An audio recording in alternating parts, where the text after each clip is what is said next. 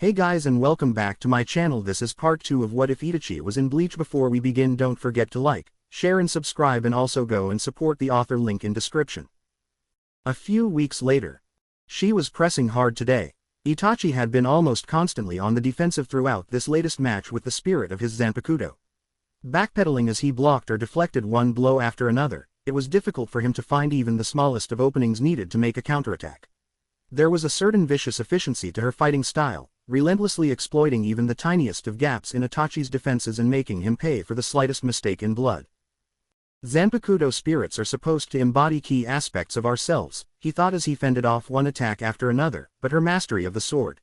It's far beyond anything I ever achieved when I was alive. Her speed, precision, power and brutality. I've never seen anything like it. Even the samurai of the Land of Iron could never hope to match her. How long had this latest match gone on? It had started almost the moment that Itachi had woken up in the morning, and had continued for hours on end. Of course, concepts like morning and night were irrelevant here. The sky above had remained the same since his arrival, with the red-tinted storm clouds, crimson flashes of lightning, and the faint scarlet light of the moon ever present. The flow of time was very difficult to discern in a place such as this, although the spirit of his Zanpakuto seemed to have a pretty decent handle on it. It was she who told Itachi when to sleep, when to wake, and when to fight, so it stood to reason that she must have had some way of determining how much time had passed in the outside world. Of course, she had not seen fit to provide that knowledge to Itachi. Only his training concerned her, and as ruthless a taskmaster as she had proven to be, Itachi would not deny that her methods were quite effective. There was no better teacher than experience, after all, and the countless hours that they had already spent fighting against each other were honing Itachi's swordsmanship skills better than any training that he had undertaken while he was alive. Had she materialized during his Zanjutsu lessons at Shino Academy, Itachi highly doubted that any of his instructors would have been able to stand against her. If only I could learn her name. Every day he had asked, and every day silence had been her answer. Not willful silence, mind you, her lips had moved, but no sound had come forth. Even with all the time that had already passed, it seemed that Itachi was not ready to unlock his Shikai. When he had asked her how long it would be until he could hear her, she had simply shaken her head and told him that she did not know. There was no set time period, it would happen when it was meant to happen, no sooner and no later. Put it from your mind for now, she had told him once, it is no small feat simply for you to have reached your inner world after such a short amount of time, even if the manner in which you arrived was not entirely conventional. Most soul reapers do not accomplish this task until well after graduation from the academy. Once Itachi had learned that he was to remain in his inner world until the portions of his soul were reunited, he had become concerned about how far behind he would fall in his studies of the soul reaper arts. His fears weren't entirely ungrounded. The spirit of his Zanpakuto had outright stated that she would not be able to help him advance his academic education, and that she would be a poor teacher with regards to Hakuda, Hoho, and Kido. He would have much to catch up on once his spirit was whole again, but one thing was quite clear, he would most certainly not be behind when it came to Zanjutsu. His foe picked up the pace, and Itachi could sense that this duel was at last drawing to a climax. He gave everything he had, parrying, deflecting, and blocking with all the skill and strength that he had to muster. However, after fighting for who knew how many hours now, exhaustion was beginning to set in. The near-constant fighting he had done since entering his inner world had worked wonders for his endurance, but even then, his stamina was but a pale shadow when compared to that of the spirit of his Zanpakuto. It was only a matter of time now until his foe scored the winning hit, but Itachi was still determined to make her work for it. Sidestepping and redirecting her latest thrust, Itachi seized the rare chance to go on the offensive. Had he been fresh and well rested, he might have been able to make the most of it, but the slashes and stabs he made were not as efficient or precise as the situation required. His opponent was able to parry and counter, and she made Itachi pay for his weariness with a swift slice into his left shoulder. She then brought the blade to his neck, and Itachi could smell the blood on it. "Match," she said with a smirk, "not bad, but your stamina needs improving." "So I've noticed," he said with a wince as he sheathed his sword before checking his shoulder, "good thing this isn't deep." The woman nodded. "Indeed. Get the cloth away from the cut." Itachi grimaced. He knew what was coming, and it was never pleasant. Nevertheless, he did as she instructed. As soon as she had clear sight of the cut, she pointed her sword at it. A small jet of crimson flames flew forth from the gap in the blade, searing and cauterizing the wound. It hurt like hell, but Itachi didn't make a sound. That was something the woman made note of. Not so much as whimper, just like last time. You truly do have a remarkable level of pain tolerance. You would know, Itachi quipped. The woman gave him a stern look before nodding. Indeed, I think that's enough for one day. We'll continue tomorrow. Get some rest. She turned around and started to head towards the rock that he had first seen her on, but Itachi stopped her. Wait. She halted, but did not look back. What is it? What's your name? He asked. She turned around, her lips moved, but once again there was only silence. Itachi sighed. Even if she had already told him not to worry about it for now, it was still frustrating. The woman shook her head. Why you insist on asking every day? I'll never know. It's better to let this play out naturally. As our bond progresses, the time will come when you will be able to tell by instinct alone that you are ready to unleash my Shikai. I'll still keep asking, said Itachi. The woman sighed. I suppose you will. Good night, Itachi. As she retreated to her rock, Itachi picked a spot off to the side of the path and laid down on his back. Gazing up at the stormy sky, he found it odd that despite the thunder and crimson lightning not a single drop of rain had fallen since he had arrived here. After pondering it for a moment he shook his head. Very little about his inner world made sense, so why should its weather behave in a sensible manner? You have more important things to worry about, he thought as he closed his eyes, like just how hard she's going to come at you tomorrow morning. There, said Unohana, pointing at Itachi, the left shoulder this time. Yoruichi nodded as she saw the cauterized cut. Must be going at it with his Zanpakuto again. At least he's being productive while he's down and out. This wasn't the first time Yoruichi had seen wounds like this appear on the unconscious Itachi. The first time she had seen it was the day after he had been left in the Squad 4 barracks. Unohana had sent her a hell butterfly that day, and when Yoruichi had arrived she'd seen a long and shallow cut across Itachi's chest. The Squad 4 captain had easily been able to heal it, but another wound had appeared soon afterwards. Yoruichi had been amazed once she'd realized what was happening. It was practically unheard of for an academy student to enter his inner world and train directly with the spirit of his Zanpakuto, but Itachi had done exactly that. It may not have been intentionally. According to Unohana, it appeared that his Zanpakuto had awakened prematurely in order to mitigate the worst of the soul fracture. Nevertheless, it was still impressive. Itachi was no longer bound by the piercing light of Shidotsu Sansen. From what Unohana had told Yoruichi, that had become unnecessary after about a week had passed. The translucent orange prism of Goyogai was still active, and periodically the Squad 4 captain or her lieutenant would renew it or take it down so they could tend to the wounds that had begun to appear on Itachi. Yoruichi wished that she could peer into his inner world and see just what form the spirit of his Zanpakuto took, not to mention witness their fights, but unfortunately that was beyond her power. What was within her power, though, was the ability to keep informed of his condition, and Yoruichi was intent on doing that. She did not neglect her duties as the captain of Squad 2, but she still made time for regular visits to check in on the star pupil she had scouted months ago. She typically visited in the early evening, and she was glad that she had made room in her schedule to do so, for even when he was out cold, Itachi had still proven himself to be a most intriguing individual. It wasn't just the new wounds that gave testament to his progression, it was the sword that lay on the table next to the bed as well. The itacis given to students at the academy all looked the same. It was only after a pupil had truly awakened the spirit of his or her Zanpakuto that the weapon became unique. Itachi's had done so, and Yoruichi was quite curious with regards to the design. The sword itself was a standard-length katana, and the handle had black wrapping, so there wasn't much out of the ordinary there. It was the guard that was interesting. It was crimson, and carved into it were 3 tomo surrounding the base of the blade. I wonder what the name of his Zanpakuto is, she said.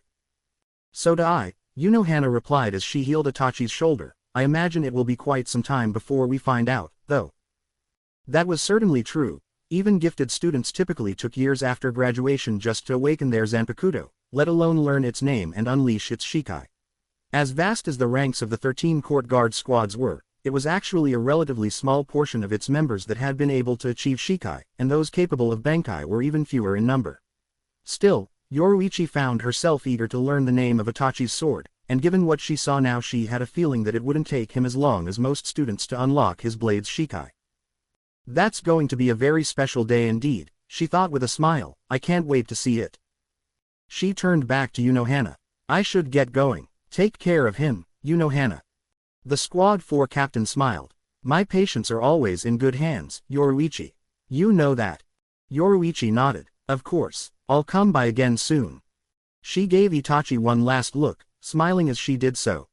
Watch yourself, Itachi. Don't let your Zanpakuto spirit get the better of you. Kick its ass. I want to hear all about it when you wake up. Several months later. Again, barked the woman clothed in black flames. Itachi lunged forward, paying the cuts on his cheeks and arms no mind as he flung himself back into the dance of blades with the spirit of his Zanpakuto. The song of steel rang out as their swords clashed repeatedly, a lightning-fast rhythm the pace of which seemed to increase with each passing second. Steel met steel in a rapid exchange of strikes and parries as the combatants whirled like dervishes, their moves little more than blurs as their melody of violence continued. He had come quite some ways since the early weeks of his time within his inner world. Whereas his foe would once give him breaks after her blade had drawn blood, now he gained only a second or two of respite at the most before their dance continued. The fights were lasting even longer now than before, and for all Itachi knew some of their matches could have gone on for days before his opponent had finally decided to grant him rest. His endurance, speed, precision, and efficiency with regards to Zanjutsu had improved immeasurably, but that was not the only area in which Itachi had sought to hone his skills. While his Zanpakuto had decided to train him exclusively in the art of swordsmanship, Itachi had eventually learned to take it upon himself to maintain his other skills, lest all that he had learned from his academy lessons before the soul fracture had occurred go to waste. Parrying his foe's latest blow, Itachi dropped low to make a sweeping kick instead of countering with his blade. His opponent backflipped to avoid the attack, but it still gave Itachi a chance to take the offensive. Moving swiftly, he launched a fierce series of slashes and thrusts, pressing hard against his adversary. When she inevitably moved to counter and retake the initiative, Itachi was ready. Switching to a one-handed grip, Itachi reached out with his free hand and pointed his index finger at his foe. Hado 1. Show, he called. Since it lacked an incantation and his Kido studies had been in their early stages when the soul fracture had taken place, the energy behind this simple attack was weak. Nevertheless, the invisible pulse of kinetic power was enough to force his foe back just a step, and that was all Itachi needed to disrupt her counter. Itachi seized the opportunity and advanced, bringing his sword down in a hard overhand strike. His opponent was able to block the attack, but Itachi still saw an approving smile on her face. Not bad, she said as she held him at bay, not bad at all. Itachi's only reply was to press his assault. He attacked hard and fast, raining down an unrelenting barrage on his opponent. His blows were swift, powerful, and relentless. As his foe fell back, Itachi was determined to do what he had been unable to accomplish since he had first arrived in his inner world, land a hit on her. Unfortunately, that was far easier said than done. Even when put onto the defensive, the woman never showed a hint of fear. It had proven almost completely impossible to truly knock her off balance. His earlier Kido attack was his most successful effort to date to do just that, and even then, it hadn't exactly done much. She was as implacable as she was skilled, and most of the time it felt like she knew what his moves would be before he even made them. It was an eerily familiar sensation. No, Itachi firmly told himself as his eyes met hers, the color might be the same, but that is not the Sharingan that is looking at me. It was most fortunate that was the case. She'd be all but unstoppable if she had that kind of power at her disposal. Their duel raged on, and Itachi knew that he was approaching the end of his rope. His endurance had improved immeasurably over the months of training, but he still could not fight forever. If he was to have even the smallest of chances to score something resembling a victory, he would have to make his move before fatigue began to make itself known in earnest. He feinted low with a thrust at her knees, but as soon as she moved to parry he pulled his blade back. That was when he made his second thrust, this one going right for her neck. However, his foe did not try to block this time. Instead, her blade too went for Itachi's neck, and the two combatants found themselves in a standoff, their swords at each other's throats. The woman smiled again, and there was what looked like just a hint of pride in her expression. A draw, impressive. Itachi didn't dare remove his sword until he knew for sure that she wasn't going to pounce the second he let his guard down. Is that all for now? She nodded before he saw her gaze turn skyward. Yes, and not a moment too soon, it would seem. Itachi looked up and saw that, for the first time since he'd arrived here, there were no longer flashes of crimson lightning. The clouds were still there, but they were no longer the dark and stormy ones that he had become accustomed to. What's going on? He asked. The lightning from before was brought on from the turmoil caused by the soul fracture, said the woman. It's finally subsided, which means one thing. Itachi's eyes widened. The resurrection jutsu is fading. As he spoke, the light of the crimson moon behind the clouds began to intensify. The clouds parted a moment later, and Itachi and the woman were bathed in blood-red light. At the same time, Itachi could feel a rushing sensation, a surge of energy so strong that it felt like a heavy wave crashing into him. He dropped to one knee as he tried desperately to brace himself. A gentle hand fell on his shoulder, and Itachi looked up to see the woman staring intently at him. "Don't fight it, lie down." Itachi did as she instructed, and she knelt beside him. "Your time in this world is coming to a close, but do not fear, now that you have opened the door to your inner realm, you will be able to return at will." "How?" asked Itachi. "You already covered the basics in class before you came here," the woman replied. "Recall your lessons and learn to apply them once you awaken, and you will find your way back here." Itachi nodded, although the light from the crimson moon had become so bright now that it was difficult to keep his eyes open. "Very well, then." Her smile was the last thing he saw before the red glare became so intense that he was forced to shield his eyes. "You've done well so far, Itachi. But you have a long way to go yet. Once you've reconciled your memories and have resumed your classes, meditate upon your sword. There is still much that I have to teach you." Itachi could not help but give a small smile. "I'm looking forward to your next lesson." He heard her chuckle. "Oh, really? You know how harsh a taskmaster I am. Do not expect me to go easy on you just because of how well you've performed so far." "I wouldn't dream of it," said Itachi. There was a sound like an oncoming gust of wind. Louder and louder it grew, until Itachi felt as though he were at the heart of a great cyclone. Yet even over the roaring gale, Itachi could still dimly hear the parting words of the spirit of his Zanpakuto. "Until we meet again, Itachi Uchiha." And then the onrush of memories from the second half of his soul took his mind by storm. His head hurt so badly that Itachi swore it was about to burst, but somehow, he still found the strength to open his eyes. He found himself lying in a bed near an open window. A light and cool breeze filtered in, and as he looked around, wincing against the splitting headache, he quickly found that he wasn't alone. None other than Unohana was standing by the bed. She smiled when his gaze met hers. "I felt your spirit energy begin to strengthen, and I'm glad to see my hunch was correct. The soul fracture has healed. Welcome back, Itachi." He gave her a nod as he tried to sit up in the bed. "Captain Unohana." She gently pushed him back down. "Best you lie still for the moment. Tell me, how do you feel?" "Like someone lit 1,000 fireworks inside my head," he groaned.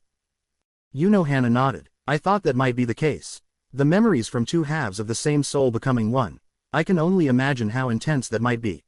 "You could say that," quipped Itachi, still trying to make sense of it all. She laid her hand on his forehead, and soon it was surrounded by sea-green energy. "Take deep and controlled breaths, Itachi. The pain should pass soon." Itachi winced. The power that was flowing from her hands felt good, but it still seemed like someone was inside his skull with a hammer and a ton of nails. "I hope you're right.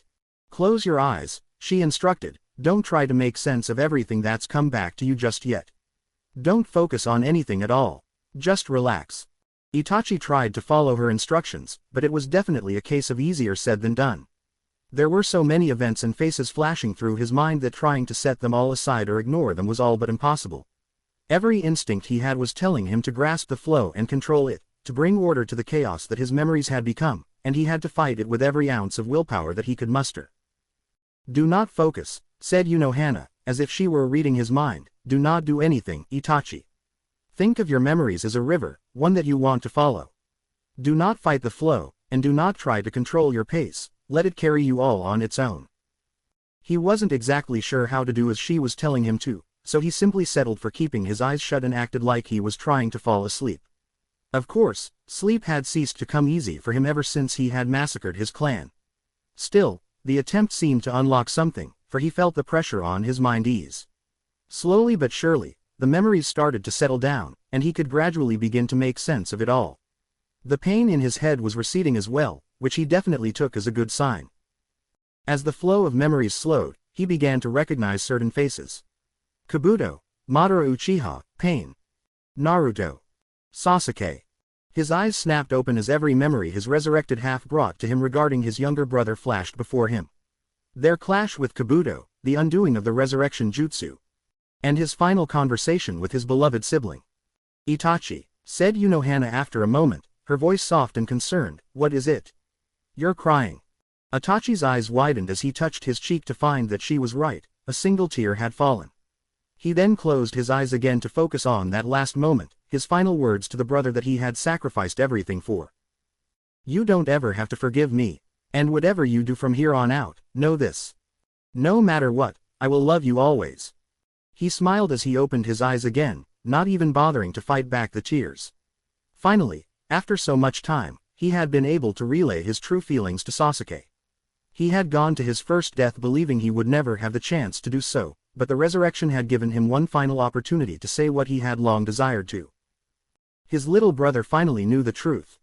All of it. And that was enough. Not enough to bring true peace to Sasuke. The road ahead would remain difficult for his younger brother. Not enough to bring peace to Itachi, either. The nightmarish memory of what he had done to their family would be his darkest shadow for the rest of his afterlife, of that he had no doubt. But it was enough to bring closure. Closure to a blood feud that Itachi had never wanted. Closure to the violent chasm that had been so cruelly carved between him and his dear little brother. Closure between him and the member of his family that he had loved above all the others. The pain in his head was gone now, and Itachi realized that Unohana had actually removed her hand a little while ago.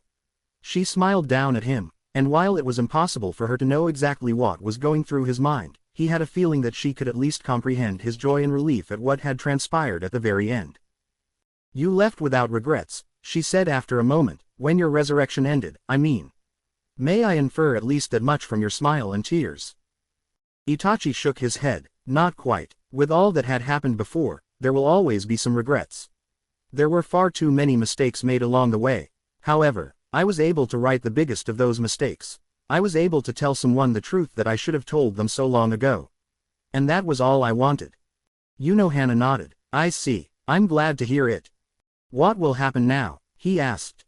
Unohana regarded him carefully. With regards to how you reconcile your memories, that is for you and you alone. Your condition, on the other hand. Well, I would like to keep you under observation for at least a week or two, but as of right now I'd say that you're through the worst of it.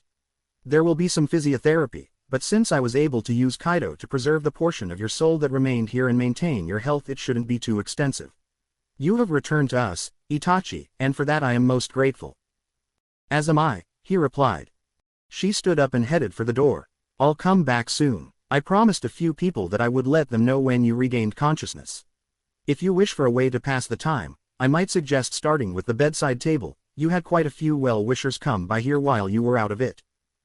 As she left the room, Itachi turned and saw that she was right. There were quite a few get-well-soon messages left on the table.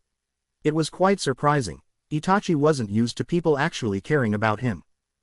He idly flipped through them. Most were from fellow students, but he found a few outliers. He was a little taken aback to see that Captain Kiryu Hakafuna was one of his well-wishers, along with Lieutenants Lisa and Mashiro. There was also a card from Soy Fan, another pleasant surprise to be sure. And of course, there was one from Yoruichi. More than one, actually. Itachi found 2 messages from her as he went through the pile. He felt a warmness slowly grow in his chest as he read her well wishes. In all the time that I was alive, I never realized just how much small gestures like this could mean. Finally, at the very bottom of the pile, Itachi found something other than a card, a book. A book with a familiar title, in fact. Lover's Strategies, Book 1, Oasis of Desire. You actually got it published, Jiraiya, he mused as he opened it. I suppose congratulations are in order. And that was when he spotted the dedication on the first page. For an unexpected friend. Itachi Uchiha. Itachi chuckled. An unexpected friend. Yes, I suppose that's a good way to put it. With that, he leaned back and started reading the first chapter. That was fast, said Unohana. Yoruichi smiled. I dropped everything as soon as I got the hell butterfly. Next to her, Soy Fan sighed. That wasn't very prudent, Lady Yoruichi. There's still work to be done back at the Squad 2 barracks. Yoruichi shrugged. It's just paperwork, Soy Fan. It can wait. Especially given how long I've been waiting for this day, she silently added. Itachi, it's about damn time you woke up. So, how's he doing? She asked. Physically, quite well, Unohana replied. I'd still like to observe him for a little while just to be on the safe side, though. Yoruichi nodded. That sounds prudent. How about mentally? I mean, I can't imagine all those memories from the other half of his soul rushing back into him would be easy to handle. Unohana shook her head. No, It would not. That being said, I think he'll be all right. However, he may need a little time. There was something in her voice that made Yoruichi nervous. What's wrong? Hana sighed, and Yoruichi was surprised to see a somber look in her eyes. I cannot say for sure since Itachi has not seen fit to enlighten me, but it seems like the portion of his soul that was revived went through a great deal. Actually, that may not be the whole picture. From what little I can tell, it would seem that Itachi had been through some very trying ordeals before his initial arrival in the Soul Society. Whatever happened after the soul fracture was tied to what transpired in his past life, and it impacted him profoundly. When he woke up and began to reconcile the memories, he wept. Yoruichi. Her eyes widened. She hadn't seen that coming. Are you serious? What the hell did he go through? I don't know, the Squad 4 captain replied. However, they were not tears of sorrow, of that I am certain. He told me that he was able to right a past wrong, to make what seems to be a confession of sorts, but he did not elaborate further. It must have been something monumentally important to him, though. I could sense a great air of relief about him, as if a truly heavy burden had finally been lifted from his shoulders. Yoruichi nodded. I see. Under those circumstances, would it be better if we came back another time? Hana smiled. I think he's well enough for a visitor or two today. Just be mindful of all that's transpired. It would be best not to speak of his memories unless he brings them up. Understood, said Yoruichi. What about, our 14th seat? Said Soy Fan. Lady Yoruichi, shouldn't we tell Itachi about him? I mean, I told him before the exams that I'd explain after he graduated from the academy, but with all of this. Hana raised an eyebrow. What are you talking about? Yoruichi shook her head. It's nothing to worry about. We won't do it tonight. I prefer your original idea of waiting for Itachi to graduate, Soy Fan. There's no need to bring it up on the off chance that it's tied to the memories he's trying to sort out. It could make things harder for him. Better to hold off and be safe for now. Soy Fan nodded. Very well, Lady Yoruichi. If you're ready, please, follow me, said Hana. She led them down the hall, and it only took a few moments for them to arrive at Itachi's room. Hana opened the door as quietly as she could and peeked in, and Yoruichi saw her smile a second later. Ah, glad to see you're looking well, she said. Itachi, would you be up for a pair of guests? One of them in particular is quite keen on seeing you today.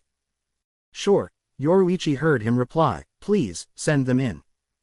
Hana nodded and fully opened the door, standing aside so Yoruichi and Soy Fan could pass.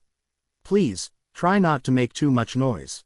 I don't have too many patients to look after right now, but there are still people who need rest around here. Yoruichi nodded. We'll keep things low-key. Thanks again, Hana.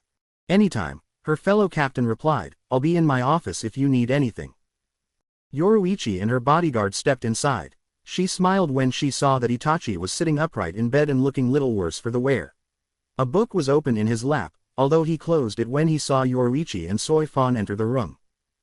Hey, Itachi, she said as she approached him, how are you feeling? Itachi nodded. Physically, pretty well. Mentally, I suppose you could say I'm still finding my feet. I bet, Yoruichi replied, what you went through is pretty rare around here. So I've heard, he said. It's good to see you again. Hello, Itachi, said Soy Fan, giving him a polite nod. It's been quite some time. Do you remember me? Of course, he said. It's nice to see you as well, Miss Soy Fan. Yoruichi leaned forward. Hey, isn't that Jiraiya's book? Itachi nodded. Yes, have you read it? Soy Fan scowled. Do you seriously think that Lady Yoruichi would read the garbage peddled by that oaf? Yoruichi laughed. Soy Fan, calm down. I actually have, and I think it's a fun read. You should try it sometime, Soy Fan. Her bodyguard's face turned a deep shade of red, and her eyes widened as well. Lady Yoruichi, you mean, you've read that? It sounds like Jiraiya's reputation hasn't changed a bit, said Itachi with a small smirk. It's nice to see that some things remain consistent no matter how much time passes. Yoruichi nodded. Yeah, so, what do you think? Do you like it so far? Yes, Itachi replied, which is rather surprising. I never considered this genre to be my thing, so to speak. Still, it's been enjoyable, so far. She saw Soy Fan's eyes widen again when she saw the sword laying by Itachi's bed. Hold on, is that? Yoruichi nodded and smiled, pleased that her bodyguard had caught on so quickly. You got it, that's Itachi's awakened Zanpakuto. Soy Fan looked back and forth between Itachi and the sword. But he's still in the academy. He's been unconscious for months. How is it even possible for him to have already awakened his Zanpakuto? To be honest, I'm still not entirely sure about that myself, Itachi admitted. It would seem that she awakened in response to my condition. I did nothing consciously to bring this about. Besides, she has only awakened. I do not know her name. Yoruichi smirked. So it's a girl, Nice. It's the same for me and Soy Fan. Soy Fan blushed. Lady Yoruichi, you shouldn't go around giving people information like that. It's personal. Yoruichi shrugged. I don't think it's that big of a deal. Whether a Zanpakuto is male or female is trivial in the end. It's the nature of the Zanpakuto and its bond with its wielder that matters most. Soy Fan nodded. Very well, Lady Yoruichi. So, said Yoruichi, what's she like? Itachi closed his eyes for a moment before answering. Harsh, brutal, intelligent, and very powerful. I learned more about the ways of the sword from her than anything my Zanjutsu teacher had been able to instruct the class in before I passed out. Yoruichi nodded. I saw the wounds she left on you. You're lucky Unohana was able to take care of those. Itachi's eyes widened slightly as he looked himself over. Where? Yoruichi shook her head. Don't bother. Like I said, Unohana already took care of it. Any wounds that you suffer while in your inner world are reflected on your body in the real world, said Soy Fan. That's why it's important to be cautious whenever you interact with the spirit of your Zanpakuto. Itachi nodded. Duly noted. Now that you've managed to open your inner world, I recommend making time to visit once a day, even if it's just for a short while, said Yoruichi. You've already learned about Jinzen, right? Yes, said Itachi. It was one of the first lessons in our Zanjutsu classes. Our instructor told us to practice it every day even though we had yet to awaken our individual Zanpakuto. Soy Fan nodded. There was good reason for that. It's important for you to become accustomed to that form of meditation as quickly as possible. Jinzen will be the key to entering your inner world and communing with the spirit of your Zanpakuto. Yoruichi smiled. As your training progresses and your rapport with your Zanpakuto grows, she'll be able to grant you great power. However, bear in mind that this process is a two-way street. Do not simply try to draw power from your sword and leave it at that. We all have the ability to reverse the process and lend power to our Zanpakuto. It's this mutual growth that's the true key to a Soul Reaper's strength. I'll remember that, Itachi replied. She saw him look out the window, his brow furrowed in thought. Will I really be able to continue my studies after Unohana releases me? I may have learned a lot in the time I spent in my inner world, but I'm not a fool. I know that the courses at the academy continued while I was out. The first semester must already be over by now. I'm pretty far behind. That's true, said Soy Fan grimly. Awakening your Zanpakuto so early is impressive, but there's far more to becoming a Soul Reaper than just that, which is what the academy's meant to teach. You were in the advanced track, too, which means that you've got even more work to make up than the average student would under these circumstances. Yoruichi nodded. Normally, given the situation, the academy would have you start over. You wouldn't have to retake the entrance exams, but with how much time has passed I know the head honchos would still have you go through the rest of the curriculum. That's a waste of time, though. I know you can catch up. You just need a little boost, and I think I've got a way to give that to you. Itachi raised an eyebrow. What do you have in mind? I'll get back to you on that, Yoruichi replied. I need to run it by the head captain first. He has ultimate authority over the academy, which means he can overrule the top faculty that would normally have you go all the way back to square one. Normally he's not the type to dish out favors like this, but with your skills I think I can talk him into making an exception. I'll just need a little help from Unohana. With all due respect, Lady Yoruichi, said Soy Fan nervously, are you sure about this? I mean, this is the head captain you're talking about, after all. His views on rules and tradition are not quite as flexible as yours. Yoruichi smiled. Don't worry about it, Soy Fan. Just leave everything to me. Her bodyguard bowed. Very well, Lady Yoruichi. Forgive me for questioning you. Yoruichi rolled her eyes and smirked. Oh, relax. How many times do I have to tell you that it's okay to do that? I think you need to spend some time with Kazuki. He'll find a way to get you to loosen up. Soy Fan's face paled. No, I mean, I don't think that's necessary, Lady Yoruichi. Yoruichi chuckled. I'll be the judge of that. What should I do? Asked Itachi. Yoruichi smiled and gave him a pat on the shoulder. Rest up and listen to Unohana. You'll need to be strong and sharp to pull this off. I'll come by again soon. Catch you later, Itachi. The next day. Good to see you awake, said Jiraiya with a smile as he pulled up a chair next to Itachi's bed. You had us all worried for a while there. Itachi nodded. Thanks for coming by. How were you able to find your way to the Squad 4 barracks? The Seraite may not be as big as the Rukan district, but the layout's still quite the labyrinth for uninitiated like us. Hana sent her lieutenant to escort me, he replied. He seems like an okay guy, although I would have preferred to be accompanied by the lovely captain herself. Itachi shook his head in amusement. Why am I not surprised? The afternoon sun shone through the open window, and there was a pleasantly cool breeze filtering in as well. He was still confined to bed rest per Hana's orders, but under the circumstances Itachi didn't mind. He still had Jiraiya's book to read, after all, not to mention it gave him time to continue sorting through all the memories that had been jammed into his head since the soul fracture had been healed. His classmate visiting like this was a surprise, but definitely a welcome one. Jiraiya nodded at Itachi's Zanpakuto. So, what's that about? That's definitely different from the itaci they gave us when we all first started at the academy. Apparently that's my awakened Zanpakuto, said Itachi. The time I spent unconscious here wound up being surprisingly productive. Jiraiya smirked. I see. So, what was your inner world like? Itachi closed his eyes for a moment before replying. Alien, yet familiar. It's not an easy thing to put into words. I bet, said Jiraiya. What about the spirit of your sword? Did you meet him? I met her, yes, Itachi corrected him. She was interesting. Jiraiya grinned. So it's a woman, Is she a real babe? Come on, give me the details. Itachi shook his head. That's none of your business. Besides, I have a feeling that if she caught you leering at her she'd burn you alive. Jiraiya chuckled. Oh, so she's a feisty one, huh? I could go for that. Itachi rolled his eyes. What kind of woman don't you go for? Jiraiya shrugged. Hey, what can I say? There's enough of old Jiraiya here to share with all the ladies. I'm sure they all appreciate that, Itachi quipped dryly. Your generosity is legendary. Not just my generosity, said Jiraiya, nodding at the book on Itachi's bedside table. It looks like even in the afterlife I've still got my writing talent. That thing's been quite the hit since it got published. What did you think of the final draft? I'm still reading it, Itachi replied. Still, I like what I see so far. I can certainly understand it being popular. Jiraiya smiled. Thanks. I've actually already started working on the next volume. It feels good to have a new series going again. It really makes it feel like all this is a fresh start. When you look at it that way, this afterlife really isn't so bad. Itachi nodded. Yes, I suppose you have a point there. He looked at Jiraiya for a moment, and the memories that had come surging forward upon the mending of the soul fracture flew through his mind.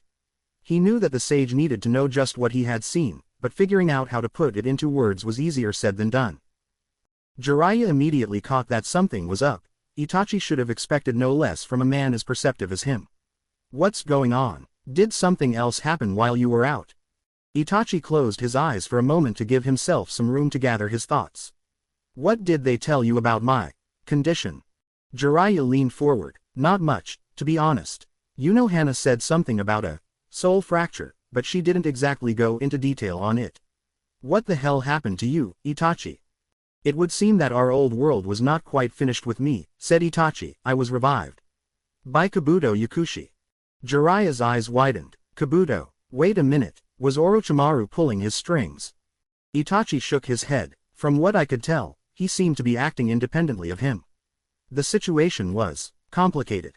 He then went into detail regarding how he and other members of the Akatsuki had been revived to fight on behalf of Tobi, the man who Itachi had initially believed to be Madara Uchiha, in the Fourth Shinobi World War. He told the legendary Sannin about how he had been paired up with Pain, who had in the past been none other than one of Jiraiya's old students, Nagato, and how they had wound up confronting both Naruto and Killer Bee, the man who was the vessel for the eight-tailed beast. To say that Jiraiya was taken aback by all this would be a considerable understatement. The man's jaw had nearly hit the floor when Itachi had relayed it all to him. As Itachi continued his tale, however, he saw the shock in the veteran ninja's eyes be replaced with something else when it came to the actions of his last student, pride. When it was finally over there was a long moment of silence. Jiraiya closed his eyes, and to Itachi it appeared that the man was meditating over everything that Itachi had told him. Itachi couldn't blame him. He'd already had to deal with his reunited memories for a full day, and he was still having trouble processing it all. After a while, Jiraiya opened his eyes again, and there was a smile on his face. Well, now, it sounds like Naruto's really grown. Itachi nodded and allowed himself a small smile in return. Your last student is really something else. This fourth Shinobi World War, I have no doubt that how it all ends will ultimately come down to Naruto. Him and Sasuke both still have a hard road ahead, but I believe they'll make it through. The future is in their hands, now. We played our parts and left the stage, it's up to them to carry things forward from here. Yeah, said Jiraiya, it's time to let the next generation pick up the torch. From what you've told me, I think they'll do just fine. There was a contented silence as the two men took a moment to reflect on the sense of relief they both felt. They had both done all they could to prepare the way for those who had come after them, each in their own fashion. It was now up to their successors to finish what they had started and usher the ninja world through the night and into a new dawn. I wouldn't mind going back sometime, said Itachi after a moment, as a Soul Reaper, I mean. It would be nice to see what sort of new world they build out of what we left behind. Jiraiya nodded. It would. I suppose we'll just have to wait and see if either of us get assigned to head out that way. You never know where the future will take you, after all. Itachi couldn't help but chuckle. Those might be the wisest words I've ever heard you say. Jiraiya gave a hearty laugh. You might be right about that. How strange it was for him to share a laugh with the sage that had once considered him an enemy. And yet, it also felt perfectly natural. When he was alive, he would never have imagined that the future would take the strange twists and turns that his afterlife had, but here he was. He still could not comprehend why he had been taken to the Soul Society rather than Hell when he had died, but he was most thankful that he had gotten the chance to be reborn into such a unique and wondrous place. And his afterlife was still quite young. So, said Jiraiya after a moment, what's next for you? I know you're gonna want to hit the ground running, and I bet you could catch up given the chance, but the teachers. Well, with the way I've heard them talking over the past few months, it sounds like they don't share my confidence. From what they've been mumbling, it sounds like the best-case scenario in their eyes is you starting pretty much from scratch. Don't be so sure, said Itachi, his eyes narrowing. I've got two backers that might just be able to help me turn the tables on our instructors. Jiraiya smiled. You mean Unohana and Yoruichi? What are you planning on talking them into? That's the thing, Itachi replied. I haven't talked them into anything, they're acting all on their own. In fact, if I'm right, they should be making a case for me as we speak. Even with all the meetings she had attended with him, Yoruichi still found it difficult to get a good read on Head Captain Yamamoto. His scarred and wrinkled face could be utterly inscrutable, and he rarely betrayed so much as a hint of what was really going through his mind. So that is your request, Captain Shihoin? He asked. You wish to have this Itachi Uchiha mentored by one of your clan's private tutors until he is caught up with his fellow academy students. This is a most unorthodox proposal. Yoruichi nodded. I understand that, Head Captain. However, I believe that an exceptional student like Itachi deserves such consideration. To have him start over from the beginning would be a profound waste of both time and talent. We need him to get back on track so we can get him into the 13 court guard squads as quickly as possible. The head captain shifted his gaze. Do you concur with her, Captain Unohana? The leader of Squad 4 nodded. Yes, while I do realize that this is a breach of protocol, I believe the current situation warrants it. You have seen the marks he received before the soul fracture occurred, yes? Indeed, said Yamamoto, and I shall be the first to admit that they quite impressive, all the more so for a newly arrived soul. However, good grades alone are not enough to warrant such special treatment. Then consider this, Head Captain, Yoruichi countered. Itachi's shown a knack for combat that goes far beyond what we typically see in students. He and Jiraiya were able to take on a hollow unarmed and with no knowledge of the Soul Reaper fighting arts. That alone should speak volumes of the potential that he holds. Those fighting abilities are deeply ingrained in him, and I'm positive that they're skills he held when he was alive. He's a natural, and we'd be fools to set him back just because of a medical incident that was completely beyond his control. Unohana nodded. Captain Shihoin raises a very valid point, Head Captain. After all, consider Captain Yukitake. His medical problems are well known, and yet that does not change the fact that he is an invaluable member of the 13 court guard squads. There's also the fact that his innate abilities as a fighter have already grown exponentially in the limited time that he's been at the academy so far, Yoruichi added, determined to press her point home hard. When I sparred with him in his Hakuda class, I could already tell that his skills had evolved tremendously, and that's a growth that would only be set back if we had him start over. He's also already accessed his inner world and awoken his Zanpakuto, and while that may have been prematurely triggered due to the soul fracture, that doesn't change the fact that he spent time training with the spirit of his sword while his body was in the care of Captain Unohana. Itachi's already well down the path towards unlocking his true powers as a soul reaper, and I believe that we should be doing everything possible to make sure that he continues down that road. I'm confident that by the time he graduates, his abilities will have grown to the point that he could be granted an officer's position right out of the gate.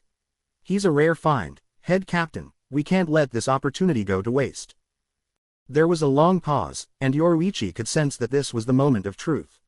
The head captain's brow furrowed in thought, and Yoruichi could only hope that the old man made the right decision. After a moment, he turned to the leader of Squad 4. Captain Unohana, how long would you say that Itachi requires observation now that the soul fracture appears to have been mended? Unohana took a few seconds to consider before replying. Normally, I would like to keep him under my care for at least 2 weeks. However, given how far behind he has already fallen when compared to his classmates, I am willing to reduce it to 1. The head captain nodded. Very well. In that case, here is my decision. Captain Shihoin, how soon can you make contact with a suitable tutor from your clan for Itachi? Yoruichi smiled. I'll have the hell butterfly out within the hour. I know just the instructor for the job. Good, said Yamamoto, you will have your tutor come to the Squad 4 barracks in 2 days' time. While Itachi continues recuperation, he will begin to catch up on his academic instruction. Once Captain Unohana deems him fit, he can recommence his physical training in the Squad 4 practice yard. From that point forward, I want him to undergo an accelerated curriculum, and I shall personally evaluate him 1 month after his period of observation under Captain Unohana comes to an end. Should he pass, I will allow him to rejoin his classmates in the advanced track. If he fails, he will have to wait until the next school year comes around and start from the beginning. 1 month, thought Yoruichi, that's going to be tight. Still, if anyone can help him cram all the knowledge and skill Itachi will require to pass the head captain's evaluation into him during that time period, it should be the tutor I've got in mind. Do you find this to be an acceptable arrangement, Captain Shihoin? Asked Yamamoto. Yoruichi nodded. I do, head captain. As do I, said Unohana with a smile. I believe Itachi will be more than up to the challenge. Yoruichi was surprised to actually see the head captain chuckle at that. Such confidence, I see. I have not seen you praise a student like this in quite some time, Captain Unohana. Unohana nodded. Well, students as gifted as Itachi are rather rare. I'm quite optimistic regarding his chances of passing this accelerated curriculum. Yamamoto then turned to Yoruichi. As for you, Captain Shihoin, it is rather unlike you to take such a personal interest in a student. If his talents are great enough to warrant the advocacy you've given him, then I look forward to presiding over his evaluation. Yoruichi grinned. Trust me, head captain, you won't be disappointed. 2 days later. How are you feeling, Itachi? Asked Unohana as she walked in. Itachi nodded. Very well, I just finished Jiraiya's book, actually. I must say, I'm rather surprised. Since I helped with the editing, I didn't think I would enjoy the final product as much as I have because I knew how the story went. Despite my foreknowledge, it's been a pleasurable read. Unohana smiled. As that's so, well, I'm glad to hear it. I do hope that you've been resting like I told you to, because starting today I'm afraid you're going to have much less free time. Itachi raised an eyebrow. What are you talking about? Instead of answering his question directly, the Squad 4 captain looked over her shoulder and called out into the hallway. Feel free to come in now. 2 women stepped into the room. The first was Yoruichi, who gave Itachi a friendly nod and smile as she approached. The woman next to her, however, was one that Itachi had not met before. She was a tall and well-built woman, with a mature, athletic figure and ample curves that were visible even through her black and white shihakusho. Her dark blue hair was tied up in a bun, and her cerulean eyes had a certain stern look to them, but at the same time there was also a hint of almost motherly warmness visible as well. A set of thin-framed glasses gave her a scholarly air, and that was further emphasized by the books she was carrying. At the same time, though, a standard-length zanpakuto with a triangular guard and dark green hilt was more than enough to tell Itachi that this woman wasn't all books and learning, and the confidence in her stance suggested that if push came to shove she'd be more than competent with her blade. How's it going, Itachi? Asked Yoruichi. Quite well, thanks, he asked before turning to the mystery woman. Forgive me, but I don't believe we've met before, miss. She gave him a nod. I am Minerva Rollins, former lieutenant of Squad 2 and now retainer to the Shihoin clan. I serve as both a family guard and also as a private tutor in the Soul Reaper arts. It's a pleasure to make your acquaintance, Itachi Uchiha. Lady Yoruichi speaks very highly of you. Itachi's eyes widened. Former lieutenant, but I thought that Soul Reapers don't retire. Minerva finished for him with a smile. Technically, that's true. My status is more along the lines of extended leave than anything else. Theoretically, I can be recalled to active duty at any time. In practice, my good standing with the Shihoin clan gives me greater protection than most. For former high-ranking officers like myself, forging connections with a powerful noble family is the best way to ensure a comfortable post-active duty lifestyle. Itachi nodded. I see. It's actually pretty common practice for families like mine to take in Soul Reapers who have grown weary of active service, provided they can still aid us in some way, said Yoruichi. Minerva was my personal tutor when I was young, and she helped prepare me for the Shino Academy entrance exams. It's considered embarrassing for a noble family to send a son or daughter to the academy only for them to fail the exams, so private tutors are a way for them to determine ahead of time if their children have the aptitude for it and save themselves a potential loss of face. Itachi's eyes narrowed. That makes sense, but it's hardly fair to students who come into the academy through the Rukan district and lack such an advantage. A point that both of us will readily concede, said Minerva. Unfortunately, that's hardly the only unfair aspect regarding the Soul Society's structure and class divisions. If you're as sharp as Lady Yoruichi has told me, then I'm sure you've noticed plenty examples of inequality already. You could say that, Itachi replied. You'll learn a good deal more about them by the time Minerva's through with you, said Yoruichi. She doesn't hold back, which is one of the reasons why my family took her on as a retainer. Minerva nodded. I reviewed the courses that you were taking part in once Lady Yoruichi sent me her request. I must say, I was rather surprised. Most students in the advanced track don't choose a class in politics as an elective in their first semester. That requires taking a very close look at how the Soul Society is structured. And despite how they may frame the course, a gifted student can readily see through the sugarcoating the instructors lay on and examine this realm's many faults and inadequacies. It wasn't hard to find a few of them, Itachi quipped, and that's putting it mildly. Minerva smiled. A sharp wit and tongue. I see. I like this one, Lady Yoruichi. Yoruichi grinned. I figured you would. So, why are you here? Asked Itachi. I have a hard time believing that Captain Yoruichi brought someone like you along just for a friendly visit. Yoruichi nodded. Nice to see your mind still ticking on all gears, because you're gonna need it in top shape to get through this. Normally, when a student misses as much class as you have due to a medical emergency, the higher-ups at the academy have them start the semester over. That's fair enough for most students. It's better than kicking them out of the academy altogether, and it still gives them a solid chance to make it through their coursework and successfully graduate. However, I'm of the opinion that the normal approach would be a waste of time with regards to you. And thanks to a little help from Unohana, I was able to talk the biggest authority in the 13 court guard squads into seeing things my way. The head captain, said Itachi softly. Yup, Yoruichi replied. The academy falls under his jurisdiction, which means ultimately the final decision on matters such as this lies with him. It took some work, but Unohana and I were able to convince him to give you a shot at catching up that doesn't involve you starting over from square one. However, you're gonna have to work for it, and there's a serious time crunch involved. Itachi nodded. I'm listening. For the next 5 days, said Minerva, you will continue your recuperation and physical therapy under Captain Unohana's guidance. During that time period, we shall begin cram study sessions to get you back on track as far as your academic studies are concerned. Once the observation and convalescence period ends, you will then be undergoing an accelerated curriculum over the course of a month. Academic studies, Zanjutsu, Hakuda, Kido, and Hoho, you'll be working on all that and more. Unlike the academy, there will be no days off. We don't have the luxury of them given our time constraints. I'll be running you hard, so you'd best steel yourself now. Understood, said Itachi, his eyes narrowing. What happens once that 1-month time period is complete? Am I to take my place amongst my classmates right away, or will there be some sort of final test first? Minerva smiled. The latter. A comprehensive evaluation will be administered, and your examiner will be none other than the head captain himself. Itachi's eyes widened slightly. Are you serious?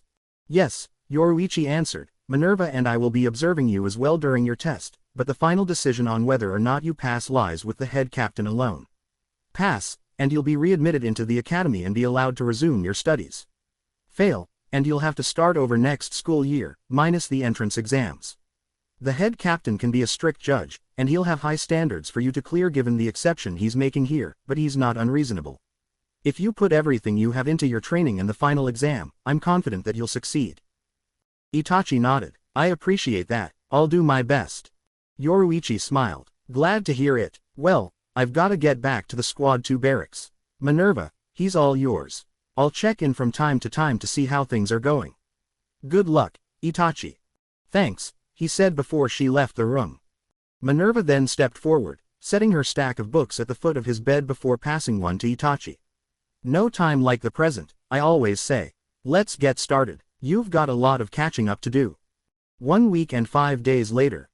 Next target and next spell. Minerva barked. Go. Itachi nodded before reciting the incantation. Strike, Lord of Tempest and Thunder. Make your fury known to men and beast alike, lest they forget the higher order of the world. Hado 4. Byakurai. Pointing at the target downrange with his right index finger, he let fly with a concentrated bolt of light blue spirit energy. The precise shot nailed the target right in the middle, leaving a clean and smoking hole in it. Minerva nodded and smiled. Very nice. Most students have trouble with the more accurate version of Byakurai, they prefer discharging it from both hands. Your performance with both versions has been exemplary. Thank you, Itachi replied. Let's not rest on our laurels quite yet, said Minerva, we still have the rest of the afternoon ahead of us, after all. Next target, and next spell up in the ranks. Hit it with your best shot.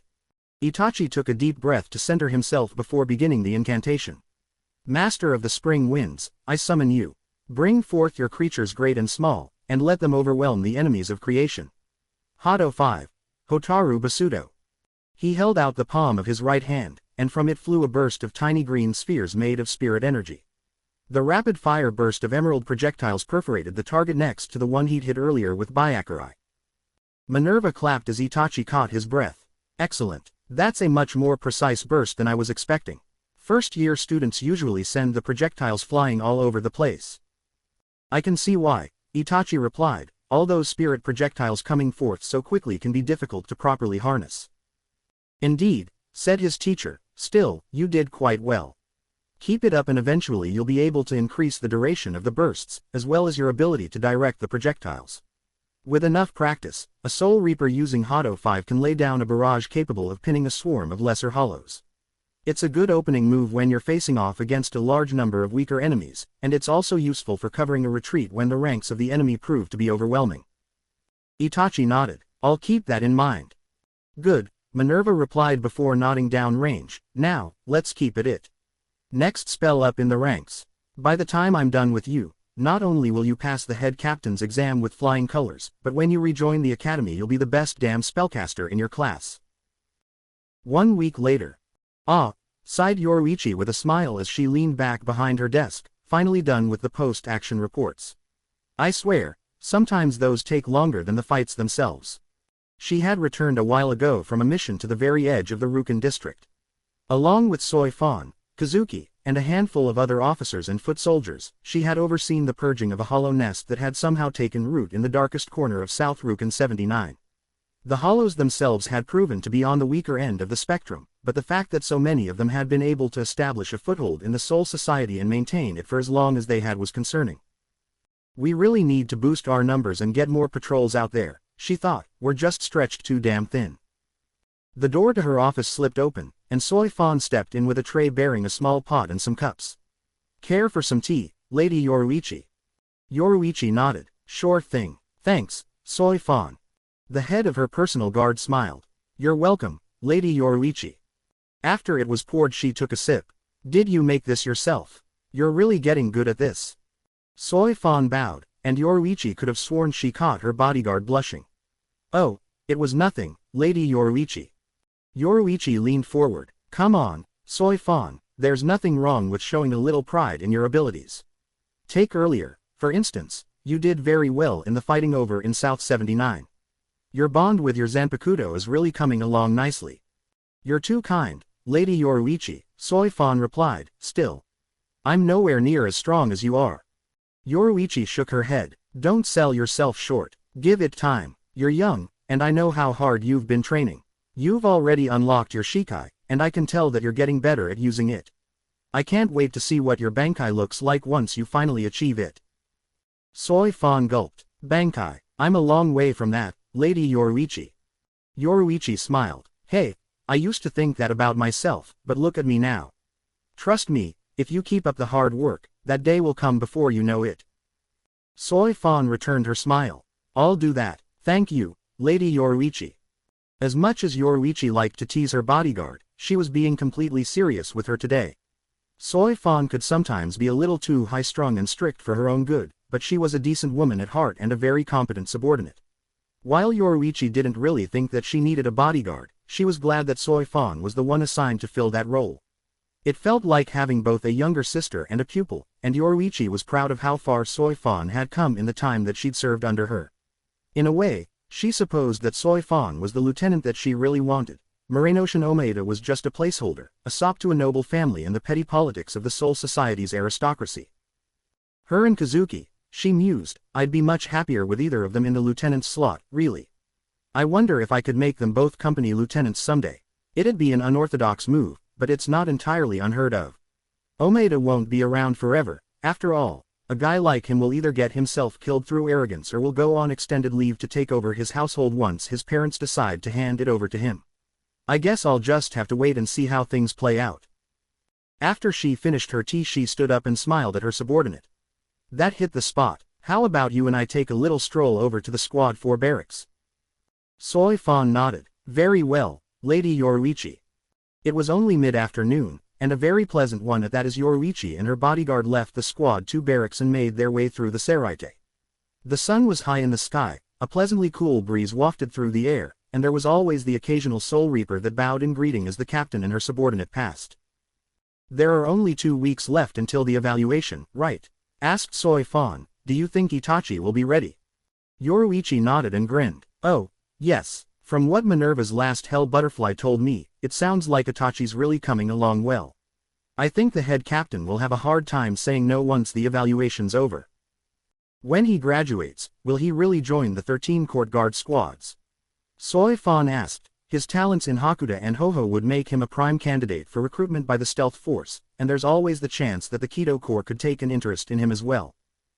True, said Yoruichi, but with the way his skills have been developing, I think it'd be a waste to put him anywhere other than one of the 13 divisions. The Stealth Force would be the second best option for him, and since they're still under my authority, I suppose I wouldn't object if it came down to that, but given that he's already awakened his Zanpakuto, that alone makes him a natural candidate for the 13 court guard squads. We need someone with his abilities and potential operating on the front lines, especially given how strained we are for manpower there as it is. Soi Fan nodded. You're right, actually. The Soul Society as a whole could use a boost in fighting strength. I know all of the divisions are fully staffed, but still. It feels like that's just not enough. So, you've caught on to that too, said Yoruichi with a smile. Keep those powers of observation sharp, Soi Fan. You'll go far with them, count on that. The two of them made it to the Squad 4 barracks a little while later. Stopping briefly by Unohana's office to say hello, they then went out to the training yard. When they got there, Yoruichi saw Itachi sitting in the middle of the yard, his Zanpakuto laying across his lap.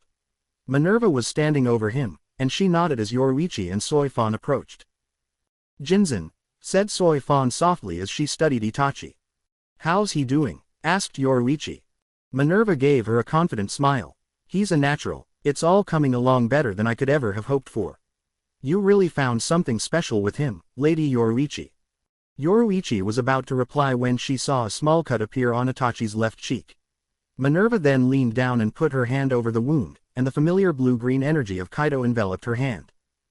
That's right, thought Yoruichi. Minerva spent some time as part of Squad 4 back in her active duty days before transferring to Squad 2. I'm glad she's kept her healing skills sharp. Not a deep one, her former teacher said after a moment. Most of the wounds he gets in this state tend to be pretty shallow. If nothing else, the spirit of his Zanpakuto seems to be capable of some very precise swordplay. How long does he usually spend doing this? Asked Soi Fan. Right now, I have him at half an hour each day, said Minerva. He's been making the most of it. Every time he comes back I spar with him, and his skills get just a little bit sharper each time. If Squad 11 weren't so disdainful of Kido, I think they'd be chomping at the bit to recruit him. His swordsmanship is incredible considering he's still just a student. Yoruichi shook her head. I don't think Squad 11 would be a good fit for him.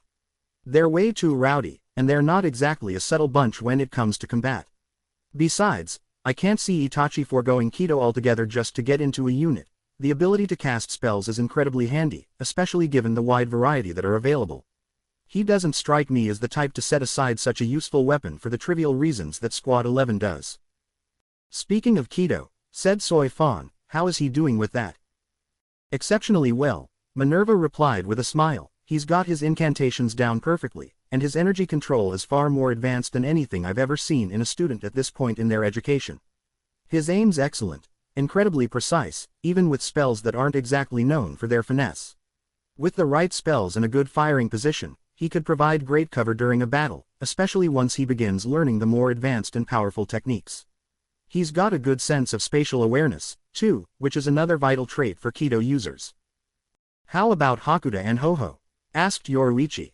Now Minerva was all but beaming with pride. The only other student I've had that's taken to either of them so intuitively as you, Lady Yoruichi.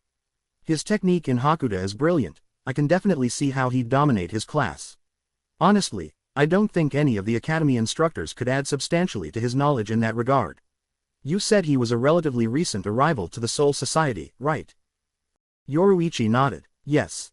If that's the case, then I'm certain he was already well versed in hand-to-hand combat when he was alive, said Minerva. His reflexes are uncanny. He knows exactly what moves to go with depending on the situation, and his footwork is perfect.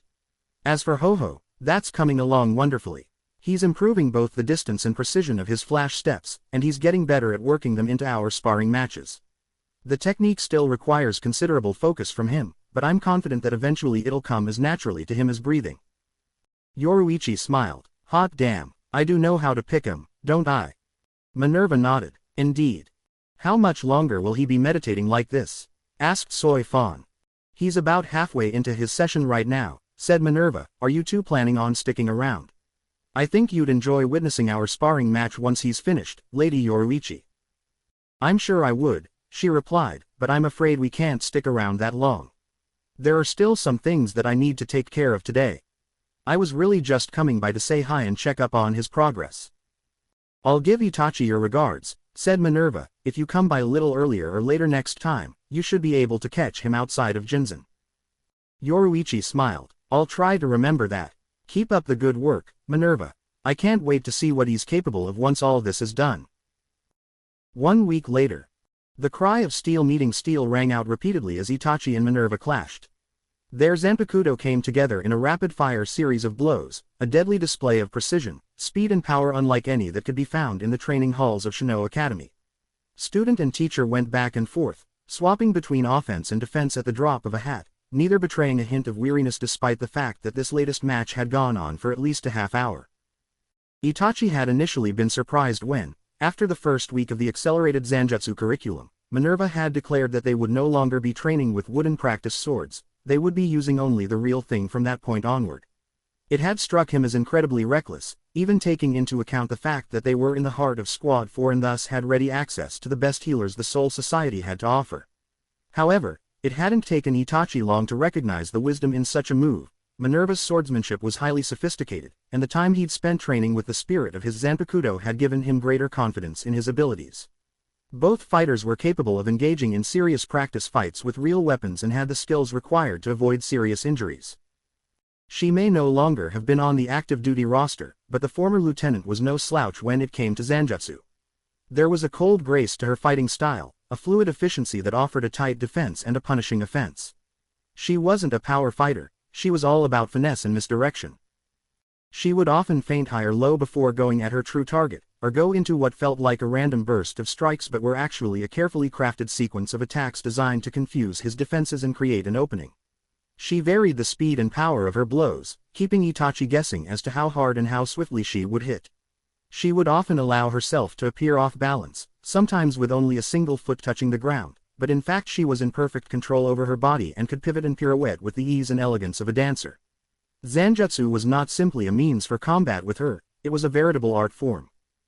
To think that she only rose as high in the ranks as lieutenant before stepping down, he mused while fending off her attacks. I can only imagine what the captains are capable of. He'd caught glimpses, of course. His mind often flashed back to that fateful first encounter, where Yoruichi and Unohana had made short work of the hollows with their blades. But it was only that, a glimpse at what was undoubtedly a vast pool of talent in the art of the sword. It made him all the more determined to complete his training and not only reclaim his rightful place in the academy, but to graduate and earn a position within the 13 court guard squads. More precisely, Squad 2. The more he learned about the inner workings of the Soul Society and its military, the more he became convinced that Squad 2 was the perfect fit for him. With its blend of stealth and combat missions, it was practically begging for a former shinobi like himself to join up. Although he had lost his ninjutsu and genjutsu abilities upon his death, he still retained the covert operations skills and the combat expertise that were absolutely crucial in such a role. While the stealth force struck Itachi as similar to the Anbu Black Ops organization that he had once been a part of, they were still considered a separate organization from the 13 court guard squads even though they operated under the command of the Squad 2 captain, and thus he actually didn't think that they would be as good of a fit for him given the way his skills were developing. Since Squad 2 as a whole could fight openly and in the shadows, Itachi believed that that was the better option for him. The fact that Yoruichi was the head of both Squad 2 and the stealth forces was a considerable factor for Itachi as well. She had the capacity to serve both overtly and covertly, and Itachi wanted the same thing. It wasn't just because she'd saved his life, although he'd be lying if he said that wasn't an influence. It was because she had invested time and effort into helping him when she really didn't have to, and if her accepting his challenge in the Hakuda class before he had suffered the soul fracture was any indication, she had clearly taken a liking to him. Itachi found it hard not to return the sentiment. She was swift and powerful, with combat abilities that rivaled or exceeded those of the strongest shinobi Itachi had ever encountered. She was intelligent and insightful, and her wits had already been used a few times to Itachi's benefit.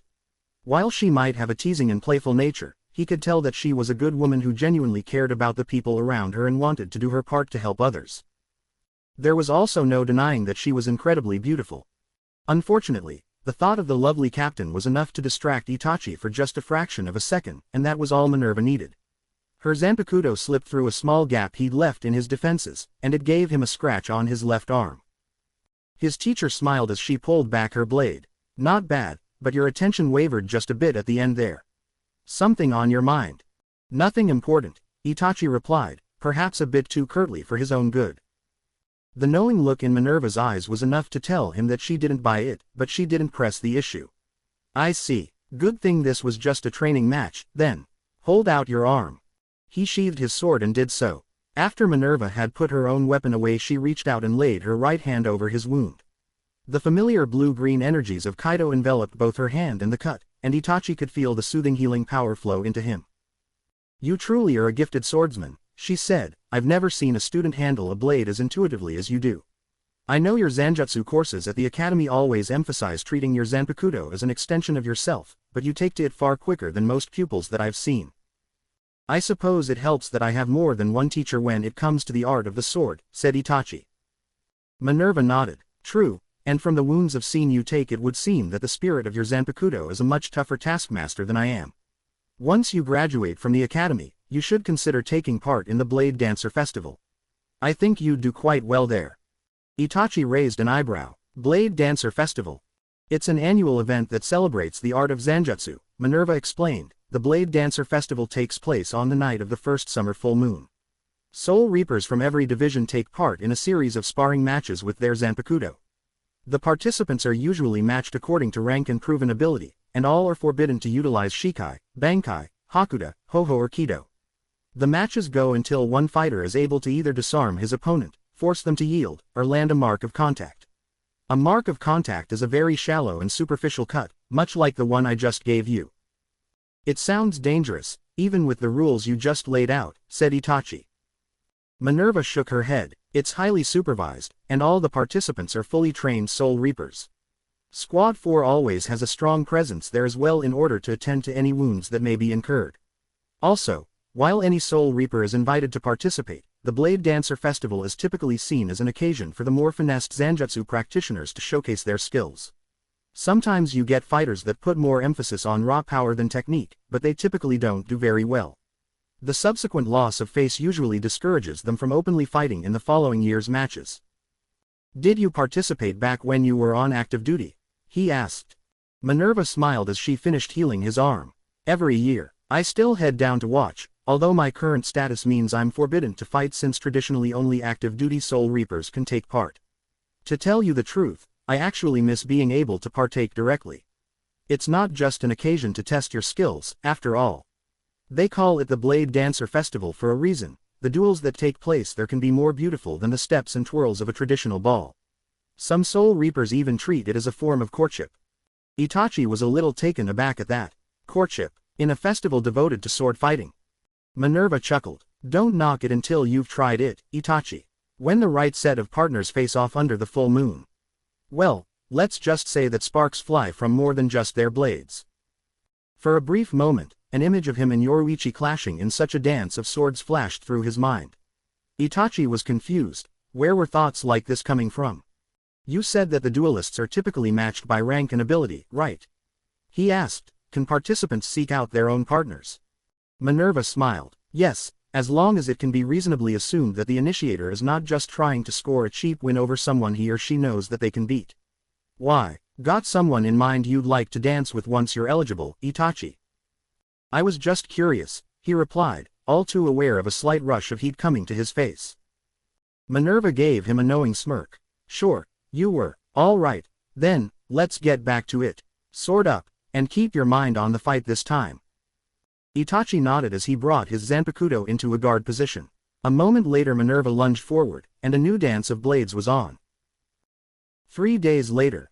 With both hands held out before him, Itachi began the incantation.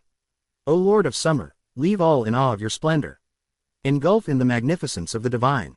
Hado 6. Nico Basudo. A sphere of brilliant white light shot forth. Flying out into the middle of the training yard, it then detonated, releasing waves of blinding light. Itachi had already shielded his eyes, and it was most fortunate that he had. He would have risked serious retina damage looking at the Kido flare directly. Once the light faded he turned towards his instructor, who was smiling as she applauded his handiwork. Well done, that was a much bigger burst than last time. Itachi nodded. Thank you. That's a most useful spell, he mused. Temporarily blinding enemies is the most obvious application, but it can also be utilized as a signal flare if aimed towards the sky. It'll be even more effective once I'm able to cast it without the incantation and maintain most of the glare it produces. He had 4 days to go until his examination with the head captain, and Minerva was ramping up the pace as a result. His drills had become much more intense, and his teacher was setting the bar for success higher with each passing day. Itachi wasn't complaining, though. Far from it. The challenge excited him, especially since he was learning so much in such a short amount of time. He felt like he had made more progress in the past few weeks than he had in the months he'd spent at the academy prior to the soul fracture, and he was very much looking forward to the upcoming evaluation. He heard a second set of hands join in the applause, and as he glanced to the side he saw none other than Jiraiya approaching. The legendary Sannin smiled as he came forward, although Itachi could not help but notice his classmate's eyes lingering on the ample curves of his instructor. This could be a problem, he mused. I can't say for sure how Minerva will react if Jiraiya. Well, if he acts like himself. Wow, said the sage, that's better than anyone in our class has been able to manage. Looks like you're really coming along, Itachi. Itachi nodded in greeting. Jiraiya, what are you doing here? Jiraiya shrugged. I got leave to visit you this afternoon. I mean, we are pals, right? Minerva folded her arms and smirked. So, you're Jiraiya, huh? Interesting. Jiraiya grinned as he held out his hand. You have me at a disadvantage, Miss Rollins, she replied. Minerva Rollins, retainer to the Shihoin clan and former lieutenant of Squad 2. Lady Yoruichi's requested that I oversee Itachi's training and cram studies to get him caught up with the rest of the students in the advanced track. I was wondering when our paths might cross. Really, said Jiraiya, why's that? Lady Yoruichi mentioned that she had met you along with Itachi the same night, and that you had both aced the entrance exams, said Minerva. She was impressed by the potential you showed, although she was also amused at your, shall we say, ill-advised attempts to ingratiate yourself with Captain Unohana. Really, I'm amazed you still have hands after that. Jiraiya laughed. Well, what can I say? I've got a certain charm that takes its time to work its magic. Minerva chuckled. Is that so? Well, if you're here to try to ply those charms on me, I shall only say this. my blade's as sharp now as it was when I was on active duty, and I've maintained the skills needed to make the most of that edge." Jiraiya whistled, and although he raised his hands as if to surrender, Itachi could not help but note the amused look in his eyes. All right. There's no need for the steel to come out from behind the silk, Miss Rollins. While I'm always up for a pleasant conversation with a woman as lovely as yourself, I really just came here to check up on Itachi." Minerva nodded. "Very well, then, Itachi, we can take a break for a few minutes. I'll be back shortly, and we'll be picking up right where we left off. I expect you to be ready." "Of course, Miss Rollins," he replied, giving her a curt bow. His instructor gave an evaluating look to Jiraiya before heading inside. The legendary Sannin's gaze lingered on her backside as she left, and Itachi rolled his eyes. Some things truly never changed. "One-on-one instruction with a beauty like that," he said with a chuckle. "You really do get all the luck, you know that." "So you keep saying," Itachi deadpanned. "How's class going?" Jiraiya shrugged. "Not bad. It's kind of weird being at the top of the rankings. I'm used to someone else taking the spotlight. My class clown act's just not as fun when the teachers don't have a serious and talented star student to compare me to." "Sorry for the inconvenience," said Itachi. "Don't worry, you'll have me back in the mix soon enough." Jiraiya folded his arms. "You sure about that? I know that the head captain himself is the one who'll decide whether you rejoin us or start over. He doesn't strike me as the type to go easy on someone, no matter what their circumstances or abilities are." "Believe me, I'm well aware of that," Itachi replied. "I'm not expecting this to be easy, but I've had a good teacher to help me prepare. More than one, actually." Jiraiya's eyes narrowed. "You mean the spirit of your Zanpakuto, right? You find out her name yet?" Itachi shook his head. "It would seem that I'm not ready for that in her eyes." "That's natural, I suppose. She did awaken prematurely, after all." Jiraiya smiled. "Still, the fact that she's awake in the first place is something. When it comes to your Zanpakuto, you're further along than anyone in class. People are going to be jealous of you once you return, so you'd better watch your back." "Duly noted," said Itachi. Jiraiya's smile became a smirk. "So, has the lovely Squad 2 captain been by to see you at all?" "She has," said Itachi, his eyes narrowing. "What's it to you?" Jiraiya sighed. "You really need to loosen up a bit. Don't tell me you weren't happy to see her." "I was," Itachi replied casually. "I fail to see how that's any of your business, though." Jiraiya rolled his eyes. "Fine, forget I asked. So, is Captain Unohana around?" "This is her division's barracks, so that's a yes," said Itachi. "If you're looking for another dislocated shoulder, she should be in her office." Jiraiya laughed. "Is she now? I might just have to stop by." "Feel free to do so," Itachi deadpanned. "Just don't say I didn't warn you about the shoulder if you press your luck." Jiraiya chuckled. "I'll try to remember that." The two of them were quiet for a moment before Jiraiya spoke again, and this time the legendary Sannin looked quite serious. "I've been doing some thinking lately. You and I have a pretty good idea as to how the whole process of souls crossing over here works now, and not just because we experienced it firsthand. Everything that our instructors have taught us got me to wondering about ninja you and I might have known that have already passed on. And those who haven't yet." Itachi's eyes narrowed. "I'm listening." "The Akatsuki, Orochimaru, Danzo. The ninja world has some pretty nasty customers," Jiraiya continued. "Supposedly the worst of the worst go to hell, but there's always the chance that some could end up here. Even if their ability to use ninjutsu is gone in the afterlife, spiritual power would allow them to do a lot of damage should they properly harness it." Itachi nodded. "That's true. I know that the Akatsuki in particular had already taken several casualties prior to my passing, and our former world has plenty of other unsavory characters that have passed beyond the veil. Hollows are far from the only threat to the Soul Society when the likes of them are at large." "Exactly," Jiraiya replied. "Of course, who's to say that some of them haven't already become hollows?" "That's hardly a comforting notion," Itachi quipped. Jiraiya nodded. "Believe me, I know. My point is that we really need to keep our eyes and ears open for signs that any of our old enemies might be active in the Soul Society.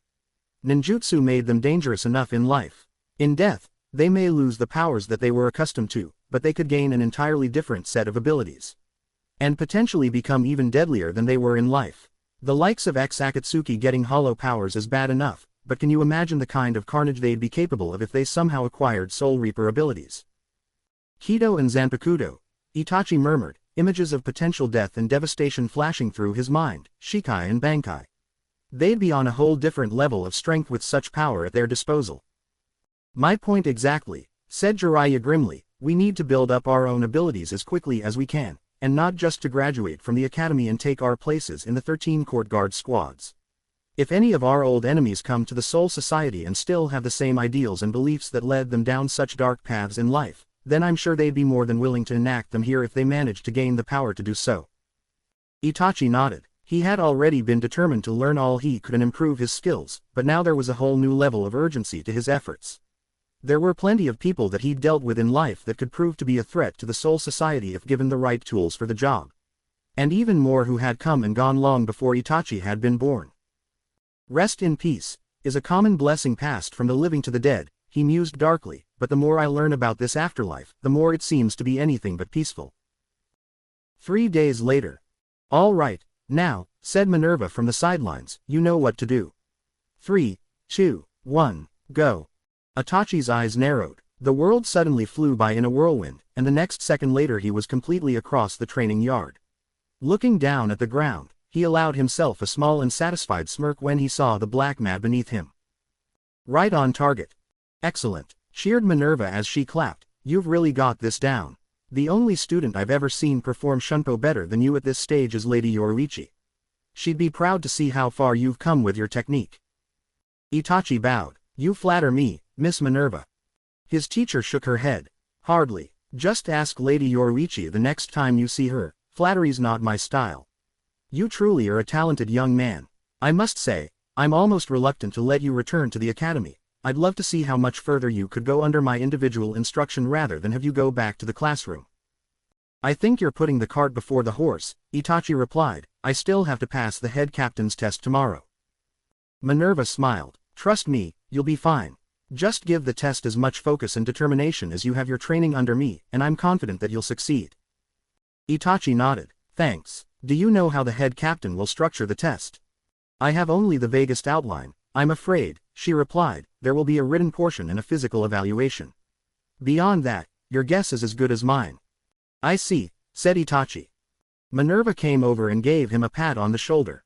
Don't overthink it, you'll only stress yourself out if you worry about what's beyond your control. There won't be anything on the head captain's test that you haven't gone over with me already. The head captain's firm, but he can be fair as well.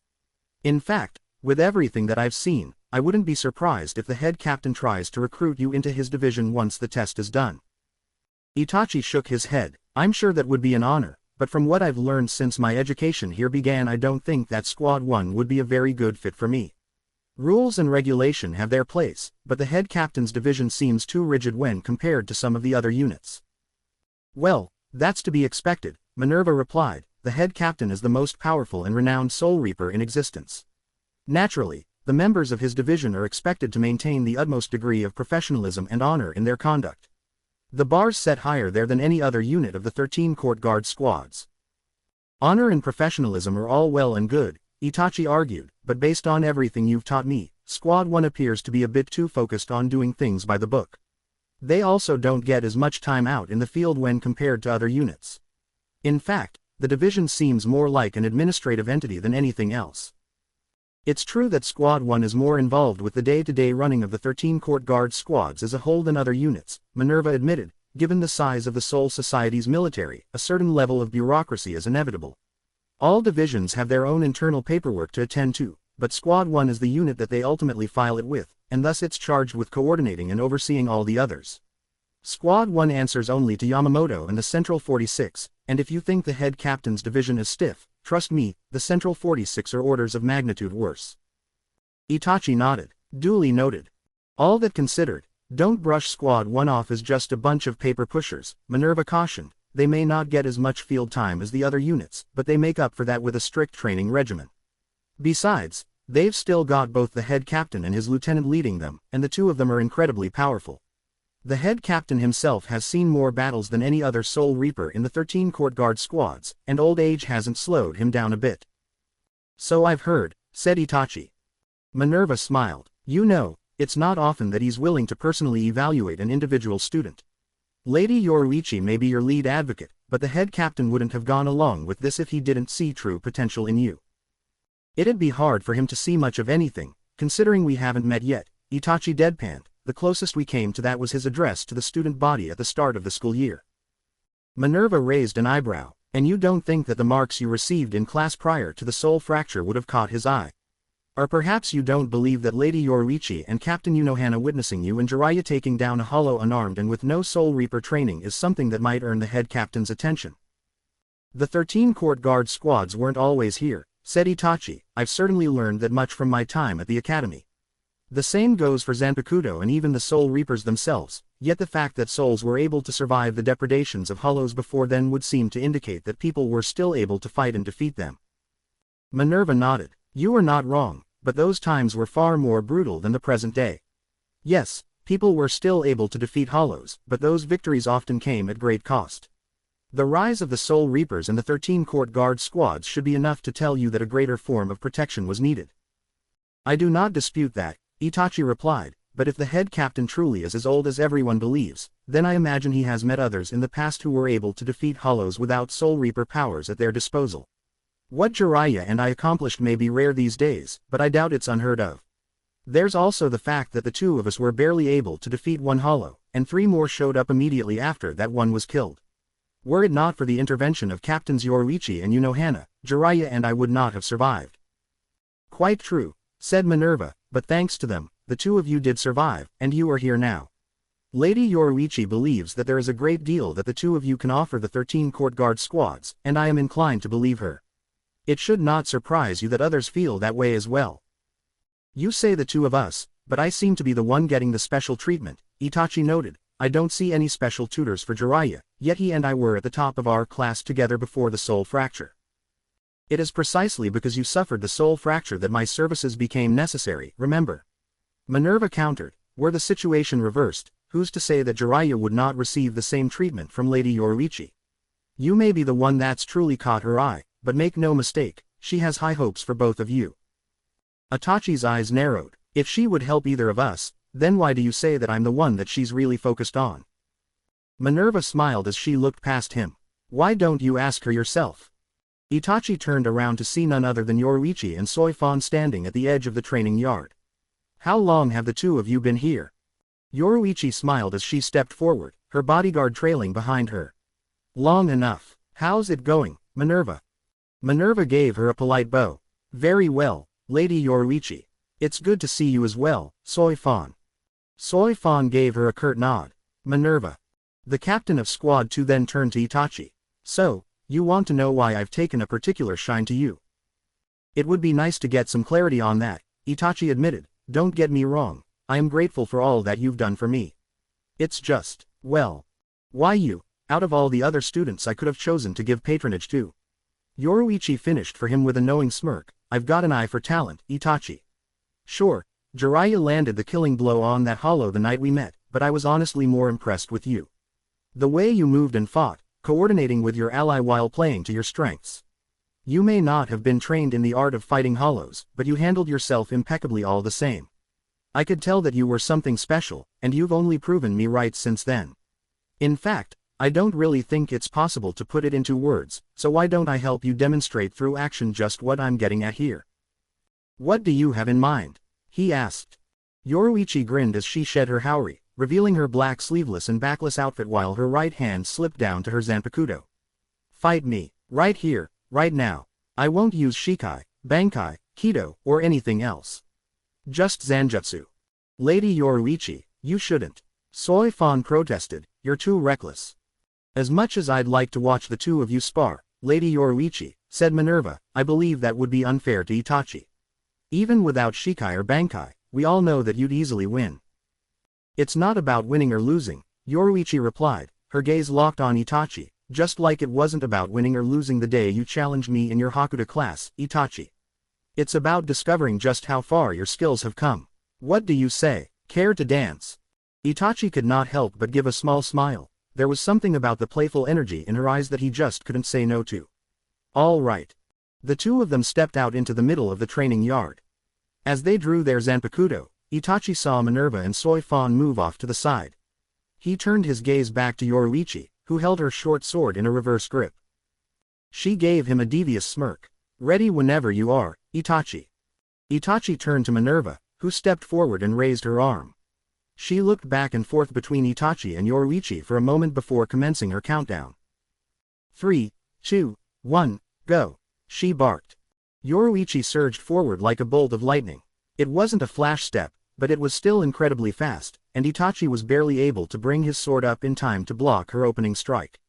While successful in preventing her from scoring a winning hit right off the bat, he didn't have time to congratulate himself. Yoruichi's first attack was just the initial move in a sequence of strikes, a rapid-fire blitz designed to overwhelm his defenses.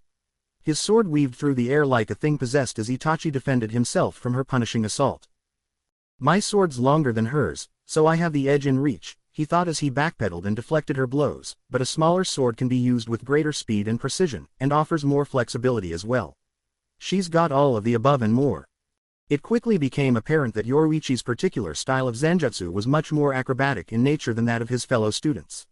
She leapt, flipped, rolled, and more, refusing to attack along a single axis. Her agility and flexibility were on full display here, and Itachi could only marvel at her balance and control. For all her hops and spins, there wasn't a single moment where she let her momentum get the better of her. She was in complete command of her body and blade, and it was all Itachi could do to keep her from overwhelming him with her speed and mobility. Leaping into the air, she did a somersault over his head and came down behind him, lashing out with her sword before her feet even hit the ground. Itachi parried the strike, but before he could counter she struck again, and he was barely able to deflect the attack. She might not have been going all out, but even while holding back she very much remained a force to be reckoned with. And Itachi loved it. On the surface he appeared as calm as ever, but inside he could not deny how much he was enjoying the chance to spar with her again. Their fight in his Hakuta class had never been far from his mind during his training bouts with Minerva, but getting to cross swords with her was something new entirely, a breathtaking experience that Itachi wanted to savor. Her moves were so unlike those of anyone that he had sparred with before, with a cat-like grace that emphasized her efficiency and precision. His advantage in reach meant nothing in the face of her experience and skill. She was in complete control of the match, and they both knew it. Regardless of the gap in skill and the knowledge that he didn't have a chance at victory, Itachi's eyes still searched for the slightest of openings even as his sparring partner continued her relentless assault. No fighting style was perfect. Every technique had a flaw, a gap in its defenses, big or small, and Itachi was determined to find it here. He could not go this entire fight without at least once seizing the initiative for himself, and if nothing else he wanted to make sure that his opponent got to enjoy herself as much as he was. After a few more seconds of blocks and deflections, Itachi finally found what he was looking for. Rather than directly parry Yoruichi's next strike, he ducked instead, allowing her blade to slice through the air just above his shoulder. He then brought his zanpakuto up and thrust forward, forcing her to pull her weapon back to redirect his attack. Itachi didn't let that stop him. He pivoted and whirled, adding centrifugal force to his follow-up strike. Yoruichi once again blocked the attack, but Itachi was able to press the assault. At last, he was on the offensive. He struck hard and fast, launching a swift sequence of slashes and cuts. Yoruichi deflected every one of them, and the way she hopped back and forth from one foot to the other made it almost feel like she was dancing as she fended off his attacks. She was grinning as he continued to push forward, eagerly evaluating him, studying his moves and trying to figure out just what else he had up his sleeve. She laughed as she parried blow after blow. Now this is more like it. Come on, Itachi, show me what you've got. Itachi happily obliged her. He pushed forward, determined to make her sweat this round. Up and down, left and right, his zanpakuto was all over the place. Variety was the spice of life, as the old saying went, and that was especially true for a sword fight. Unpredictability would be the only way for Itachi to keep his foe on her toes, but that was definitely a case of easier said than done. After all, even with his considerable skills and prior combat experience, it would be all too easy for him to unconsciously fall into a pattern that Yoruichi could eventually recognize and exploit. Feigning randomness and mixing things up was much harder than most people believed. One couldn't just swing their sword about wildly like a drunken lunatic, even in such a mad frenzy. Eventually a pattern would emerge whether the wielder wanted it or not. As counterintuitive as it sounded, randomness had to be calculated. So Itachi did precisely that, or at least attempted to. A burst of thrusts here, a flurry of slashes there, whatever he could think of that would keep her guessing. Alas, despite his best efforts, not once did she betray even the slightest hint of being caught off guard by his moves. Hers was the confidence of a lioness that had its prey dead to rights. She was only waiting for the right moment to pounce. That moment came when Itachi overextended himself on a thrust, and Yoruichi instantly seized it. With a deft flick of her wrist, she redirected his strike, and a split second later her blade was at his throat. She smiled as she held her Zanpakuto just a centimeter over his skin. Even better than I'd hoped for. Minerva's worked wonders with you, Itachi. I'm afraid I can't take all the credit here, Lady Yoruichi, the instructor chimed in. After all, he has been practicing with the spirit of his Zanpakuto as well. Yoruichi nodded as she withdrew her blade and sheathed it. Of course. How's that been going, Itachi? Making any progress with your Zanpakuto? Not with regards to her name, Itachi replied as he put his sword away, but our sparring matches are as intense as ever. Yoruichi gave him a friendly pat on the shoulder. Give it time, you'll be able to hear her name soon enough. Hell, I'm impressed with how far you've come in just the last month. I hope you can see now why I've invested so much time and effort into you. It's not every day that a captain takes the time to spar with an academy student, you know. Itachi bowed. I appreciate everything that you've done for me. I promise I won't let your efforts on my behalf go to waste. Yoruichi smiled again. I know you won't. You're ready for tomorrow, Itachi. I can't wait to see the look on the head captain's face when you ace his test. Forgive me, Lady Yoruichi, said Soi Fan, but I don't think that a test administered by the head captain himself is something to be taken so lightly. Itachi, please remain vigilant. Itachi nodded. I will. Yoruichi sighed. It's too bad you're not part of the squad yet, otherwise I'd take you out drinking after a match like that. I'd probably drag Kazuki and Soi Fan along for the ride too, now that I think about it. I bet you'd be pretty fun to hang out a bar with, Itachi. I don't know about that, Itachi replied. I didn't drink all that much when I was alive, and that hasn't changed since coming to the Soul Society. Yoruichi grinned. Trust me, we'll fix that as soon as you graduate. Minerva rolled her eyes. No offense, Lady Yoruichi, but sometimes you sound like Captain Kiraku. I don't think that his is an example that your parents ever wanted you to follow. Yoruichi laughed. Oh, lighten up, Minerva. You know that I don't drink nearly as much as he does. Perhaps, Minerva replied with a smile, but I do worry sometimes. You are the Shihoin clan's princess, after all. You have a position beyond your rank as captain to consider, you know. You don't need to remind me, said Yoruichi. I get enough letters from my parents regarding that as it is. Don't worry, I've never taken the partying too far. I don't think the partying's really what your parents are concerned about, said Minerva, but I suppose you would know that better than I. Itachi raised an eyebrow. Is there something that I'm missing here? Yoruichi shook her head. It's nothing. Just stupid noble family politics. Don't worry about it, Itachi. Itachi was curious, but he knew when to back off. Very well, then. The Squad 2 captain turned back to Minerva. Well, do you have anything else in store for him today? Minerva shook her head. I've covered everything that I can possibly think of. He's as ready as he can be for tomorrow. Yoruichi smiled as she turned to Itachi. Glad we're on the same page, then. Well, nothing left for you to do but rest up until tomorrow, Itachi. Make sure you get a full night's sleep, all right. If I know the head captain, you're gonna need it. Itachi nodded. Will do. I'll see you tomorrow, then, she said with a wink. Sweet dreams, Itachi. The next day. It had been quite some time since Itachi had last seen the head captain, and this was the first time that the master of the 13 court guard squads had spoken to him directly. If the venerable Soul Reaper had been imposing before when addressing the students of Shino Academy on the first day of the school year, then the weight of his bearing was all the heavier now that it was focused on Itachi alone. The scarred and powerful old man studied him for a good long moment, and Itachi didn't dare make the first move. Not even the third Hokage held the same level of gravitas that the head captain commands, he thought. I know he's not actively exerting his spiritual pressure, but even so. It's almost crushing with his focus on me like this. It wasn't just the head captain that had come to see Itachi in the Squad 4 barracks today. Off to the side were Captains Yoruichi and Unohana, along with Minerva and Soi Fan. In addition to them was another man that Itachi had not met before, a tall and lightly tanned Soul Reaper with short silver-gray hair, a small black handlebar mustache, and sharp brown eyes. Over the standard shihakusho he wore a white jinbaori with long white arm guards. There was also a white turtleneck under his uniform, and a lieutenant's armband was on his left arm.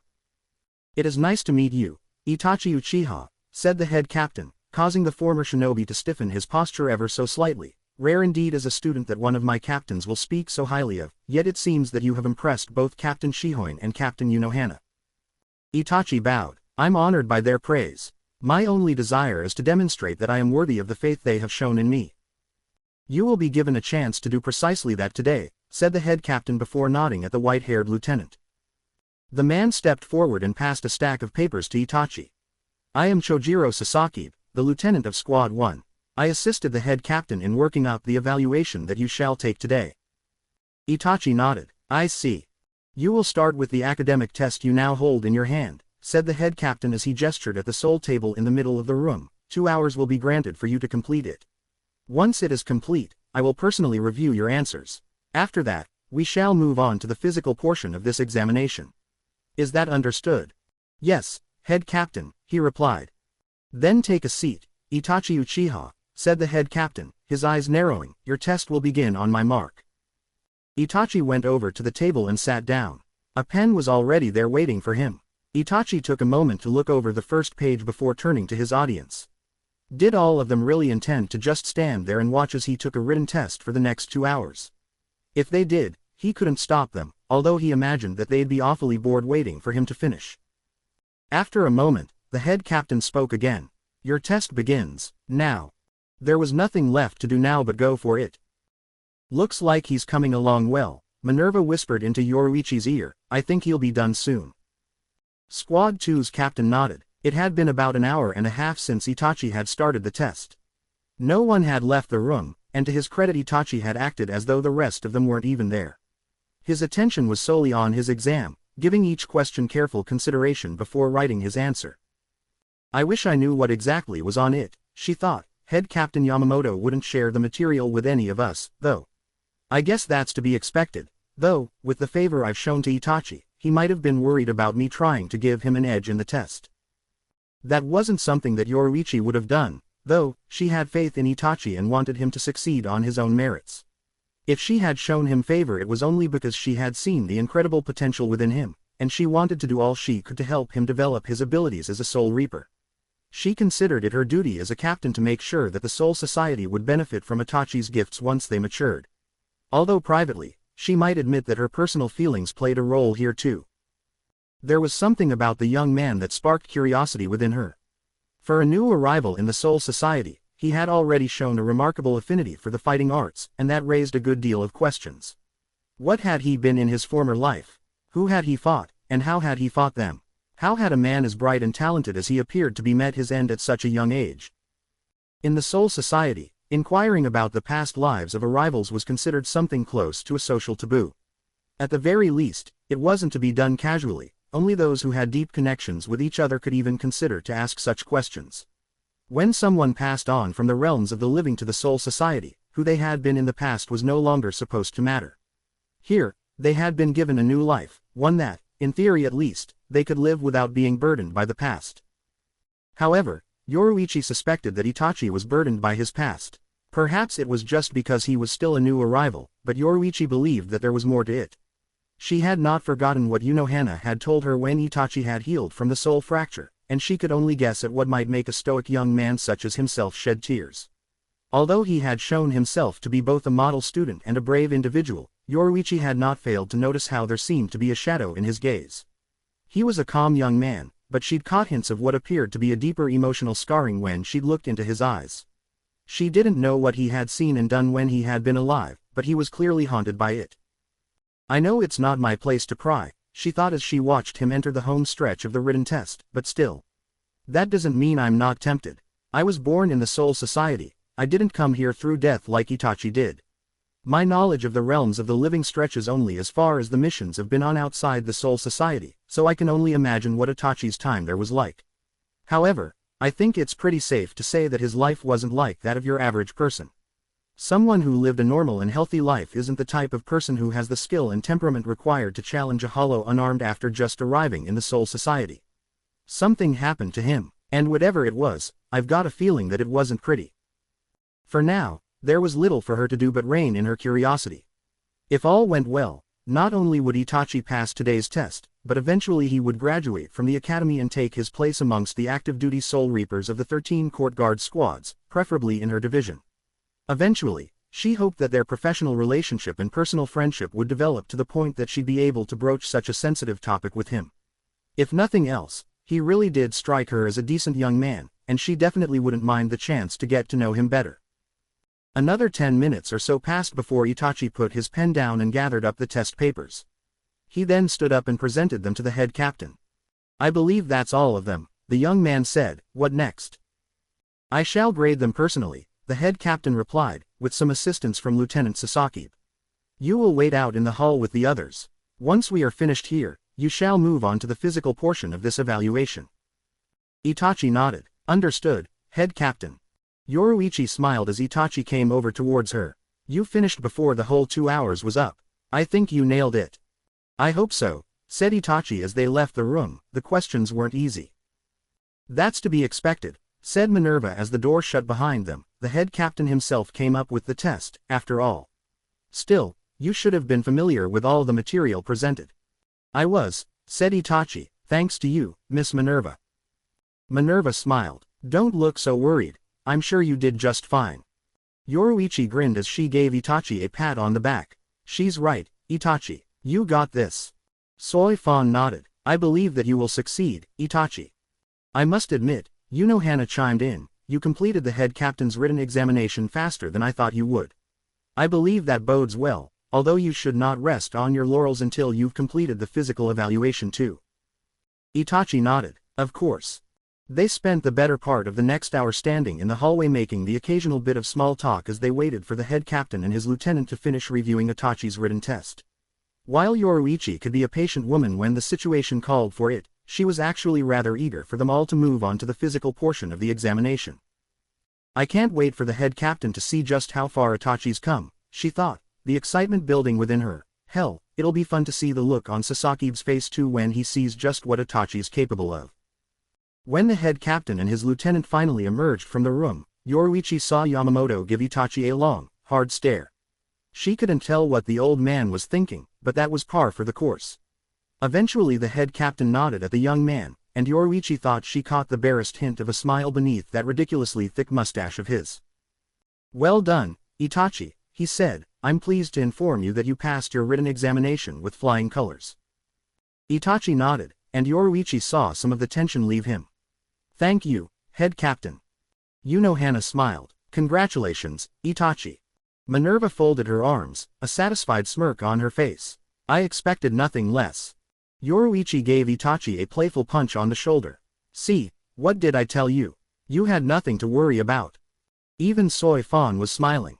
"Well done." Lieutenant Sasaki cleared his throat. "While the academic test is now complete, we must still conduct the physical examination." Yamamoto nodded. "Indeed. Let us proceed to the training yard so that we may begin the tests for Kido, Hoho, Hakuda, and Zanjutsu." Yoruichi and the others followed the head captain outside. She saw that a series of targets had already been set up. It appeared that they would be starting with Kido. The head captain pointed the gnarled staff that contained his Zanpakuto at a mat that had been set out in the training yard. "Itachi, we shall begin the physical examination by testing your skills in Kido. First semester students in the advanced track are expected to have a basic understanding of Hado 1 through 20, so you will perform all of those spells. You will be given a brief rest period at intervals of every 5 spells so that you may maintain your spirit energy. Is that understood?" Itachi nodded. "Yes, head captain." "Very well, then," said the head captain, "you may begin when you are ready." "All right, then," thought Yoruichi as she saw Itachi step onto the mat. "I guess it's time for round 2. You can do it, Itachi." "Looks like he's doing just fine," Minerva thought as she watched the home stretch of the Kido test with a satisfied smile. "I wonder what's going through the old man's head right about now." She looked on as Itachi held his right hand up high and began the latest incantation. "Lord of Storms, Queen of the Sky, Wrath of the Heavens. The Knight of the Bolt rides forth to strike down the heart of corruption. Hado 19. Reime." A spear composed of golden yellow lighting appeared just above the upraised palm of his hand. The lance flew forward a second later and struck the target downrange dead center, bursting it into splinters. "Excellent," she thought. I couldn't spot a single flaw in his form, and the incantation was spot on. "Just one more to go, Itachi." Even with a short break every 5 spells, running through 20 of them like this was no small feat for a first-year student, even in the advanced track. Itachi had proven himself to be more than up to the challenge, though. He had remained composed and focused throughout the test, and Minerva was pleased to see all the hours they'd spent practicing paying off here. If the Kido Corps learned of his performance here today, then Minerva suspected that Yoruichi would have even more competition when the time came to recruit Itachi after graduation. Impressive, she heard Unohana murmur. Yoruichi was smiling. Come on, Itachi, you're almost there. Just one left, Soifon muttered. Sasaki quickly jotted something down on a notepad. Well done. The head captain gave Itachi a nod. Commence the final spell. Itachi held out both hands as he chanted the incantation. Wave of the divine, crash upon the ramparts of the Demon King. Overwhelmed through righteous might, pound through the tempest of hell. Hado 20. Tenku no Mayaku. The air rippled and warped as a broad wave of invisible energy burst forth. A line of targets was knocked over by the pulse, and even a few tiles were uprooted by the strength of the attack. Yoruichi started clapping. Nice job, Itachi. Unohana smiled. Superb technique. Soifon nodded. Well done. Minerva clapped as well. Excellent work. Indeed, said Sasaki, looking rather impressed by the display, quite a demonstration for a student. The head captain nodded in approval. Quite so. That concludes the Kido portion of this test. Itachi, if you would kindly step inside for a few minutes while we prepare for the Ho-Ho section of this evaluation, that would be appreciated. Understood, Itachi replied. Not knowing what else to do, Minerva followed him, with Yoruichi, Soifon, and Unohana in tow.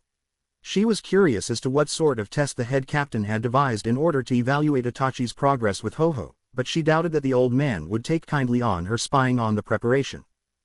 Stay on your guard, Itachi, she thought as she silently studied her student. I'm proud of how well you've done so far, but you're not out of the woods just yet. I wonder what head Captain Yamamoto has in mind for evaluating your progress with Ho-Ho. Captain Unohana mused aloud. I know the academy has its own standards, but I imagine that he'd be deviating from the usual testing due to these unique circumstances. Whatever the old man has up his sleeves, Itachi can take it, said Yoruichi as she gave the young man a confident smile. Isn't that right, Itachi? To his credit, Itachi appeared very calm, although Unohana thought she detected a bit of tension in his features. It was perfectly natural given the stakes involved in the evaluation, after all, but Unohana was still impressed with how well he kept in check. He had a level of self-awareness and control that was very uncommon in academy students, particularly ones that were still in their first year. I suppose I'll find out soon enough, he said after a moment. Soifon's brow furrowed in thought. A special Ho-Ho evaluation would likely test the accuracy of Yushunpo technique, along with distance and speed. How would the head captain accomplish that in an area as confined as the training yard? There are several possibilities, said Minerva, knowing the head captain, it'll be something sufficiently challenging. Before any of them could speculate further, the door to the training yard slid open, and Lieutenant Sasaki poked his head in. The head captain is ready for you now, Itachi. The group went outside, and Unohana's eyes narrowed as she saw that a series of mats had been laid out across the training yard. Each one had a black circle drawn on it, and in the center of the circle was a red dot. In addition, each mat had a small white flag set up next to it with a black number on it. The numbers went from 1 to 20, corresponding with the number of mats that had been set up. I believe I see what the head captain has in mind now, Unohana mused. I wonder if Itachi's figured it out yet. Minerva folded her arms as she observed the setup. Interesting. Yoruichi smirked. Yeah, this should be fun to watch. The head captain stepped forward. Your objective here is simple, Itachi. Starting from the first mat, you will flash step to each of the other mats in ascending numerical order. Simply landing within the black circle on each mat will earn you 1 point, while landing directly on the red dot will give you 2 points. Knocking over a flag or landing outside the circle, however, will result in the loss of a point, and missing a mat entirely will cost you 2 points. The minimum passing score is 30. Is that understood? Itachi nodded. Yes. 30 to pass, said Soifon, raising an eyebrow, out of a possible total of 40 points. That's too much for an academy student. That would mean that he can't afford to miss a single target, and he'd have to get at least 10 bullseyes on top of that.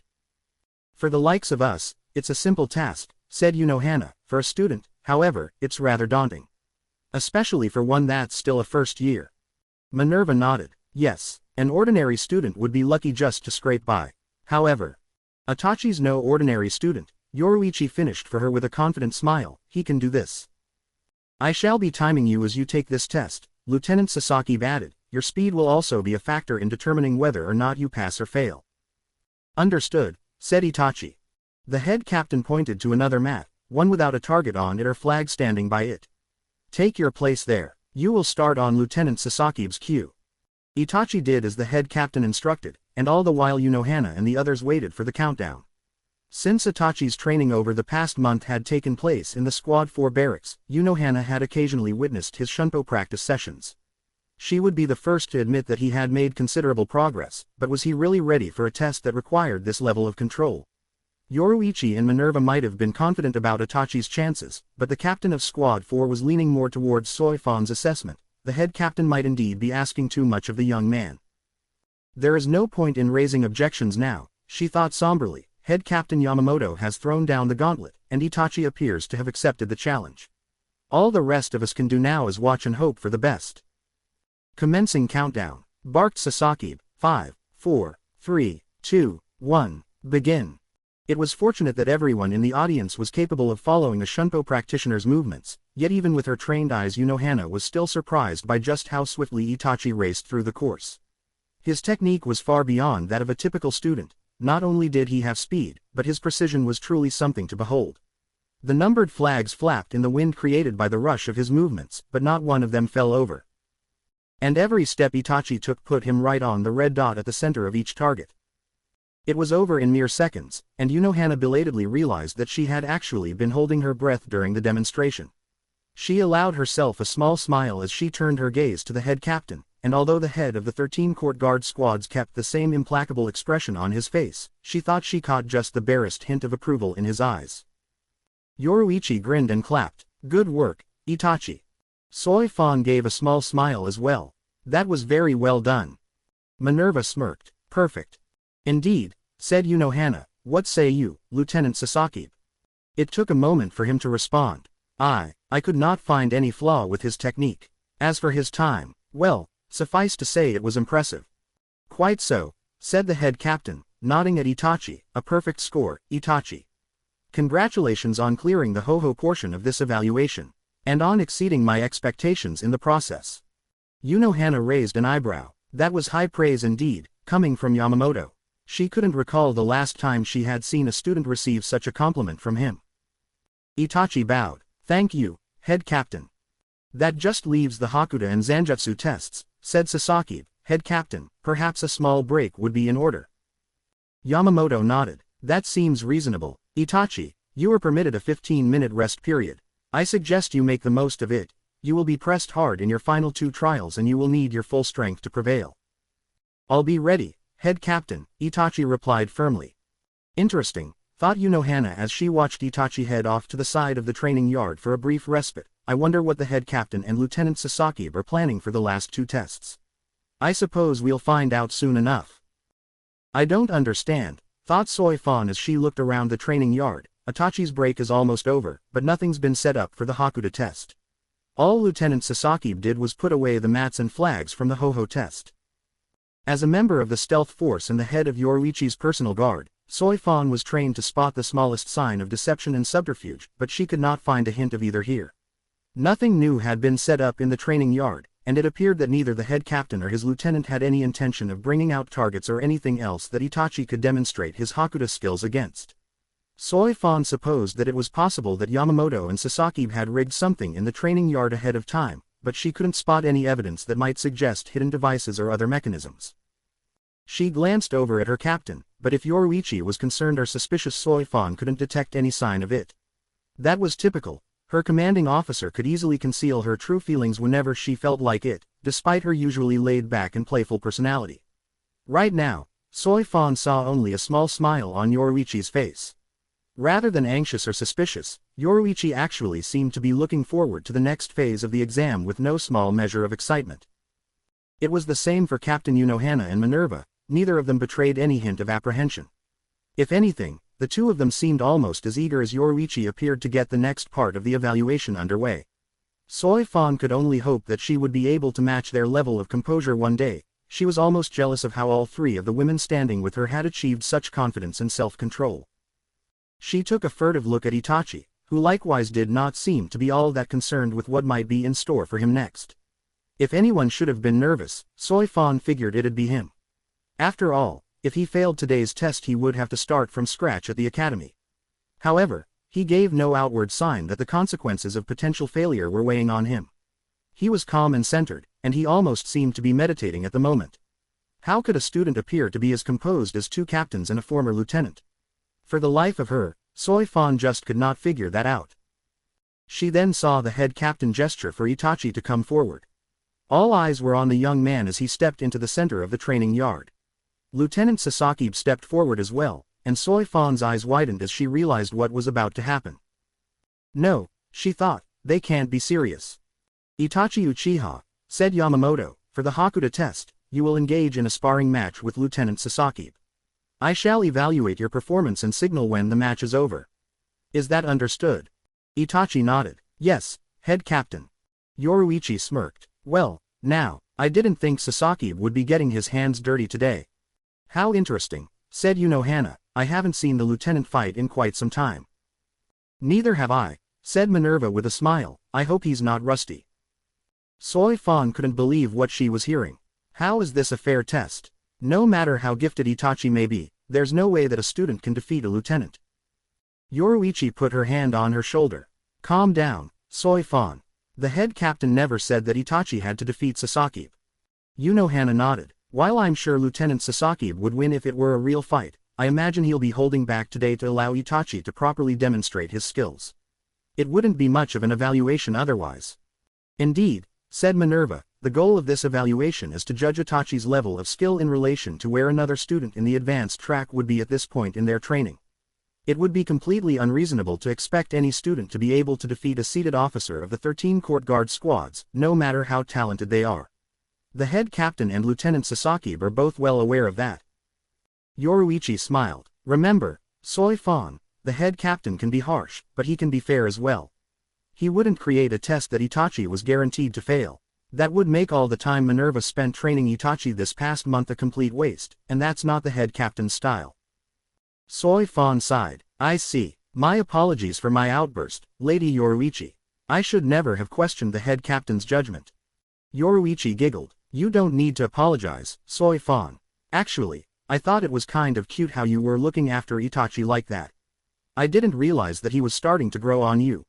Soy Fan's face flushed red. That's not it at all. I just wanted to make sure that he had a fair test because of how his performance would reflect on you, Lady Yoruichi. Yoruichi smirked. Whatever you say, Soy Fan. She turned her attention back to the middle of the training yard, where Itachi and Sasaki were facing off. The two men impassively evaluated each other as they waited for the head captain to give the go-ahead. A moment later, Yamamoto raised the gnarled staff that concealed his zanpakuto.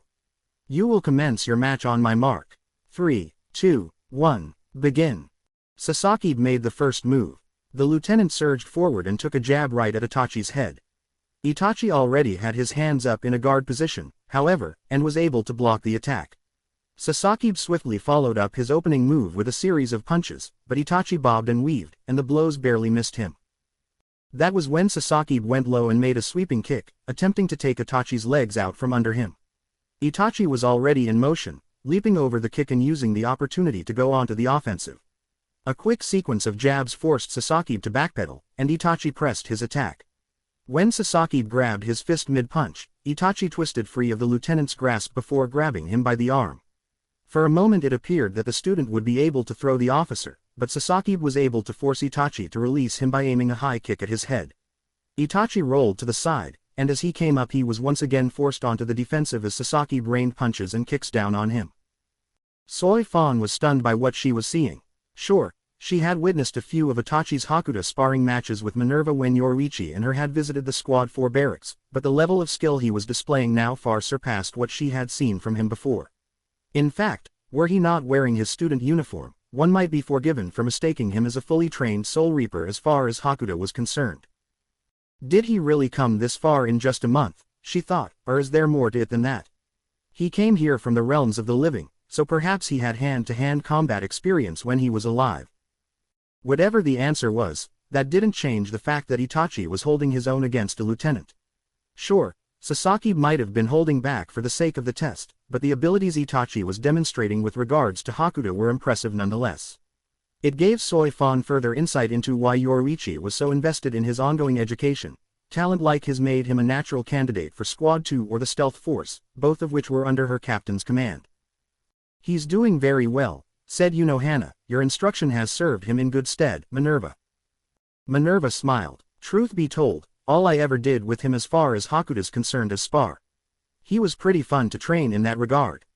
"I bet," said Yoruichi with a smirk. "He's come a long way since our little match all those months ago." Soi Fan could only look on in silence as Itachi and Sasaki went back and forth, trading punches, kicks, attempted grapples and more. There wasn't so much as a hint of wasted movement in either fighter. Both kept their balance despite the rapid pace of the match, and they remained as calm and collected as they had been when they'd been sizing each other up before the fight had started. It took a few moments, but eventually Soi Fan was able to discern key aspects of Itachi's technique that set him apart from Sasaki. While Squad 1's lieutenant remained rooted to the ground, the academy student was more willing to engage in acrobatics if it gave him the chance to get the drop on his opponent. The occasional backflip would give him the chance to both evade an attack and regroup, while a daring leap over his foe provided a brief opportunity to attack from above or behind. Of course, Sasaki was able to read and counter Itachi's moves, but it spoke volumes of the young man's skill that he was able to engage a veteran officer in such a manner, even if it was just a sparring match. On and on they went, switching from offense to defense at the drop of a hat. Neither fighter showed any signs of slowing down, and Soi Fan soon lost track of time as the match continued. Nothing outside the fight itself mattered, and she could not help but be fascinated by the display of martial prowess. Itachi's abilities in the art of Hakuda far surpassed any that she had ever seen from an academy student before, and she could only wonder at just how strong he would be once his skills had reached full maturity. Lady Yoruichi is one of the greatest Hakuda practitioners in the Soul Society, she thought. Could that be part of why she's so interested in him? Does she believe that he could one day stand alongside her at the peak of Hakuda prowess? It was impossible for Soi Fan to say for sure just what her captain's true motives were. As much as she had gotten to know Yoruichi in the years since she had been assigned the role as head of her personal guard, Soi Fan would freely admit that there were still aspects of her captain that she could not fully comprehend. Her inner thoughts and whims could still be something of a mystery at times, and it made her incredibly difficult to predict. As laid back and casual as she often appeared, when her interest was piqued she could throw herself into a mission or project with surprising dedication and passion. Perhaps that was what Itachi was to her. A project of sorts, the chance to guide and help an ideal candidate for Squad 2, to have him ready to join the division's ranks and rise swiftly when he finally graduated from the academy. It was as good a guess as any that Soi Fan could come up with at the moment. After what felt like forever but had likely been no more than 10 to 15 minutes, the head captain raised his staff before slamming the end down into the ground. On cue, Itachi and Sasaki immediately halted their match and turned together to face Yamamoto.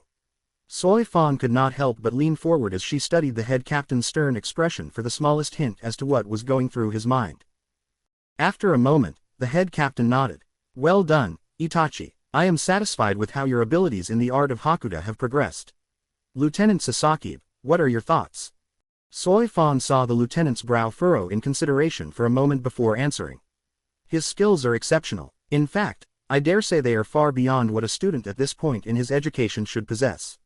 Itachi is quite gifted, and I see no reason why he should not pass this portion of the evaluation." "Good," said the head captain. "Congratulations, Itachi." Itachi bowed. "Thank you, head captain." Yoruichi grinned. "Nice going, Itachi." "Splendid work," Unohana praised. Minerva smiled. "Couldn't have said it better myself." Soi Fan nodded. "Good job. I will allow you another rest period before the final trial," said Yamamoto. "You will have 10 minutes, and I suggest you make the most of them. Believe me when I say that your toughest test still lies before you." Toughest test? Thought Soi Fan. What could possibly be tougher for a student than a Hakuda match against a lieutenant? All that remains is Zanjutsu. What does the head captain have planned? What does he have in store for Itachi? Itachi was grateful for the multiple chances the head captain had given him to catch his breath over the course of the evaluation. While he had not been pressed as hard as he might have been in battles past, the tests that had been thrown his way so far over the course of the day were enough to keep him on his toes. The reactions of both the head captain and the other onlookers boded well for how he was doing so far, but Itachi remained on guard. After all, the head captain could still fail him if he deemed it appropriate even though Itachi had done well on every test so far. Zanjutsu is the final skill to be tested, he thought. I do not know how the head captain intends to conduct this last examination, but if the previous ones are any indicator, passing it will require me to call upon all of the skill that I have acquired in the art of the sword. Not for the first time since the examination had begun, Itachi found himself glancing at Yoruichi. She gave him an encouraging nod and smile, and the light of anticipation gleamed in her golden eyes. Knowing that she believed in him provided a significant boost in confidence, although he did have to wonder why her approval mattered more to him than that of the others present today. Hell, she wasn't even the one that was proctoring this examination, yet Itachi found that he desired to excel more in her eyes than those of the head captain, and it was the latter that would ultimately decide his fate. For all your brilliance in the fighting arts, there are some areas where you really are quite dull, said a familiar female voice inside his head. I suppose I shouldn't be surprised that chief among those areas is women. It wasn't the first time that the spirit of his Zanpakuto had addressed Itachi while he wasn't training with her in his inner world, but he was still having a little trouble getting used to the idea that she could just drop her 2 cents on him at any time she pleased. He also found it surprisingly difficult to keep his outward expression from betraying to others that he was having an internal conversation, although he supposed that it was something that he would eventually grow accustomed to. If you've got something to say, just come out and say it. She laughed. Where's the fun in that? He mentally sighed. A Zanpakuto was supposed to reflect the aspects of its wielder, but Itachi had a hard time coming to terms with the notion that she had inherited her level of sass from him. He could make the occasional quip should the occasion called for it, but Itachi had to wonder if he really was as snarky as the spirit of his sword was proving to be. I don't have time this. Indeed, you'll have a far more pressing opponent than me to trade barbs with in short order. What are you talking about? My final trial is one of Zanjutsu, not trading quips. I know, and the barbs in that trial will be the points of yours and your opponent's swords. Itachi's eyes narrowed as he carefully regarded the head captain. No. Why not? Your Hakuda test was a match against his lieutenant, after all. Would it not make sense for him to conduct a similar exercise for the final trial? I don't believe it. Then you're a fool. There was a sinking sensation in the pit of Itachi's stomach as Yamamoto's stern gaze fell upon him. He really didn't want the spirit of his Zanpakuto to be correct, but his gut was telling him that he wouldn't be so lucky. I might be in trouble here. He could clearly picture the smirk on the face of the spirit of his sword. That may be a considerable understatement. Come forward, Itachi, barked the head captain. Here we go. Stepping into the center of the training yard, Itachi waited for the head captain to address him again. He did not have to wait long. Your final trial will be a test of your abilities in the art of Zanjutsu, said the head captain. In my experience, there is only one way to truly comprehend the depth of someone's skill in the way of the sword, and that is to fight them. Best of luck, said his Zanpakuto, and Itachi couldn't tell if she was being sincere or sarcastic. Itachi Uchiha, Yamamoto continued, as your trial in Hakuda was to spar with my lieutenant, I believe that it is only fitting for your trial in Zanjutsu to be a match with myself. We shall fight until I have gained a sufficient understanding of your level of skill. Is that understood? Itachi could only nod as he concentrated on mentally centering himself. He would need every bit of focus he could muster if he was going to pass this test. Yes, head captain. The old man then held out his staff, and the wood swiftly peeled away, revealing a Zanpakuto with a purple handle and a circular guard. The head captain did not unleash his shikai, but even then Itachi could still feel the power radiating from the blade. Prepare yourself, Itachi, Yamamoto commanded. Lieutenant Sasaki, the match begins on your mark. Good luck, Itachi, said Unohana with a smile. Yoruichi grinned. You've got this. Fight well, Itachi, said Soifan. Show us the fruits of your training, said Minerva. I seriously can't believe that I'm about to do this, thought Itachi. I've never heard of an academy student facing off against the head captain in a one-on-one match. Lucky you, his Zanpakuto quipped, giggling like a schoolgirl. I do not find this to be funny. Oh, really? Too bad. You'd fare better if you learned to see the humor in situations such as this. That sounds more like Jiraiya than me. Perhaps. It'll be amusing to hear his reaction once this is over. Itachi saw Sasaki raise his right arm. 5, 4, 3, 2, 1, begin. Itachi barely had time to bring his sword up into a guard position before Yamamoto was on him. The head captain's advanced age did not appear to impact his speed in the slightest, he was fiendishly fast, and that was more than matched by the power behind his swing. It took every ounce of strength Itachi had to block the attack, and while he was sure that the head captain was holding back, he was still astounded by the fierceness of the blow. I can't keep blocking those head on, he thought as he backpedaled. I'll have to deflect and parry at angles to bleed off the force behind those attacks, otherwise I'll lose all my energy. So he did just that, altering the tilt and direction of his sword just enough so that his subsequent efforts to fend off Yamamoto's strikes weren't straight-up blocks, but instead allowed room to redirect the massive amount of power behind the attacks without Itachi's arms suffering the strain that would otherwise come with a standard block. Even then, though, that was only enough to allow him to maintain a working defense. It was not sufficient to give him the means to counterattack. There was a brutal efficiency in the head captain's fighting style. For all the power behind his strikes, they were still precise and controlled. No energy was wasted even as the old man hammered Itachi's defenses like a smith beating metal at a forge. Itachi continued to fall back under the head captain's furious assault. Wanting to avoid getting pushed up against a wall, he made sure to slightly alter his angle as he moved, and as a result the path of the fight began to resemble a broad circle. Itachi wouldn't fool himself, though. This was only a temporary measure. It would keep him from getting cornered for now, but if Yamamoto decided to increase the pressure, then it would not hold up. He had to find a way to seize the initiative, but the old man's technique presented no obvious openings. Speed and power combined with millennia of experience meant that the head captain was extremely effective at covering himself even while on the offensive. Effective, but not invincible, he thought as he fended off a sequence of ferocious slashes. There's no such thing as a perfect fighting style, no matter how experienced the wielder may be. Keep your eyes open, Itachi, there will be an opening. You just have to find it. As the duel progressed, Itachi realized that while he'd been focusing on the head captain's swordplay, he hadn't even bothered to examine the footwork that went with it. Sure enough, Yamamoto was well balanced, firmly rooted but still capable of maintaining incredible mobility.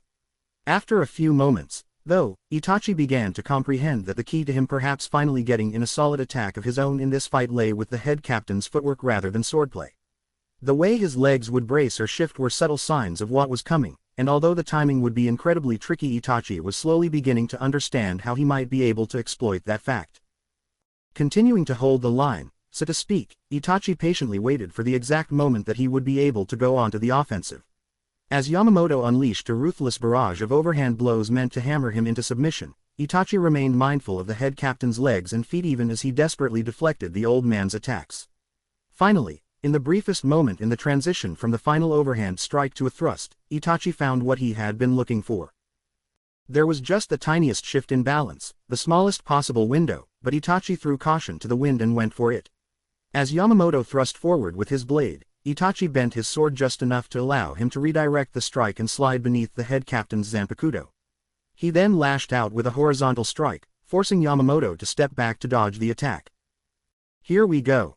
Itachi was well aware that this might be the only chance he'd get this fight to go on the offensive, so he went all in. Surging forward, he unleashed a lightning-fast sequence of slashes and cuts, varying the trajectory of each one in order to keep his opponent guessing. The head captain's defense was steady, but Itachi was still able to keep him on the back foot. Of course, Itachi wasn't about to let that go to his head. If Yamamoto weren't holding back for the sake of the test, he had no doubt that the old man could have killed him several times over by now. He feinted towards the head captain's legs, launching a flurry of swift thrusts before suddenly altering his target. His blade swiftly went upward, missing Yamamoto's chest by the slimmest of margins. Itachi could have sworn he saw the old man's eyes widen ever so slightly, but it was only for a moment. Then the head captain stepped forward, and with a single swing he batted Itachi's blade aside before flipping his sword around and bringing the edge to Itachi's throat. Itachi sighed as he lowered his blade. I suppose that's the match. Yamamoto nodded as he withdrew his sword. The weapon quickly returned to its wooden staff facade, and all Itachi could do was wait for the verdict as he sheathed his zanpakuto. There was a long moment of silence before the head captain gave him a nod of approval. Congratulations, Itachi. Your swordsmanship was exemplary for a student. You have passed your final test. Itachi allowed himself a small smile. Thank you, head captain. Yoruichi came forward, smiling as she gave Itachi a pat on the back. Good work, Itachi. That was very well done, said Soifan. Your technique was superb, said Unohana. Lasting as long as you did was no small feat. Minerva smiled. You've come a long way since we first started our lessons together, Itachi. The Zanjutsu instructors at the academy won't know what to do with you when you get back. I doubt they'd have anything more to teach you at this point. Even Lieutenant Sasaki got in on the praise. That was a marvelous performance, young man. I believe you have a bright future ahead of you. Itachi was surprised to hear a faint chuckle come from the head captain. Indeed, you show great promise, Itachi. It is clear that you trained very hard over the past month. Miss Rollins, you have done a fine job with your student. You should be proud of him. Minerva nodded. Oh, I am, head captain. I haven't had a student as talented as him since Lady Yoruichi was under my wing. Yoruichi grinned. Ah, those were good times. Thanks again for helping him out, Minerva. I owe you one. Minerva bowed. Nonsense, Lady Yoruichi. It was an honor to train Itachi on your behalf, and I would do it again in a heartbeat. So, said Itachi, what happens now? Am I to return to the academy immediately? Tomorrow morning, answered the head captain, I shall inform your instructors that you shall be rejoining their classes. I'm sure that they'll be pleased to have you amongst the student body again. However, do not let yourself become complacent. You have demonstrated considerable skill today, and your triumph over these trials means that we shall all be expecting great things of you going forward. Itachi nodded. I understand. I will not let you down. Yamamoto's brow furrowed in thought. Where your path will take you from here, I must admit, it shall be most intriguing to watch you move forward. I believe I am beginning to understand why Captain Shihoin has taken such a keen interest in you. If your skills are properly nurtured and brought to their full potential, then you will have much to offer the Soul Society. Word will spread about what happened here today, said Lieutenant Sasaki. Officers across the 13 court guard squads will take notice of you, if they have not already. There will be many eyes observing your education with great interest. Minerva smirked. And they'll want a say in your career path on graduation day. If you continue to study and train as hard as you did to reach this point, then you may find yourself to be a little too popular for your own good when the time comes for you to join the active duty ranks of Soul Reapers. Yoruichi smiled as she playfully elbowed Itachi. Don't forget who's already got dibs on you, Itachi. Squad 2 will be calling your name on graduation day. That would certainly be a viable career path, said Unohana. However, that will ultimately be your decision, Itachi. When the time comes, Soi Fan chimed in, choose the division that you think fits you best. Of course, I would certainly welcome you as a comrade in arms should you join Squad 2. Yoruichi smirked. You hear that, Itachi? Soi Fan likes you, too. You'll have another friend already lined up when the time comes for me to give you a tour of the Squad 2 barracks. Minerva chuckled. Yes, that's one way to sell him on joining up.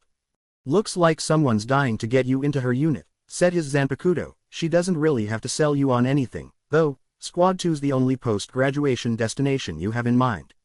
Don't even try to deny it. I wasn't going to. Unohana put a hand on his shoulder.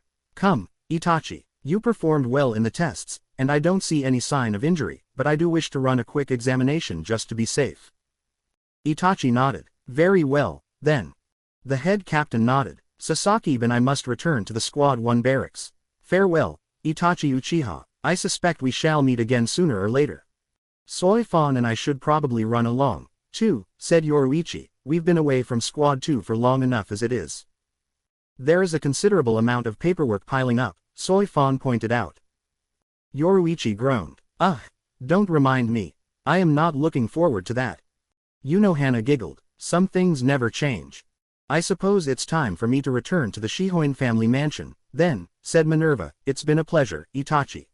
I hope this won't be the last time that I get the chance to work with you. Itachi bowed. Thank you for all that you've done for me. I won't forget it. Yoruichi smiled. See you around, Itachi. I can't wait to see what you're capable of the next time we meet.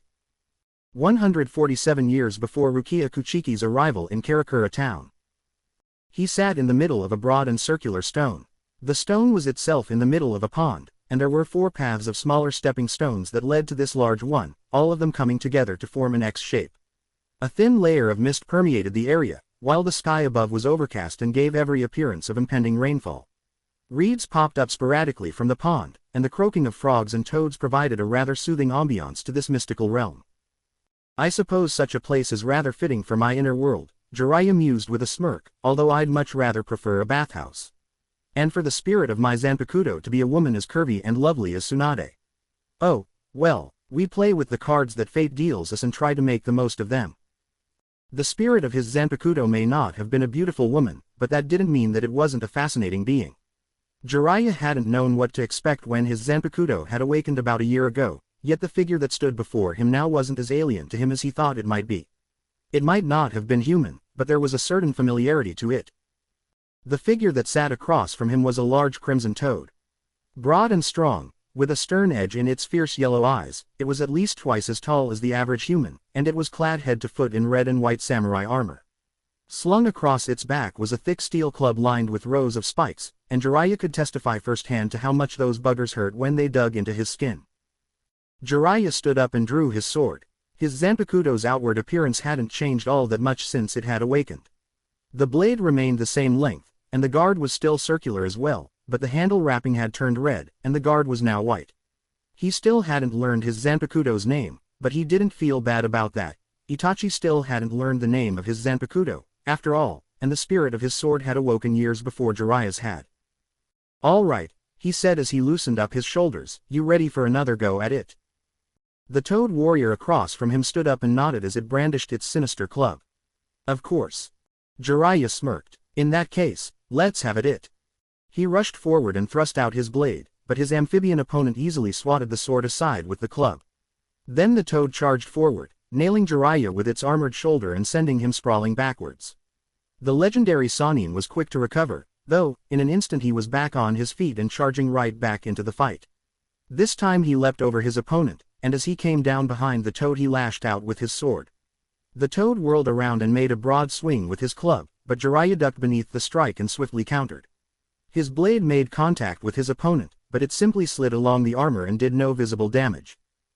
Jiraiya chuckled as he backflipped to dodge his foe's return strike. "You're lucky you've got that plating on you.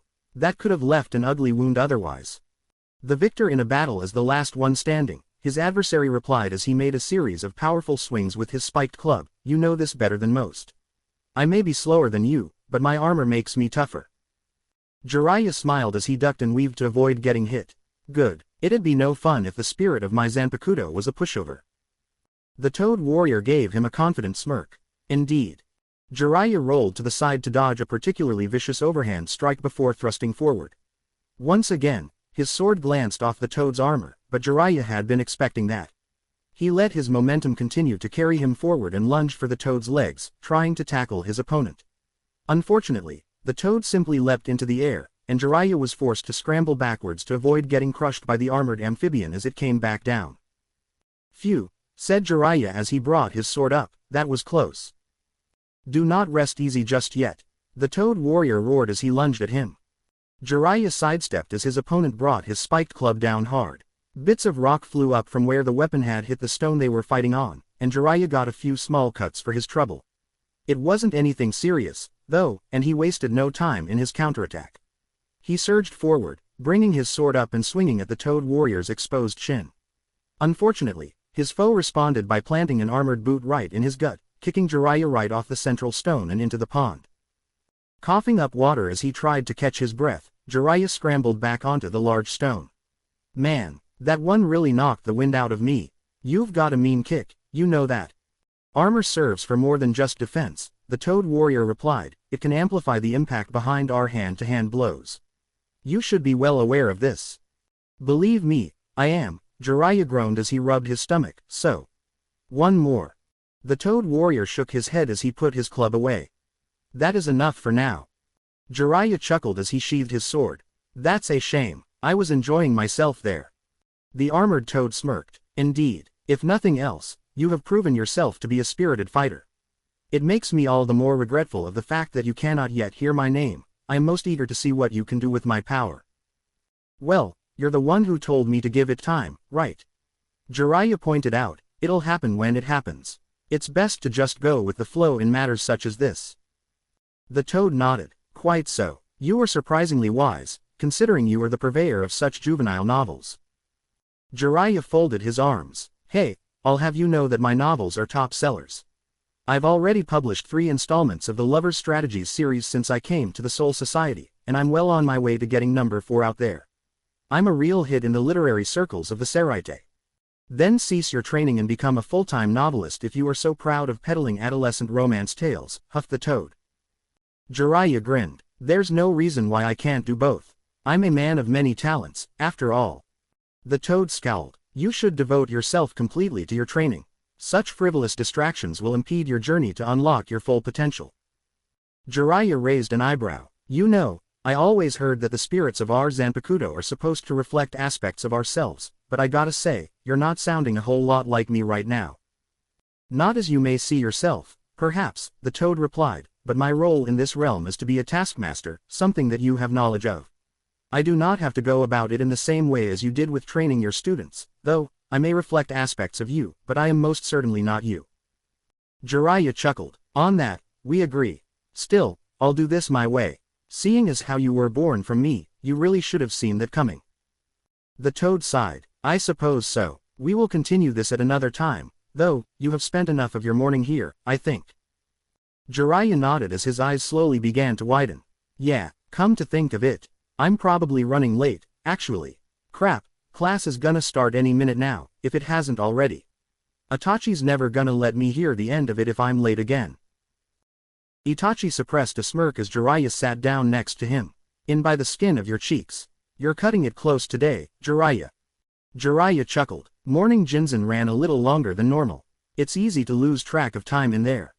Itachi certainly couldn't argue with that sentiment. He knew from first-hand experience how time seemed to lose meaning when he was training with the spirit of his Zanpakuto. How did it go? I'll be sore for a little while, Jiraiya replied as he rubbed his stomach. Whatever that armored toad's name is, his kicks pack a real wallop. Neither of our Zanpakuto seem to be the types that believe in gradually easing into our training, Itachi mused as he recalled his most recent sparring sessions with the female spirit of his blade. Their modus operandi seems to be to beat our lessons into us. Quite literally. Then again, I can't argue with their effectiveness. Everyone in the academy knew that Itachi and Jiraiya had awakened their Zanpakuto, but many of them didn't seem to truly realize the full implications of that.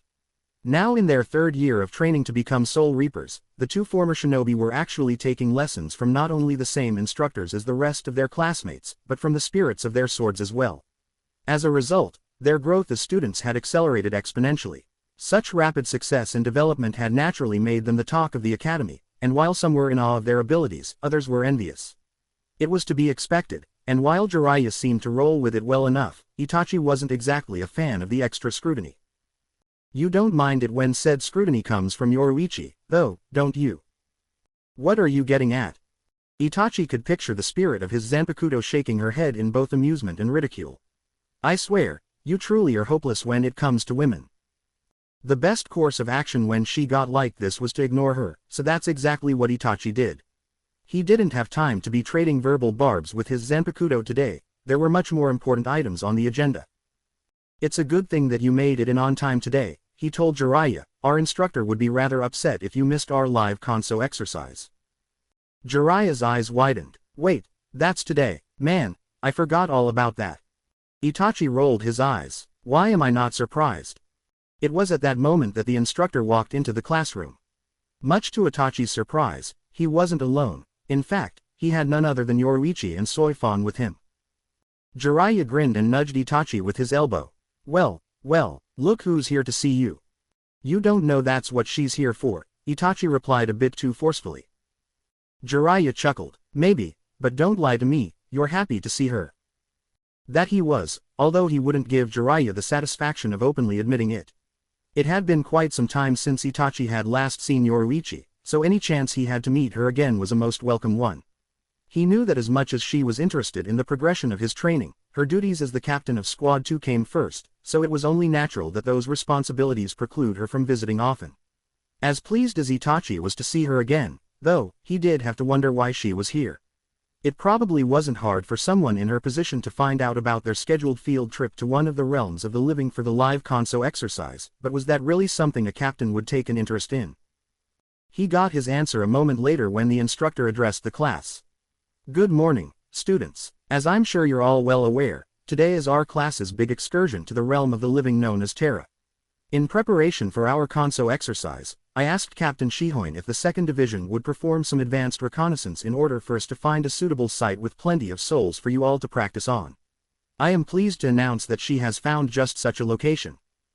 Of course, Itachi realized, Squad 2 members commonly act as advanced scouts in field operations in addition to handling more traditional frontline roles. Yoruichi's division would be a natural for helping us find an ideal location for the Kanso exercise. Yoruichi stepped forward. Good morning, everyone. My bodyguard and I just returned from Terra. My third seat is there with a team securing the site. The place we'll be taking you to was the site of a recent battle, so it's not going to be pleasant. Most of the hollows that are drawn to such large-scale engagements have already been exterminated, but there may be a few still wandering the area. That's why Squad 2 will be there in force while you're conducting your Kanso exercise. Focus only on completing your task and making sure that the souls of the fallen pass on, and we'll keep the hollows off your back. While we're down there, you are to follow the orders that any member of Squad 2 gives you, said Soi Fan. We all have plenty of field experience, so trust that we know what's best for your safety in such a situation. Yoruichi folded her arms. We may be protecting you down there, but you still need to keep your guard up. Battlefields, even ones where the fighting's recently ceased, can be confusing and disorienting places. There is always the possibility of hollows using the debris or piles of corpses for concealment, so tread cautiously. If you see anything suspicious, call out to one of us immediately. The instructor came forward to address the class. You are all students of the advanced track, which is why such a location has been chosen for your Kanso exercise.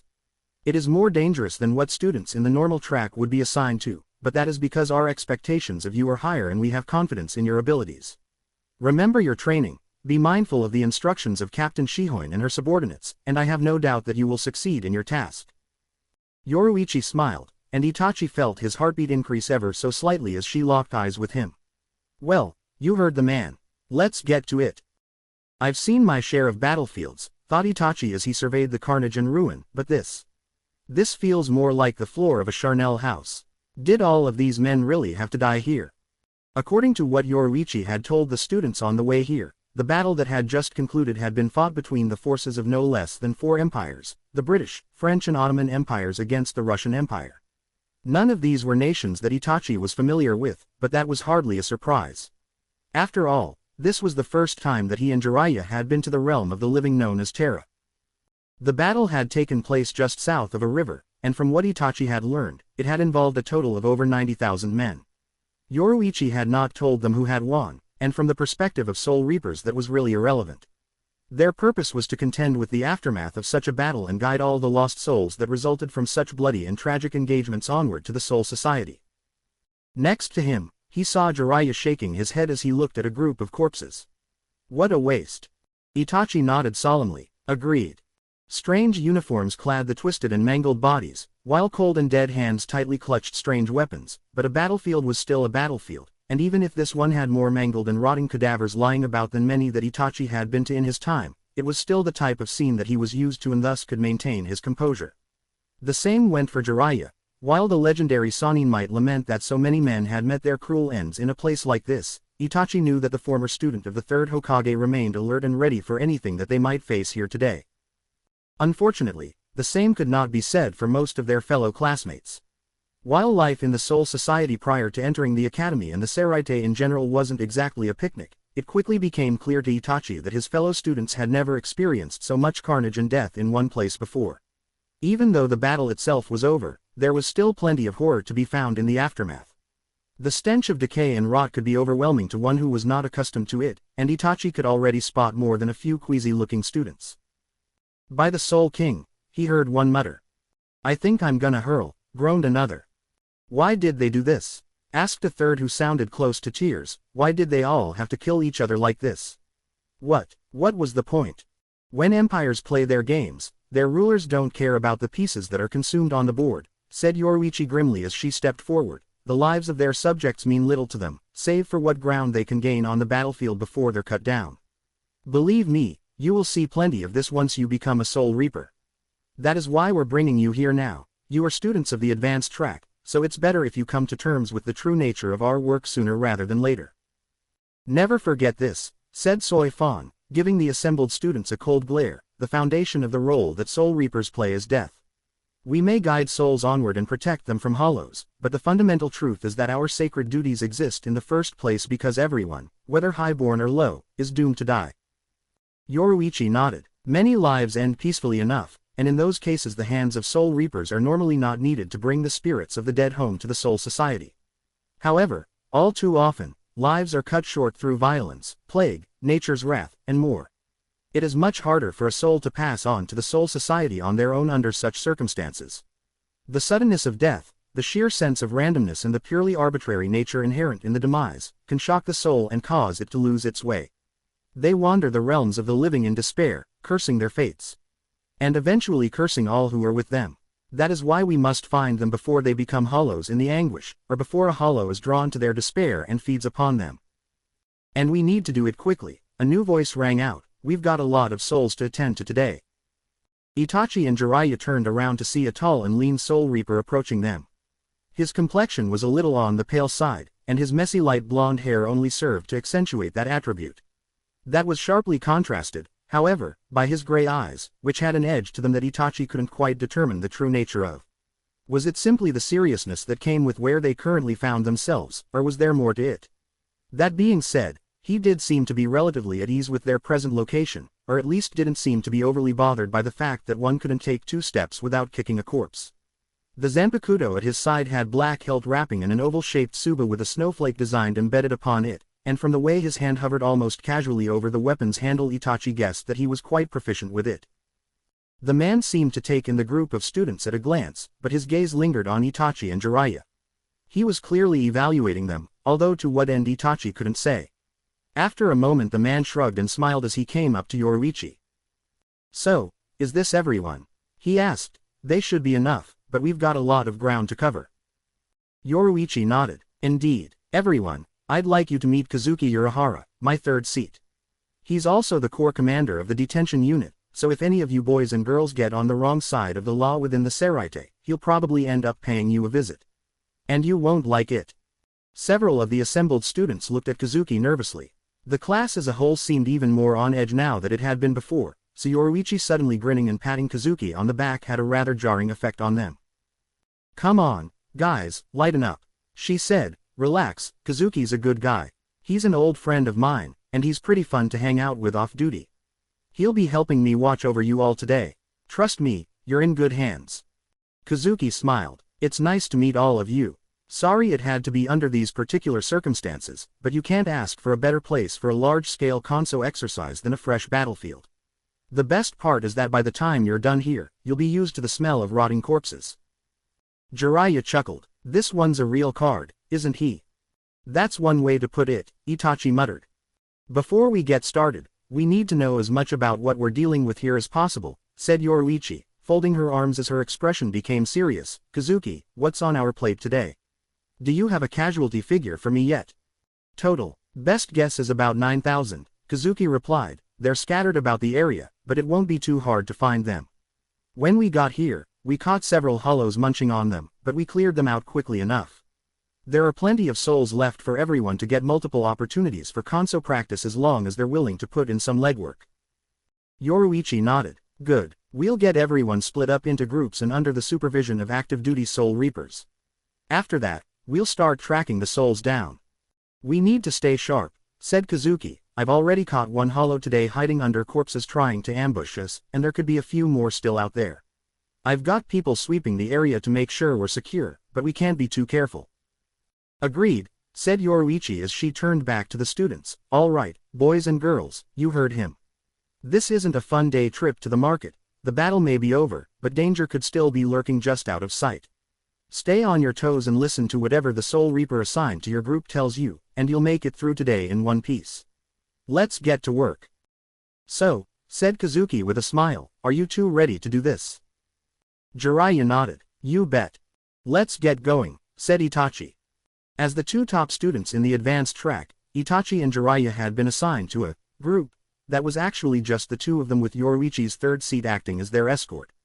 Itachi had been slightly disappointed that the captain of Squad 2 herself wasn't taking that role instead, but he supposed that there was only so much favor that she could show him before drawing unwanted attention. As the three of them began their walk through the field of rotting corpses and broken weapons, Itachi kept one eye on his surroundings and the other on Kazuki.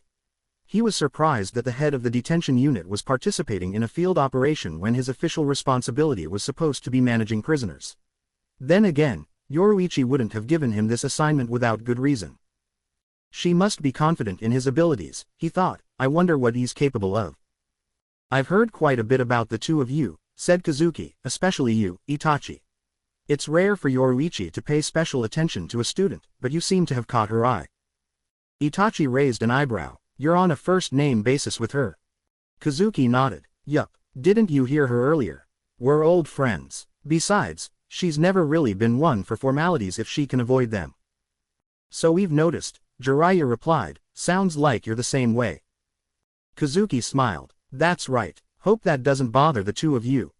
Itachi shrugged. Not particularly. Kazuki's eyes narrowed as he once again studied Itachi. I gotta say, I'm looking forward to seeing what you're capable of. It's not every day that Yoruichi decides to spar with a student, after all. You must really have some potential. I'll show you what I can do soon enough, said Itachi. Kazuki then gestured to Itachi and Jiraiya's Zanpakuto. By the way, how are things coming along with your swords? It's almost unheard of for students to awaken the spirits of their Zanpakuto so early. Well, we can both access our inner worlds easily enough, said Jiraiya, learning their names. On the other hand. Well, that's not going so well. Neither of us can hear them when they say their names, Itachi admitted. Lip reading doesn't work either. There's some kind of distortion around their mouths that prevents it from being effective.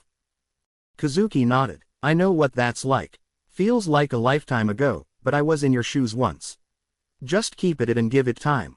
Based on how quickly the two of you have progressed so far, I imagine you two will unlock your Shikai far quicker than most Soul Reapers do. You'll have to let me know once you pull it off. It'll be fun to see what happens when that day comes.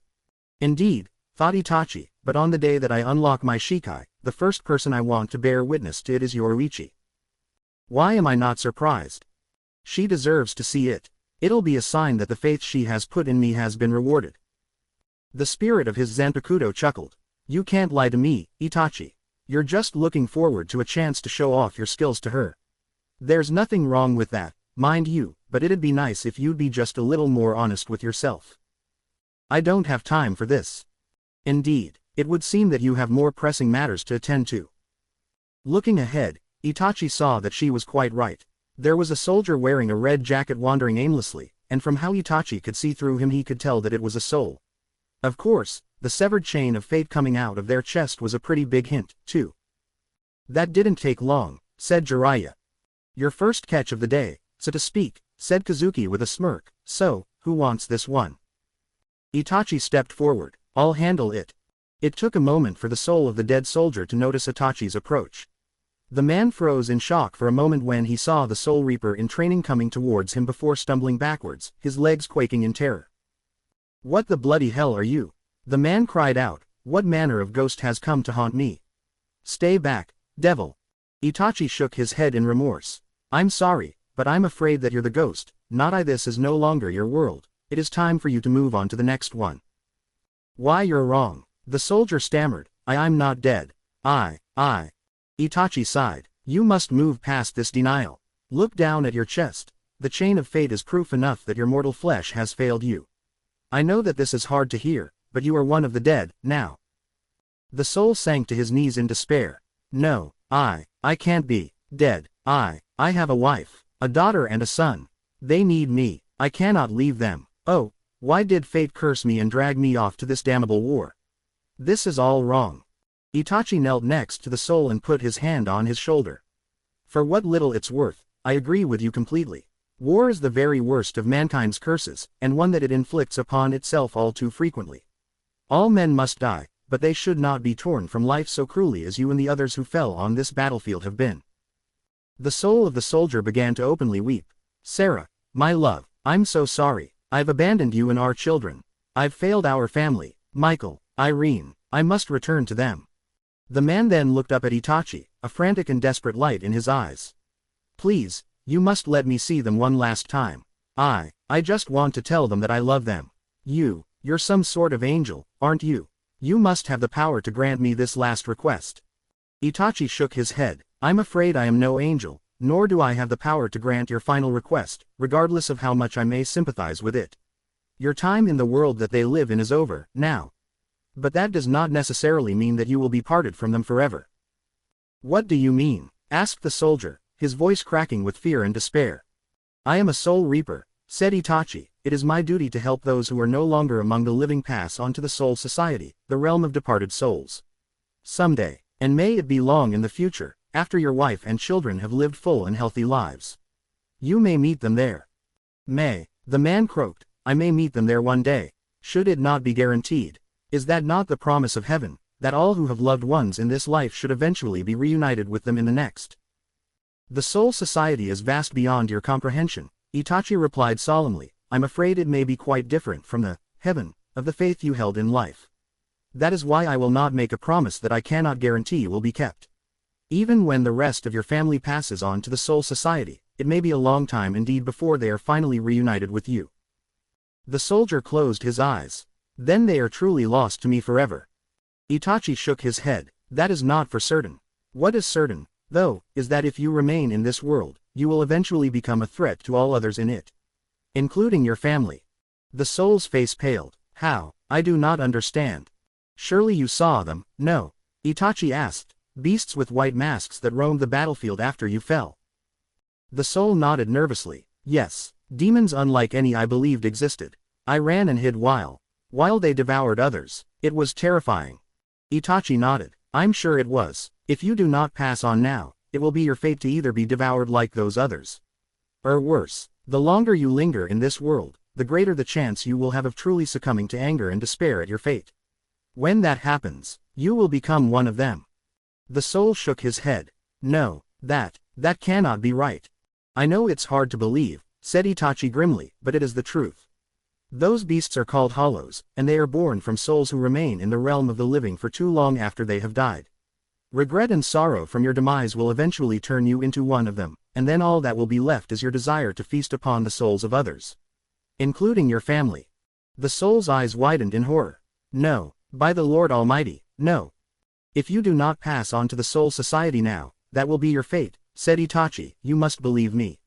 Surely, you do not wish to become a threat to those that you hold dear." The soul shook his head, resignation finally sinking in. "No, I do not." "Very well, then, let's get on with this." Itachi drew his zanpakuto, causing the man to jump in fright. In order to reassure the soul, Itachi lowered and then redirected the blade so that only the bottom of the hilt was facing the soul. "Don't be afraid," he said, "death is not the end. Far from it, it is only the beginning. One life has ended, but another is about to begin. Trust me, I've been down that road myself, and I still walk it today." The soul looked surprised. "Wait a moment, do you mean?" Itachi nodded. "Yes, I died, and when I was reborn into the soul society I was given the chance to start anew. I chose the calling of the soul reaper, to help bring souls like yours through to the other side so that you may begin the same journey as I did. Who can say where your path in the soul society will take you? If you have courage, strength, and a little something extra, you may find the life of a soul reaper calling for you. My role is only to set you on the path. Once you arrive in the soul society, where your journey takes you is your decision." He then tapped the hilt of his zanpakuto against the soul's forehead. "Ride the wheel and be reborn anew. Farewell." A brilliant blue light engulfed the soul before it dissolved into a stream of tiny flakes of energy. As the fallen soldier passed on into the next life, Itachi heard his voice on the wind. "Thank you." He was a bit surprised to hear clapping behind him. He'd gotten so wrapped up in helping the soul of the fallen soldier find peace that he'd completely forgotten about Jiraiya and Kazuki. Both men were smiling when he turned around, the light of approval clear in their eyes. "Well done," said Kazuki. "As far as beginners are concerned, that was about as good as you could get. That little benediction at the end was a nice touch." Jiraiya nodded. "Do you mind if I steal that one? I think it's as good a send-off to give a soul as any other." "Do as you will," Itachi replied. "You'll get a chance for it soon enough." "Jiraiya," said Kazuki, "let's get a move on. There are plenty of souls left here that need to be put to rest, and it's our job to find them all and send them on their way." "Excellent work, Jiraiya," said Kazuki with a smile as the student completed the kanso. The legendary Sanin nodded as the soul he'd just attended to vanished into a stream of brilliant blue-white light. "Thanks, that was surprisingly more satisfying than I imagined it would be." "I know what you mean," said Itachi. "It may be one soul at a time for us, but it really does feel like we're making a difference with helping these fallen soldiers find rest. Well, for every one of them that we send along their way, That's one less hollow for us to deal with, Kazuki replied. Most students and fresh soul reapers tend to view hollow slaying as our greatest purpose, but that's a rather short-sighted view. It's true that hollows are a menace, but the reason they're created in the first place is because people have died with regrets and can't find their way to the soul society on their own. By being proactive in seeking out those souls and performing the Kanso, we not only protect those souls from hollow attacks and keep them from becoming hollows themselves, but we also indirectly protect our fellow soul reapers by making sure that they won't have as many hollows to face in the future. There are far too many as it is, said Jiraiya grimly. That's the impression I've gotten from our education so far, anyway. Itachi nodded. Indeed, having a realm like Hueco Mundo to retreat to doesn't help matters. Kazuki sighed. Ah, yes, the hollow world. The home of our enemies, and yet it's always been beyond our reach. It's sad to say that the same is not true the other way around. As the two of you found out the hard way. Jiraiya chuckled. The memory of that fateful hollow attack 3 years ago was never far from his mind. You've got that right. Is Hueco Mundo truly beyond us? Asked Itachi as Kazuki continued to lead him and Jiraiya in search of more souls. I have a hard time believing that no one's ever tried to create some means to get there. Kazuki smiled. Well, the only way we know for sure to get there is through a Garganta, which is something that only hollows can create. That being said, there's no law stating that things have to stay that way. Jiraiya raised an eyebrow. What do you mean? Studying Kido theory is one of my many hobbies, said Kazuki, and I've always wondered if it might be possible to use Kido to replicate a Garganta. Itachi's eyes widened. Is that really within the realm of Kido? Kazuki smirked. Hypothetically, yes, Shino Academy really just scratches the surface as far as your Kido instruction is concerned. The spellcasting arts are really far more versatile than your classes let on. Kido's got potential applications beyond blasting hollows, putting up barriers, and healing people. Once you study it in depth and come to a deeper understanding of its true nature, you realize that it could become a key to a multitude of problems if harnessed and manipulated in the appropriate manner.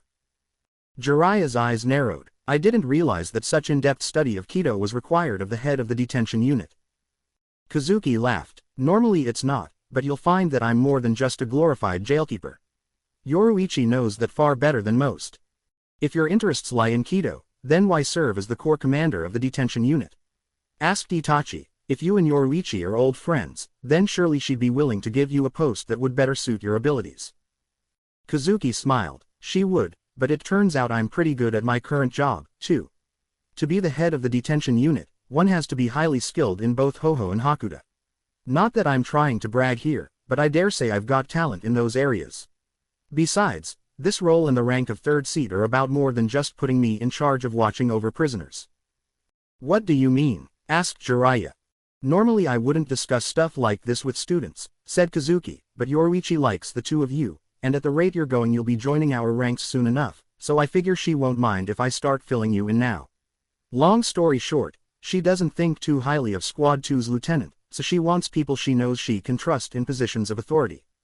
Being third seat gives me considerable influence in the division and makes it easier for me to help her implement her policies. Itachi's brow furrowed as he recalled the meeting with some of the other captains Yoruichi had taken him and Jiraiya to after the academy entrance examinations. Her lieutenant was imposed on her due to noble family politics, right? Kazuki nodded. That's right. Muranoshin Omeda might be able to use Shikai, but trust me, that's really his only qualification for the role of lieutenant. He lets his family's wealth go to his head and keeps forgetting that, as far as the nobility's concerned, his clan is actually a minor one.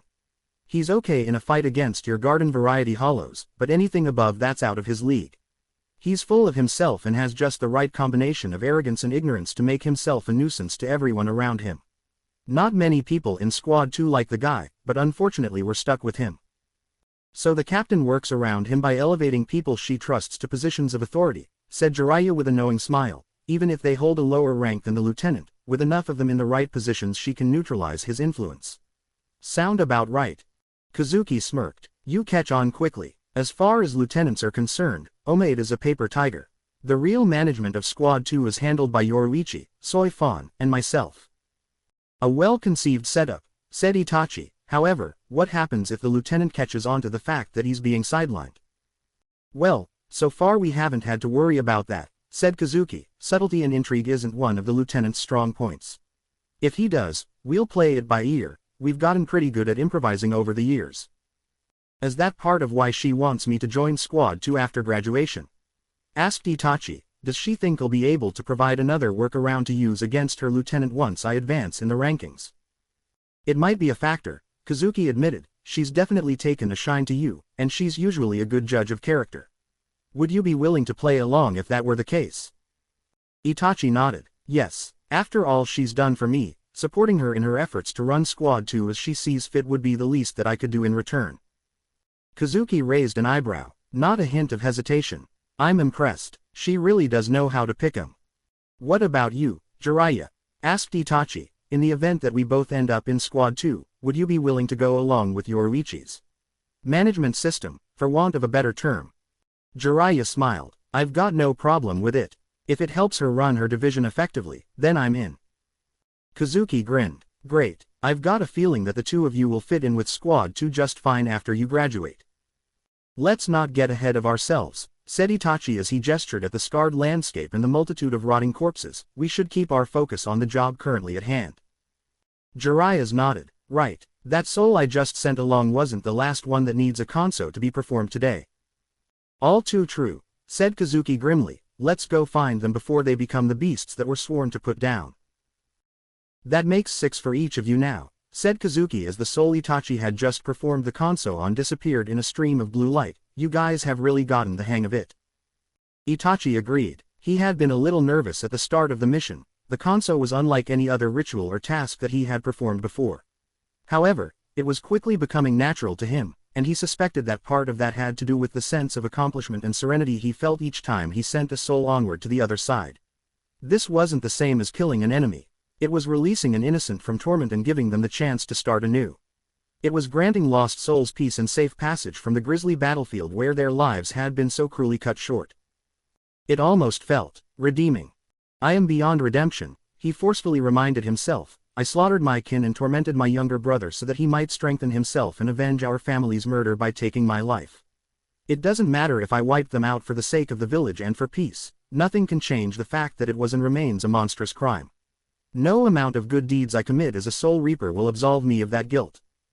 Yet you strive for that absolution just the same, said the spirit of his Zanpakuto.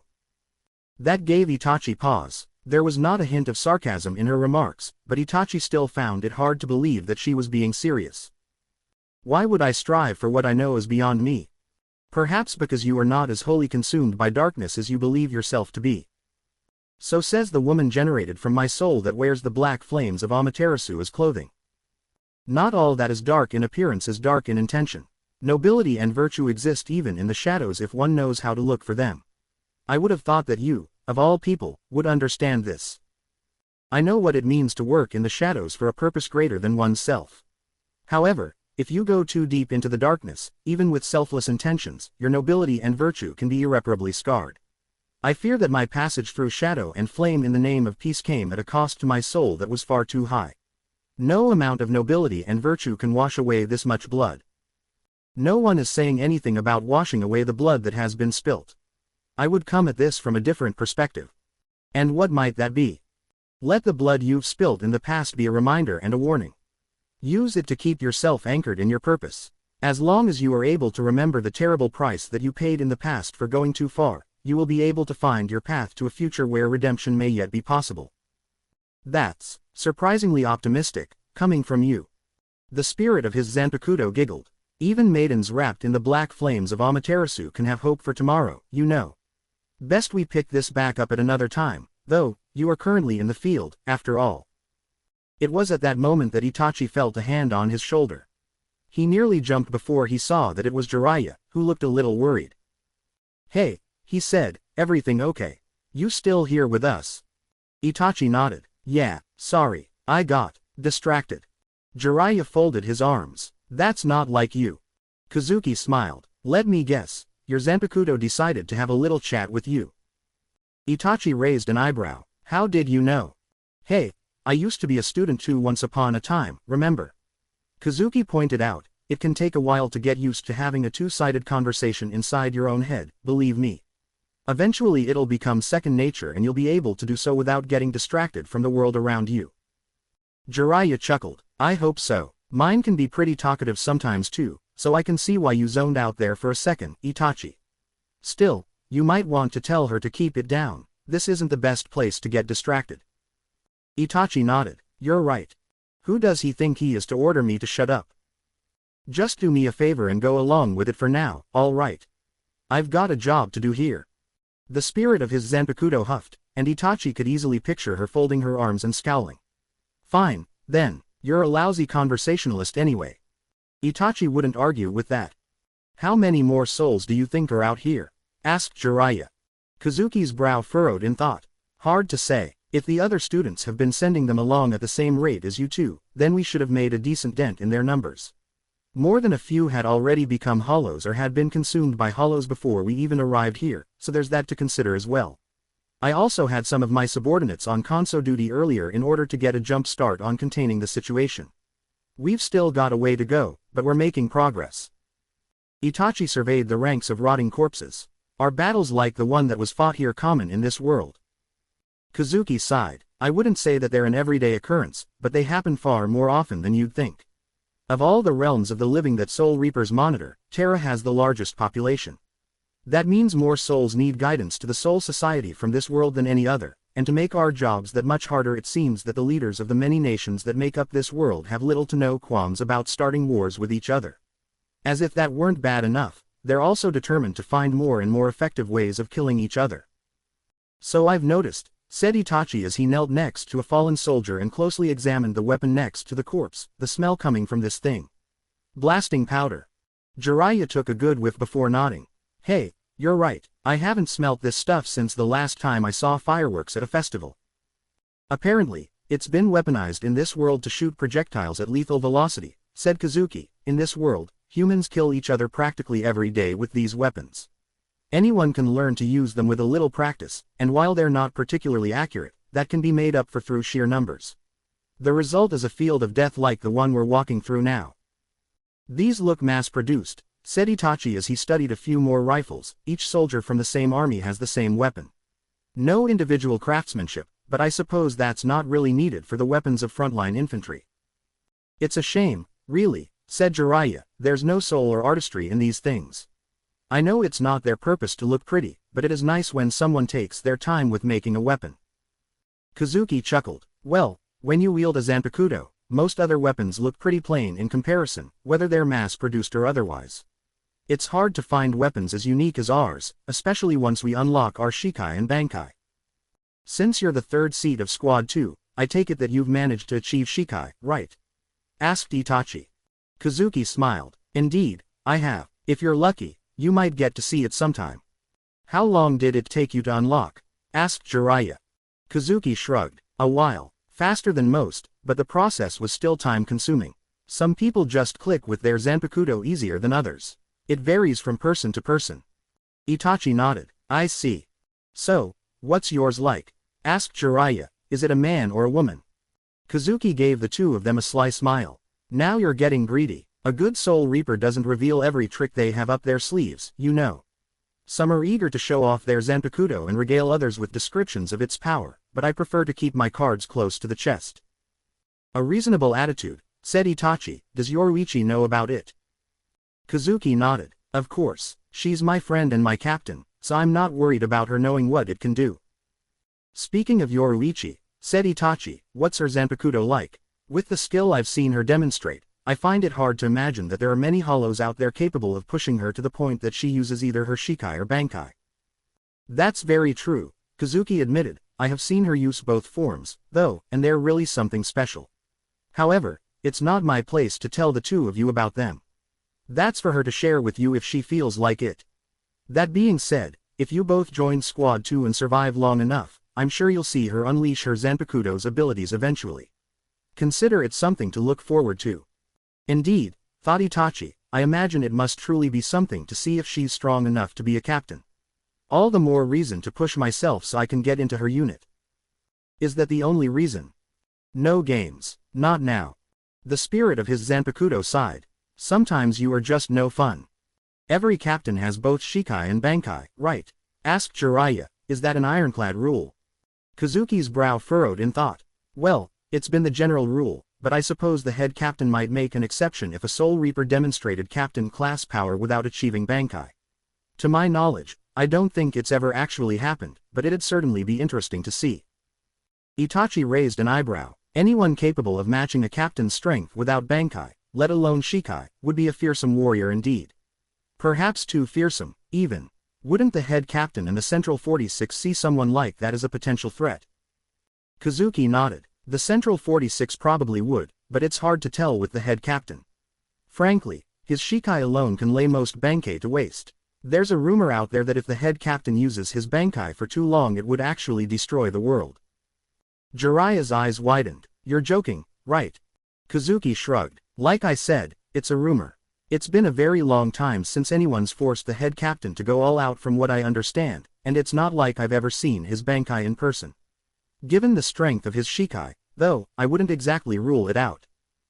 If he's that powerful, then what's stopping him from ruling over the Soul Society directly? Asked Itachi. The Central 46 are judges, not warriors. It's not like they could stand against him if he decided to seize the reins for himself. There is the Royal Guard, Jiraiya countered. They should be able to stop him. Right. Kazuki smiled. Hard to say. Every member of the Royal Guard's a former captain, so they're not pushovers. However, they don't leave the royal realm very often. Even if they did, I honestly don't know if they'd be a match for the head captain. In terms of raw power, he's in a class by himself. Then if there's no meaningful check on his power, what has kept him from ruling as a dictator? Itachi pressed. The head captain's his own check and balance, Kazuki answered. What do you mean? Asked Jiraiya. You could consider the head captain to be the human embodiment of conviction, Kazuki replied. His belief in the laws and customs of the Soul Society is absolute, and he follows them without fail. He also possesses greater loyalty to the Soul Society than anyone else in the 13 court guard squads. Everyone knows that he would sacrifice both himself and all of our divisions in service to the Soul Society without a second thought. So it's through conviction and dedication to duty that keeps him from assuming the power to rule. Then, said Itachi, is that really enough? Kazuki shrugged. Well, he hasn't assumed absolute power, and he's had plenty of opportunities to do so. If he hasn't taken over the Soul Society over the past 2,000 years, then I think that tells you quite a bit about the kind of man he is. Itachi nodded. That's true. If nothing else, it shows a great deal of respect towards order and tradition. Jiraiya smiled. He might be a stiff old man, but it seems like his heart's in the right place. Kazuki nodded. You could say that. He's stern and unyielding, but he's got a strong sense of honor and justice. He'll enforce the letter of the law even when it might cause him personal difficulty, and he doesn't play favorites. The high noble clans know better than to mess with him, and it's thanks to that deference that the 13 court guard squads aren't at the mercy of their whims. The nobles can and do exert influence, but they all know better than to cross the head captain. He keeps us united in our purpose, and that's no small feat when you consider just how large of an organization we are. Itachi's eyes narrowed. He's led the 13 court guard squads since their founding, right? What happens if he steps down, or is incapacitated? Kazuki looked concerned. To be honest, I don't think anyone's really given that much consideration. The head captain's very presence has become something akin to a law of nature. His role as our commander is treated the same way as the sunrise and the sunset, something that cannot be challenged. Jiraiya folded his arms. He's not immortal, though. I mean sure, souls live for far longer than humans do in the realms of the living, but even then, they eventually die and go back into the reincarnation cycle. The head captain can't avoid that fate forever. There must be some sort of succession protocol, said Itachi, slightly worried at where this conversation was heading, right? Kazuki sighed. I'm not an expert in all of the Soul Society's laws, but off the top of my head, I don't think there is. And no one considers that to be a problem? Asked Itachi, exerting considerable effort to keep the incredulity he felt from his voice. Kazuki chuckled. Well, not everyone's as forward-thinking as you. I don't think that you have to be a forward-thinking individual to consider something as simple as a succession protocol, Jiraiya pointed out. That seems like something that should be pretty standard fare for any military organization. And the 13 court guard squads are a military with a mission that's more important than that of any other armed force in all of existence, Itachi pressed, maintaining the balance of souls, keeping the hollows in check, and preventing the apocalypse that could ensue if something went wrong. There is no more vital mission than that. For the 13 court guard squads to not have a clear procedure for succession in the event of the head captain's fall from the scene is blatantly irresponsible. Kazuki shrugged. For what it's worth, I'm not arguing with you. Those are all completely valid points that the higher-ups really need to give greater consideration than they have been over the years. The problem is that both the Soul Society and the 13 Court Guard squads are organizations that place an incredibly high level of importance on tradition, and since the latter's founding the head captain's been woven into the very heart of that tradition. It can be as stubborn and rigid as the old man himself. Well, then they need to find a way to make themselves more flexible, Jiraiya argued. That level of rigidity is not a trait that lends itself to long-term survival. Kazuki nodded. You're right about that. They were suddenly interrupted a blood-curdling call. The hairs on the back of Itachi's neck stood up. He immediately recognized that cry. After all, he'd heard it before over 3 years ago. Itachi instantly drew his Zanpakuto, and Jiraiya and Kazuki did the same. A hollow. Additional cries rang out, their tones slightly varying but still similar enough to belong to the same species. Itachi's eyes narrowed, and the expressions of his companions became equally grim. More than one, said Kazuki. I thought your advanced team had cleared this area out, said Jiraiya. Kazuki nodded. We had, but that doesn't mean that new hollows can't show up. This is still a fresh battlefield, after all. There are plenty of scraps left for them to hunt down, and of course there's us as well. What should we do? Asked Itachi. Kazuki studied him and Jiraiya for a moment, and Itachi didn't like the look in his eyes. Well, normally I'd say we regroup with the others. However, from the sound of it, it seems that this particular group of hollows isn't all that far from our position. In fact, we're probably the closest to them out of all the Soul Reapers and students in the area. Isn't that all the more reason for us to pull back and regroup? Asked Itachi. Kazuki smiled. If you two were a normal pair of students, I'd say yes. However, I think it's been pretty well established by now that you two aren't normal students, even for the advanced track. We're not the only ones who would have heard those hollows. I'm willing to bet that Yoruichi's aware of them, too. She'll make sure that the rest of the students are well protected, but I don't think that we need to be quite as careful when it comes to the two of you. If that's how you feel, then what did you have in mind? Asked Jiraiya. Just a little bit of reconnaissance, Kazuki replied. What do you say? Are you two up to go spy on some hollows? Itachi knew that he should refuse, but part of him actually wanted to go along with it. After all, what better training was there than actual field experience? After a moment he nodded.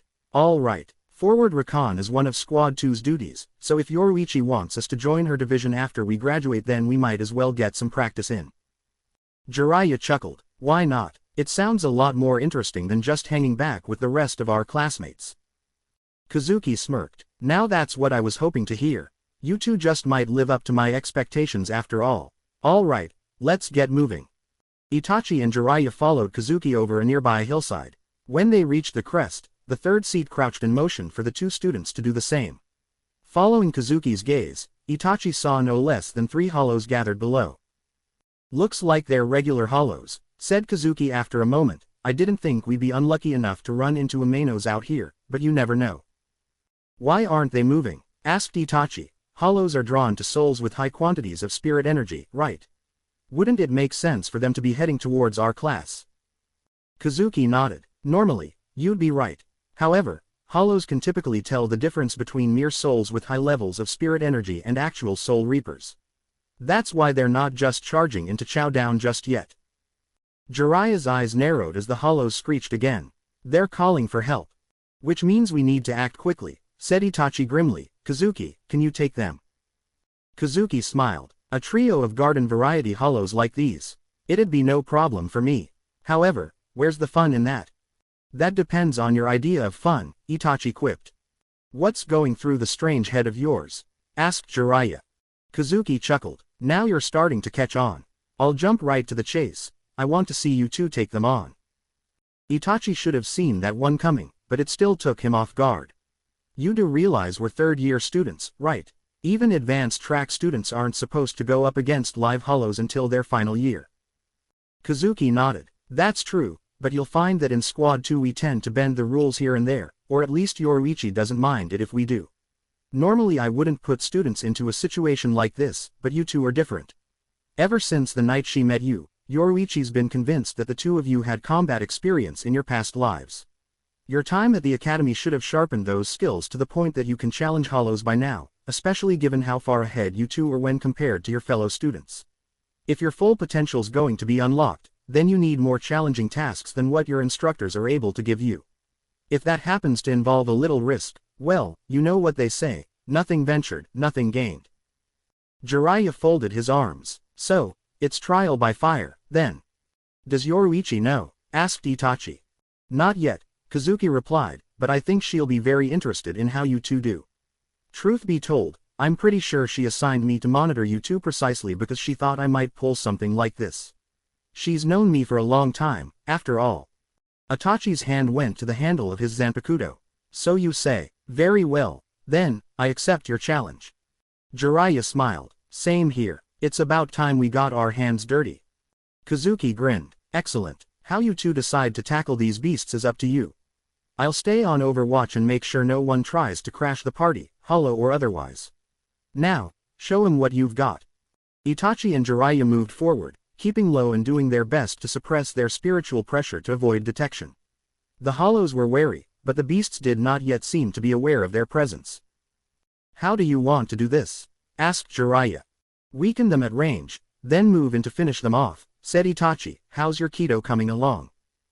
About the same as yours, Jiraiya replied, just need to keep enough distance to make sure the incantation's complete before the hollows can get to us. Itachi nodded. Right, what do you think? Number 33. Jiraiya smiled. 2 blasts at once, I'm game. The two of them raised the palms of their right hands, aiming them at the trio of hollows as they commenced the incantation in unison. Ye Lord, mask of flesh and bone, flutter of wings, ye who bears the name of man. Truth and temperance, upon this sinless wall of dreams unleash but slightly the wrath of your claws. Hado 33. Sokatsui. Twin blasts of blue-white energy flew forth and engulfed the hollows. None of the beasts fell, but all 3 were burned and scarred by the wave of power that had slammed into them. They were dazed and disoriented, which meant that now was the perfect time to move in for the kill. A single flash step brought Itachi and Jiraiya right into their midst, and the 2 students wasted no time in drawing their Zanpakuto and carving into their foes. Itachi leapt onto the shoulders of the closest hollow before thrusting his blade right through the back of the beast's head.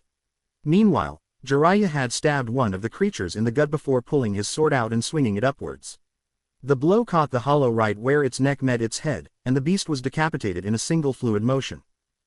The third and final hollow was slightly larger than the others, and by the time Itachi and Jiraiya had dispatched its 2 companions it looked like it had shaken off the shock of their initial Keto strike. It was scorched and seared, with wisps of smoke still emanating from its skin, but its eyes were locked on Itachi and Jiraiya, and it looked quite angry. The beast swung about wildly with its claws, forcing the 2 students to pull back for some breathing room. Jiraiya smirked. I think we made it mad. Itachi nodded. Indeed. Take the left. I'll go right. The 2 men charged back in, determined to put their foe down like the rabid monster it was. The hollow's claws were long and sharp, and it had a clear advantage in reach over the students, but its movements were slow, and its bestial fury actually made it easier to predict and counter. Ducking low to avoid a vicious swipe, Itachi then swung his Zanpakuto up and took the hollow's right arm off at the elbow. At the same time, Jiraiya thrust his sword into the left side of the creature's abdomen. The beast fell to its knees, howling in pain. Together, the 2 students raised their swords for the coup de grace, thrusting them straight into the hollow's head. As the creature dissolved they heard applause coming from behind them. Turning around as they lowered their blades, they saw Kazuki approaching them, and he looked rather pleased with their handiwork. Well done, he said with a smile, a lot better than I was expecting, really. You two really have a knack for this. Jiraiya smiled as he sheathed his sword. Coming at it with the proper training and the right weapon makes the job a hell of a lot easier than the first time we took on one of these things. Itachi nodded. I have no desire to sound arrogant, but, well, it was easier than I thought it would be. Kazuki laughed. You sound surprised. I don't think you two have fully comprehended yet just how far you've come in 3 years. I'm sure your instructors have heaped praise upon you, but I'm willing to bet you've grown numb to it with the passage of time. The only way at this point for the 2 of you to truly understand where your training has taken you now is for it to be put to the test outside of the classroom, and you've passed your first test with flying colors. Itachi was about to respond when a series of familiar cries rang out. Turning around, it didn't take him long to spot the source. Additional hollows had come calling. 5 of them this time. It seems we're celebrating prematurely, he said as he drew his sword again. Yeah, said Jiraiya as he did the same, we don't have the element of surprise this time. What's the plan? Kazuki smirked as he unsheathed his zanpakuto. Why don't you two take a break? You've put in your share of work for the day, let me handle these guys. Are you sure? Asked Itachi. You're really going to take them all on by yourself? Said Jiraiya with a hint of incredulity. Don't forget who you're talking to, Kazuki replied, I'm the third seat of Squad 2. I'm more than just a glorified jailer, you know. Here, let me give you a demonstration. The man suddenly disappeared, and it was only thanks to Itachi's training that he was able to pick up Kazuki's presence again before the Soul Reaper was amongst the hollows.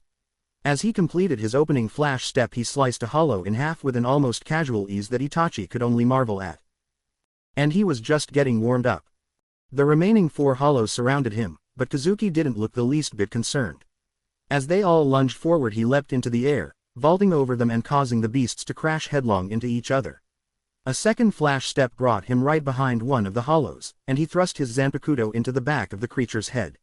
The 3 surviving hollows rounded on him, ready to tear him apart with their claws and teeth. They never got the chance. Kazuki's sword was little more than a silver blur, decapitating one hollow and impaling another straight through its mask in the blink of an eye. The final hollow didn't get as mercifully quick an exit. Kazuki cut off its legs before flipping his sword over to his left hand and stretching out his right. Hado 33, Sokatsui. It was the same spell that Itachi and Jiraiya had used before, but only in name and type. The blast of blue-white energy that ripped forth from Kazuki's palm was at least twice the size of what the 2 former shinobi had been able to conjure, and that was without the spell's incantation. Also, unlike the scorch marks that Itachi and Jiraiya's attacks had left on their targets, Kazuki's spell disintegrated the hollow outright. Itachi could only imagine just how powerful the blast would have been at full strength. So this is the strength of a seasoned officer, he thought. I can't believe he was able to muster that level of power with no incantation. Next to him, he heard Jiraiya whistle. Now that's what I call some fireworks. Itachi nodded. That's certainly one way to put it. Kazuki smiled as he approached the 2 of them. Well, that was a nice little bit of exercise. Always good to keep one's skills sharp and all. I'd say that they're more than sharp, Itachi replied. You've certainly earned your rank. Jiraiya chuckled. Indeed, that was quite the show you put on. I'm almost embarrassed by how we did in comparison. Kazuki shook his head. Don't be. You 2 are still students, after all. What you're capable of is still far ahead of anything that anyone else in your class can do, so don't sell yourself short. Remember, you're only halfway through your academy years. By the time the 2 of you graduate, I can only imagine what the 2 of you will be capable of. I'm not the only one looking forward to that day. I know that Yoruichi's absolutely dying to snatch up the 2 of you before any of the other captains get a chance come graduation. Speaking of Yoruichi, shouldn't we report back to her? Asked Itachi. I'm pretty sure an encounter with hollows on our Kanso exercise is something that she'll want to hear about. And you want her to hear about how well you did in the fight. Don't bother denying it. Shut up. The spirit of his zanpakuto was silent, but that didn't matter. Itachi could easily picture the satisfied smirk that must have been on her face. Kazuki nodded. I think you're right. She might give me free rein in situations like this, but she does like to be kept in the loop. Well, let's get a move on. We may have dealt with this batch of hollows, but there's always the chance that more could come. As fun as it might be to see you 2 go at it with them again, I think I've worked you both enough for one day. Yoruichi smiled as she saw Kazuki leading Itachi and Jiraiya towards the main group. Her third seat had taken his sweet time, and she had a feeling it had to do with the sudden cessation of hollow cries. If I had to guess, I'd say the boys had a little fun with our uninvited guests, she mused. I'd expect nothing less from Kazuki. I can't wait to get the details. She folded her arms and smirked as her friend approached. Nice of you 3 to finally join us. Done taking in the sights, Kazuki. Her third seat chuckled, in a manner of speaking. Sorry about the delay, but we had to deal with some pests back there. I see, she replied. Well, since you 3 don't look any worse for the wear, am I safe in assuming that things went well? Kazuki smiled. Very. Lady Yoruichi, said Soi Fan, forgive me for interrupting, but we really should get the students out of here. We have no idea how many more hollows may be out there. Yoruichi nodded. Agreed. How many did you 3 have to deal with? 8 in total, said Itachi. We spotted no sign of enemy reinforcements, but they could be lurking just out of sight. I'd hate for our exercise to be cut short early, said Jiraiya, but there is that old bit about discretion being the better part of valor to consider. True, she thought, but if the rest of your classmates were gone and it was just you two here, I'd be tempted to let you stick around and see what you can do. I guess I'll just have to settle for getting Kazuki's report later this time. We've put a pretty good dent in the number of souls that were wandering around here, Kazuki chimed in. My team should be able to manage things from here if you want to get the students back to the academy. All right, said Yoruichi, I know it's earlier than we'd originally planned, but I think everyone got in a decent amount of practice today. Next time we take you all into the field, we'll try to find a less volatile spot. For now, let's head home. Soy Fawn. Already on it, Lady Yoruichi, her bodyguard replied. Indeed, her zanpakuto was already drawn, and a moment later Soy Fawn thrust it forward. She then turned the blade so its edge ran parallel to the ground, and a second later there was a flash of light as a rift appeared in the air. A set of rectangular sliding doors appeared and opened up, and behind those were another set of doors, this time forming. Visi was the teasing nickname that the legendary Sanin had developed for the young woman who would have been at the top of the advanced track student rankings were it not for himself and Itachi. Her full name was Visilia Draken, and she was none other than the niece of Squad 10's captain, Reagan Draken. A rather tall woman with a slender yet athletic frame, she was quite easily the most popular female student in their class. It wasn't hard to see why. Her fair complexion, exotic violet eyes and long, silver blonde hair definitely made her stand out in a crowd, but she was more than just a pretty face. Like every student in the advanced class, male or female, she had demonstrated great aptitude for the Soul Reaper arts, and despite, or perhaps because of, her hailing from one of the 5 great noble houses, she was a very hard-working girl, putting impressive effort into both her academic and physical studies. Her gifts were considerable, and Itachi had no doubt that she'd go far once she graduated from the academy. Unfortunately, it had become readily apparent that, going far, wasn't enough for Visilia. It hadn't taken Itachi or Jiraiya long to tell that she was gunning to make herself the standout student in the advanced track, but from the moment the entrance exams had taken place the two former shinobi had stolen her thunder. It was the two of them that had been invited to meet the captains reviewing the exam scores, not her, just as it was the two of them who had consistently stolen the top spots in the rankings ever since beginning their education at the academy. You'd better keep your guard up, said Jiraiya with a smirk as he redoubled his attack on Itachi. She's got fire in her eyes today. Hell, she might just call you out in the challenge fights later. What makes you think she won't challenge you instead? Asked Itachi as he countered and seized the initiative. She hasn't called either of us out in years. No one has. Please, Jiraiya replied, it's written all over her face.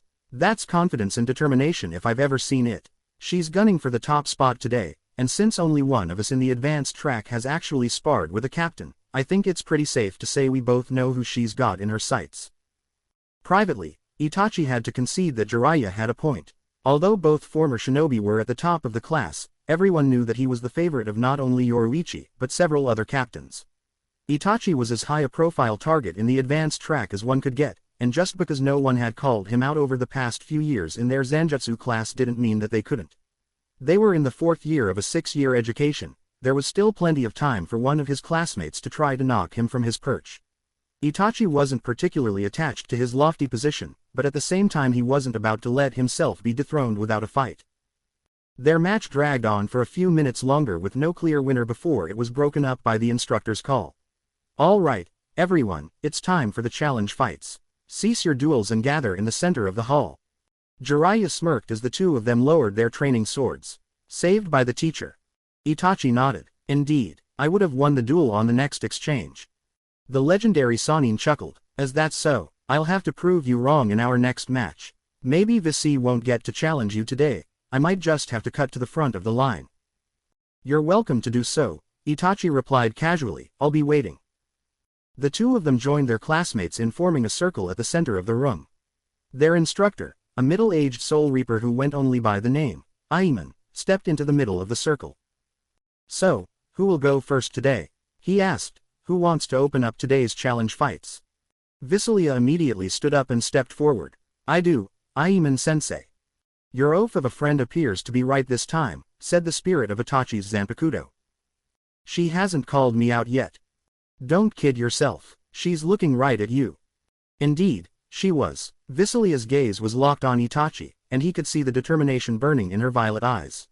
She wanted a fight, there was no doubt about it. I challenge Itachi Uchiha, she barked. A collective gasp went through the assembled students, with the exception of Itachi and Jiraiya. The sage had a satisfied smirk on his face. Itachi was sure that it was taking every ounce of restraint the man had to keep him from rubbing it in that he had called this one perfectly. I'm never going to hear the end of this. It'll be even worse if you decline her challenge. What's your move? What do you think? The dice have been thrown, so I'll put my stake on the table and play her game. He was sure that the spirit of his weapon was smiling. Good. Itachi stood up and nodded. I accept. Aiman looked back and forth between the two of them for a moment. Are you sure about this? Absolutely, Visilia replied firmly. If she insists, said Itachi. The instructor stepped back as the two of them faced off. Visilia was glaring daggers at him, and Itachi idly wondered if he'd inadvertently done something to piss her off. Women were never my strong suit. You don't say. No quips, not now. Killjoy. There were no pre-fight taunts or gestures from his opponent. The look in her eyes was enough to tell Itachi that she was all business. She clearly had a great deal invested in this fight, and she'd likely been planning it for some time. Itachi would have to keep his guard up. She'd had plenty of chances to observe his fighting style over the past 4 years, after all. Aiman raised his hand. Ready, 3, 2, 1, begin. Visilia made the first move, lunging forward like a pouncing lioness and bringing her blade down in a hard overhand strike. Itachi raised his sword to block the attack and was surprised by the strength behind the blow. She never struck me as a power fighter, he thought as he fended off her subsequent strikes. Her physical strength has improved considerably, though. She's been putting in some serious extra training. Her moves were swift, and her strikes flowed with a gracefulness that belied the might behind them. She was aggressive and confident, traits that Itachi could certainly admire even as he was on the other end of them. If nothing else, Visilia was clearly determined to make him work for his win today, and Itachi was willing to oblige her. He had an opening to counter and take the offensive, but Itachi declined it. He was curious as to just how far she had come since the last time she had challenged him, so he decided to content himself for the moment with simply deflecting her attacks and studying her form. Itachi continued to backpedal, altering the angle of his retreat so that he wouldn't get forced into a corner and allowing himself flexibility with his defense. When he didn't outright block or parry a blow, he would duck and roll beneath it, coming back up just in time to contend with her next assault. From the way Visilia intensified her attacks, it was apparent that she had caught on to what he was doing, and she wasn't happy about it. Take this seriously, Itachi. I won't accept you holding back on me. Attack, damn it, what are you waiting for? Timing is everything, Itachi replied calmly as he redirected her thrust. You ought to know, is that not why you've waited until now to challenge me? She didn't say anything, but from the way she was gritting her teeth Itachi knew that he was getting on her nerves. It wasn't his intention to do so, but if his opponent was going to let herself get riled up, then Itachi wasn't above exploiting that. How ruthless of you. You disapprove. Quite the contrary. He continued to play defense, allowing his foe to further irritate herself and expend valuable energy. Her blows rained down hard and fast, but by keeping himself calm and centered, Itachi was able to withstand the assault. She was head and shoulders above the other students in the advanced track with the exception of Jiraiya and himself, but her pride was a critical weakness. Itachi rolled to the side as she brought her sword down in a vicious overhand strike. Coming back up and brining his weapon into guard position in a single fluid motion, he deftly parried her follow-up attack. Her next sequence of strikes was swift and precise, but her anger was costing her. She was unconsciously broadcasting her intentions, making it a relatively simple matter for a fighter as experienced as Itachi to read her moves and react accordingly. She has talent. It's a shame that her jealousy of your prominence is undermining it. No matter. That's just one more weakness for us to take advantage of. She must learn to master her emotions and not let them override her judgment. Once she accomplishes that, I imagine her true potential will be quite impressive. Yes, but that is for her to realize. You are not her teacher. Your task here and now is to crush her and defend your position at the top of the hierarchy. Not the way I would put it. Defeat her, yes, but not crush her. She can still learn and grow. Besides, I don't care about the hierarchy of our class, and I will not demoralize and humiliate a fellow student simply to assert dominance. You're too soft. Itachi didn't bother to respond. As he deflected one blow after another, he began to seek out the opening he would need to bring this contest to a close. He tightened up his defenses, minimizing his profile and leaving no gaps for Visilia to exploit. She continued to rain down blow after blow, but Itachi detected a growing sense of desperation in his adversary. Her strikes were becoming less and less efficient as her frustration grew, Their power was now becoming a liability as she succeeded only in draining her own energy reserves in her efforts to bash down the moving barrier that Itachi's sword had become. It was when Visilia lunged forward and thrust her sword at his gut that Itachi found the opportunity he'd been looking for. Bringing his weapon low, he altered the angle of his sword so it was pointing towards the floor at a slant. As he redirected Visilia's strike, he then pivoted and whirled around, bringing himself full circle and landing a solid blow right on her back. The strike was just hard enough to knock her off her feet but do no lasting harm. At most she'd have a bruise that would fade within a few days or so. Match. Called Instructor Aiman, Itachi wins. Visilia shook her head furiously. No, I want another round. Aiman shot her down. You know the rules, Miss Draken, a student can only be challenged once per day. If you wish to fight Itachi again, then you will have to be the first one to call him out during tomorrow's session. She hung her head in defeat. Damn it. Lowering his practice sword, Itachi held out his hand. If you do wish to challenge me again tomorrow, I will accept. You fought very well, Visilia. Can you stand? She glared at him, defiance burning in her eyes. I don't need your pity, Itachi. I would never deign to insult you with pity, Itachi replied. Am I not allowed to be concerned for a fellow student? She brushed his hand aside and stood up on her own. I don't need your concern, either. Like I said, you're too soft. Perhaps, but that is my decision to make, not yours. As Visilia looked him in the eye, he could see fresh determination blazing. I will challenge you again tomorrow, Itachi, and not just in Zanjutsu. You'd best be prepared. Itachi nodded. I will, so long as you are as well. She looked like she was going to offer some harsh retort, but seemed to think better of it. Instead she simply huffed and turned her back on him before rejoining the friends she'd been sitting with earlier. What was all that about? He thought as he returned to his spot on the sidelines next to Jiraiya. Did I do something recently to anger her and she's trying to seek redress through single combat? I doubt it's anything like that. You're not the type to go out of his way to anger a woman. Then what do you propose lies at the root of this? I'm open to suggestions. Her family name, for starters. Remember, she is not only a member of the Draken clan of the 5 great noble houses, but she is also the niece of none other than Squad 10 Captain Reagan Draken. No doubt there are great expectations placed upon her as a result of her heritage. It is not enough for her to excel in the advanced track, she must challenge your dominance for the sake of her family's honor and pride. At least, I suspect that she sees things that way. Itachi had to admit that her arguments made sense. He knew a thing or two about prideful families given his background, after all, and he also knew what it was like trying to live up to the high hopes of prominent elders. Even as friction had grown between the Uchiha clan and the rest of the village hidden in the leaves, they were still a formidable family with power and influence. In that respect, Visilia's circumstances weren't all that different from Itachi's back when he was alive. Except for the part where I turned against my family and slaughtered them in a single night. He was jolted out of his musings by a friendly elbow from Jiraiya. What's eating you? Don't tell me you're actually worried about her challenging you again. You handled her pretty well today. No reason you can't pull off a repeat performance. Itachi shook her head. It's not that. I'm just not sure about how this is all going to play out. This situation could get volatile. Jiraiya smiled. Or it could be fun. You never really had a rival when you were going through your training as a kid, right? There was Shisui, Itachi replied, although that was more an instance of friendly competition, I suppose. Visilia doesn't appear to be interested in that, though. So roll with it, said Jiraiya. If she's gonna make a habit of gunning for you from now on, it'll keep you on your toes. Besides, she's pretty easy on the eyes, you could definitely have worse rivals. Why am I not surprised that you brought her looks into this?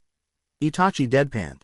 Jiraiya chuckled. Ah, you know me so well. Look, don't overthink this. Whether you wanted it or not, you've picked up a rival here. Accept it and move forward accordingly. Itachi raised an eyebrow. And how exactly do I do that? Keep training and be ready to fight her. Jiraiya answered with a grin. I'll be rooting for you, buddy. How did I land myself in this situation? Well, for starters, you died. Very funny. 1 week later. Credit where it's due, thought Itachi as he ducked a punch from Visilia. She does not give up easily. In the week since she had first challenged him in their Zanjutsu class, Visilia had been as good as her word. Not only had she challenged him every single day afterwards in their swordsmanship class, but she had extended that to their Hakuta sessions as well, and if their Kido and Ho-Ho classes had a means of allowing for one-on-one challenges, Itachi was certain that she would have called him out in them as well. He respected her determination if nothing else. She was clearly quite driven to best him, and she was putting a great deal of effort into it. During every class exercise, she was working herself harder than practically everyone else in the advanced track, and no one could deny the strides that she was making. Her skills seemed to grow more refined with each passing day, and Itachi actually found himself grateful for that. It was just another reason for him to push himself harder.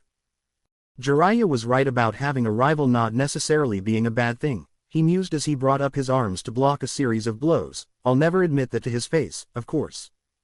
As much as he might admire Visalia's spirit, though, that did not mean that Itachi intended to let her win. If she wanted a victory over him, then he would make her work for it. The eyes of more than just their instructors and fellow students were on them. After all, the thought of the captains of the 13 court guard squads evaluating them and sizing them up was never far from his mind. Especially the captain of Squad 2. Yoruichi was a legend in the Soul Society for her skills in both Ho-Ho and Hakuda, which made Itachi all the more determined to give standout showings in those classes.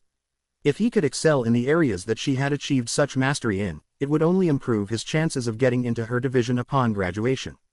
Of course, Itachi wasn't neglecting the other aspects of his studies just to get the most out of those two areas of expertise, but he was keenly aware of the emphasis that Squad 2 put on them.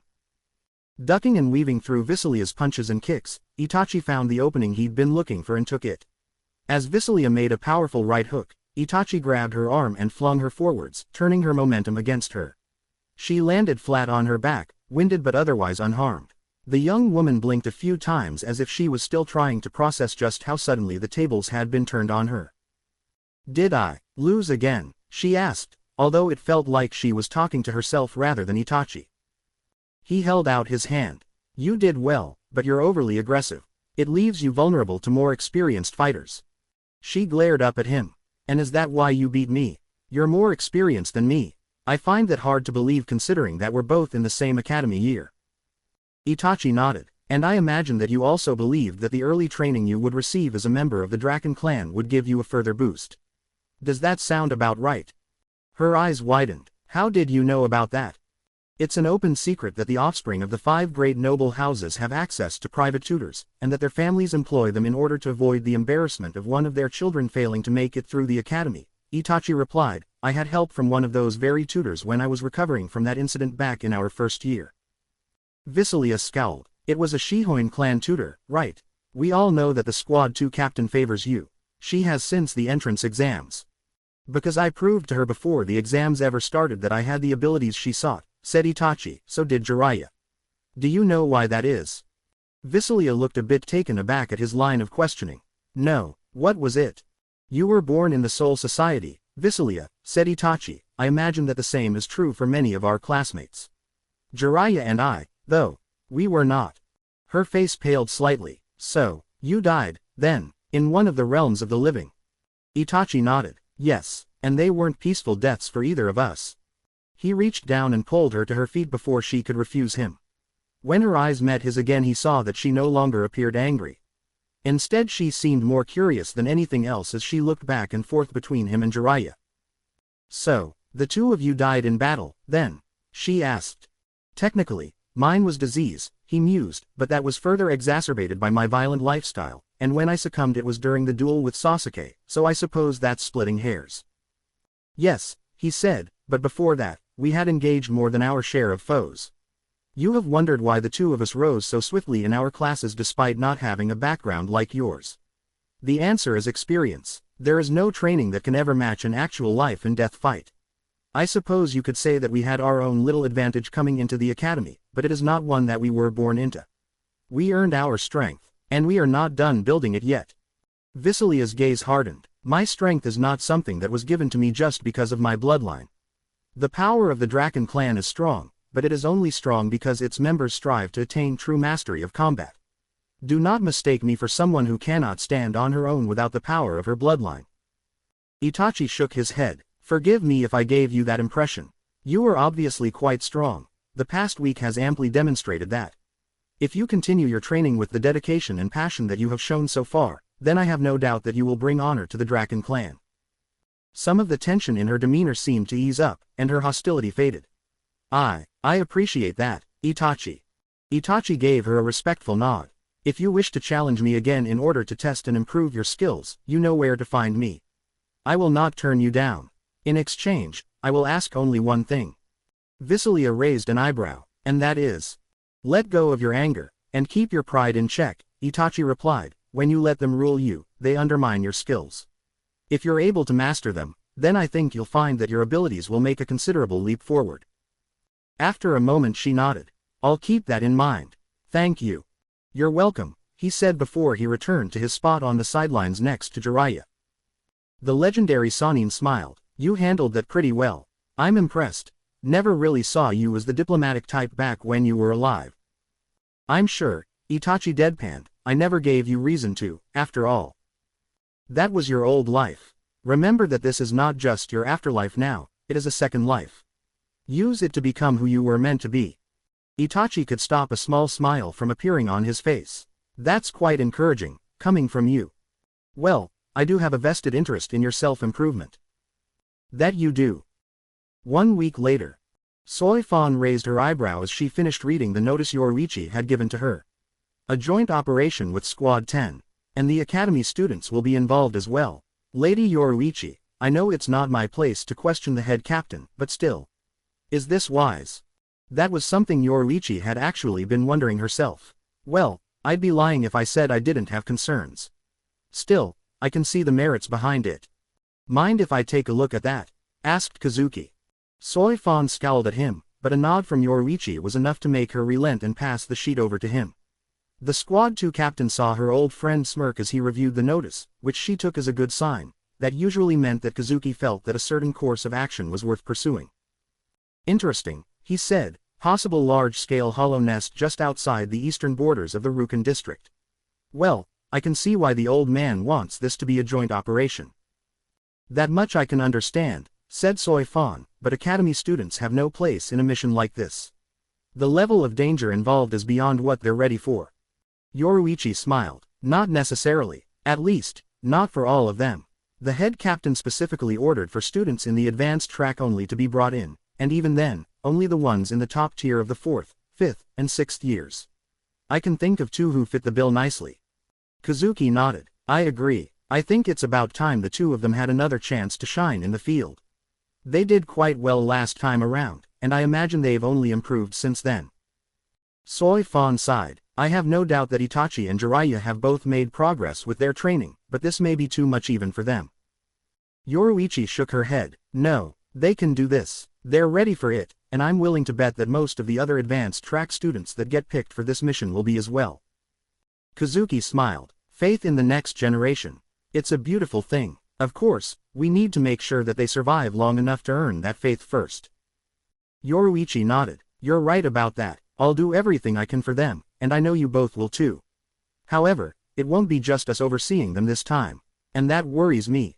Why? Asked Soi Fan. I know Captain Draken's family is a rival to yours, but you've never been particularly worried about that in the past. I'm not, she replied. Reagan, on the other hand. He might be a problem. Kazuki raised an eyebrow. What makes you say that? He has a pretty solid track record in the field. There might be some family friction there, but nothing that we can't work around. Yoruichi sighed. I'm not so sure. The Draken clan has always been prideful, and while that's to be expected of any of the 5 great noble houses, they take it a bit too far. Reagan never misses a chance to show off, and if he brings his pet along for this mission then that'll only exacerbate things. He could end up putting the students at risk. His own niece would be among them, though, Soi Fan pointed out, he wouldn't do anything to put her in danger. Would he? Yoruichi's eyes narrowed. Hard to say. I don't know how close Reagan is with his siblings or their children. I'd like to think that having a niece in the fray would act as a restraint on his more hot-headed tendencies, but it might just further feed his ego. What do you want to do? Asked Kazuki. Have you considered talking to the head captain about it? Yoruichi shook her head. This is an official order, which means the old man's not changing his mind. These are the cards we've been dealt, so we just need to play them the best we can. Besides, it won't just be squads 2 and 10. According to those orders, Squad 4 is also dispatching one of their relief teams to provide rear echelon support. If something goes wrong, at least we'll have some qualified healers nearby. It won't be the same as having Hana with us, but it's better than nothing. Soi Fan nodded. So be it. Who all do you want on this mission, Lady Yoruichi? You and Kazuki for sure, she replied. I'll round up several of our top-tier officers to cover our bases. Kazuki smirked. If they're top-tier, then that means we're leaving our dear lieutenant out of it, right? Yoruichi nodded. Yup, we're gonna have enough on our plate without Omeda strutting about like he owns the place. I'll saddle him with garrison duty. If I put him in charge of managing training drills for our reserves, we can slip away without him causing too much of a fuss.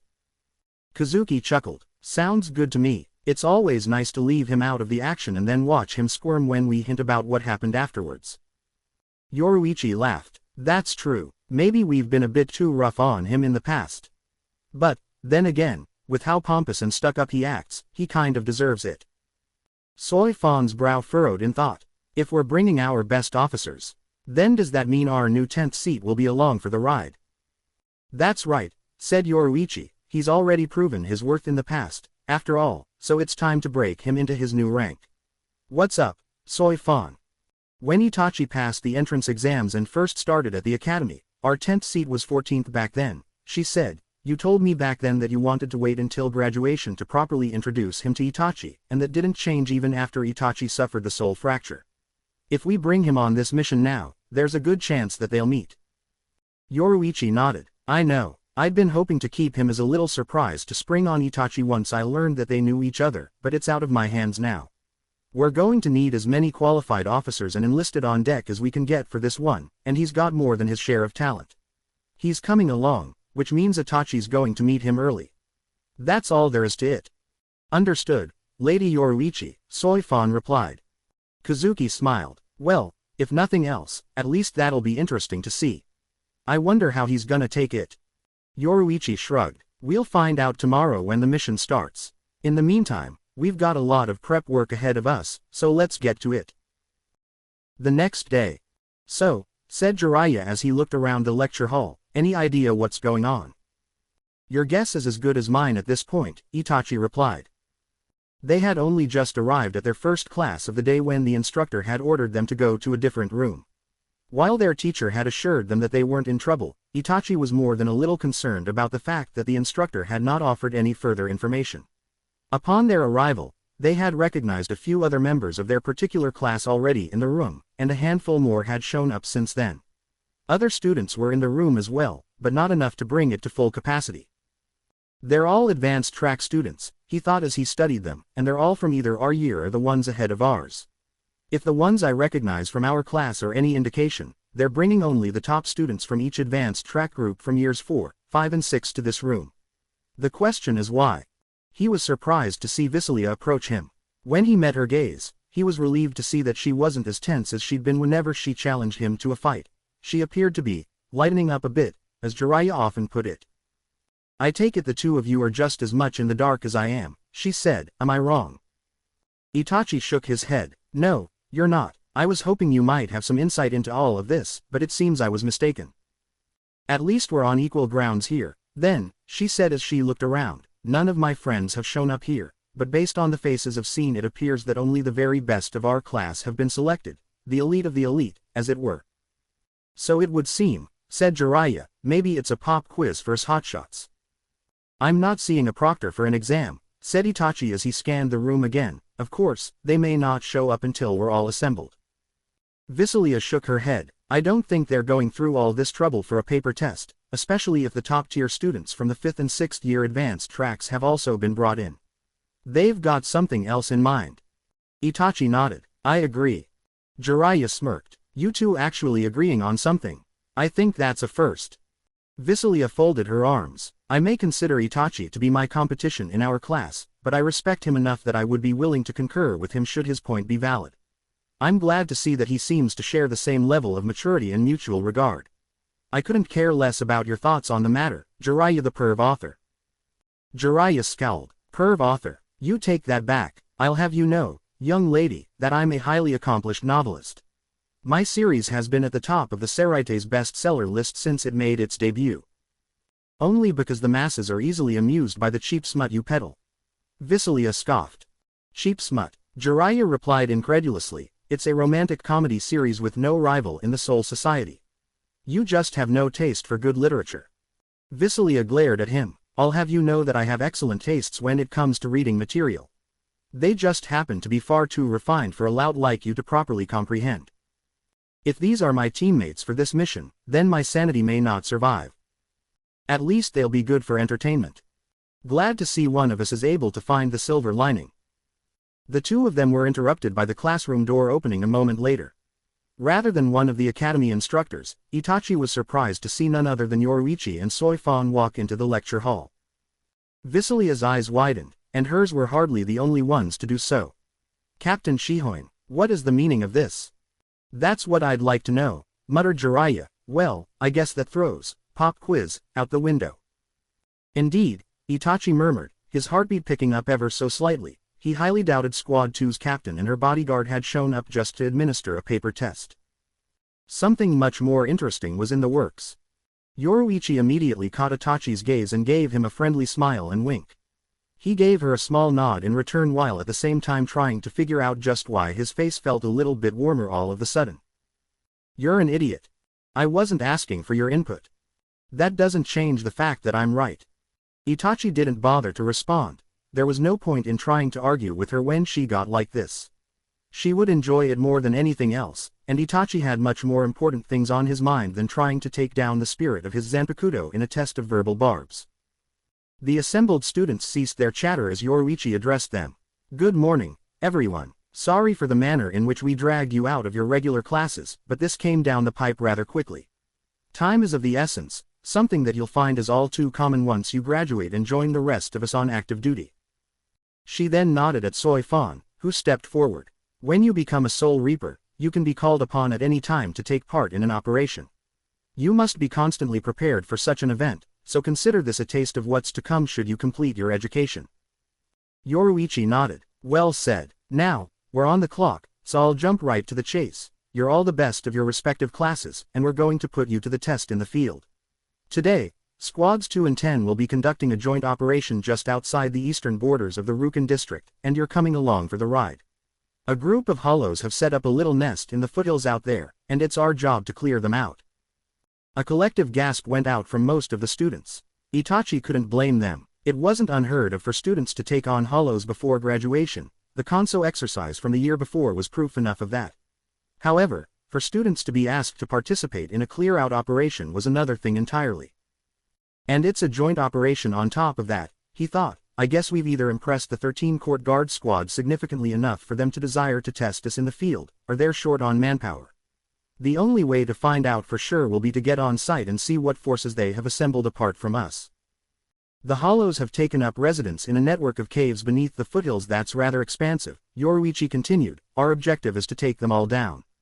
While the frontline fighters will all be active-duty Soul Reapers, there will also be reserves stationed outside the caves to intercept any hollows that attempt to flee.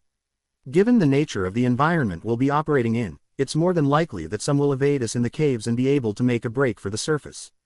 That's where you come in. You'll be operating with the reserves to hold the perimeter and make sure that none of them slip through our net. You will not be expected to act on your own, Soifan added. You will be divided up and placed under the supervision of active-duty Soul Reapers. Pay attention to their instructions, follow their lead, and you will make it through this operation alive. Yoruichi nodded. I won't mince words. This will be a dangerous mission. We'll do what we can to minimize the risk to you students, but out in the field it's impossible to guarantee complete safety. That being said, missions like this are what you all have been training for. Remember all that you've been taught up to this point, listen to the Soul Reapers that are supervising you, and you'll be all right.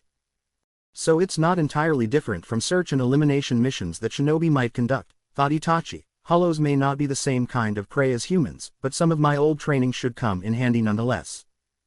All right, then, said Yoruichi, we've got a lot of ground to cover before we get to the mission site, and we don't have all day. Let's get moving. Yoruichi hadn't been exaggerating regarding the distance to the area where the mission was taking place. It was true that it was just outside the eastern borders of the Rukan district, but given that the city of Wandering Souls was in fact larger than several small countries that Itachi had seen in the shinobi world, getting to the site within a day was still no small feat. Even with his improved proficiency in the art of shunpo, covering so much ground so quickly was hardly an easy task. It had been early morning when Yoruichi had informed Itachi and the other students of their mission, but by the time they actually reached the general region where the mission was to take place it was already mid-afternoon. So, he thought as the group finally came to a stop, this is where the Rukan district ends. And the wild begins. As mind-bogglingly vast as the Rukan district was, it was not the whole Soul Society. Far from it, in fact.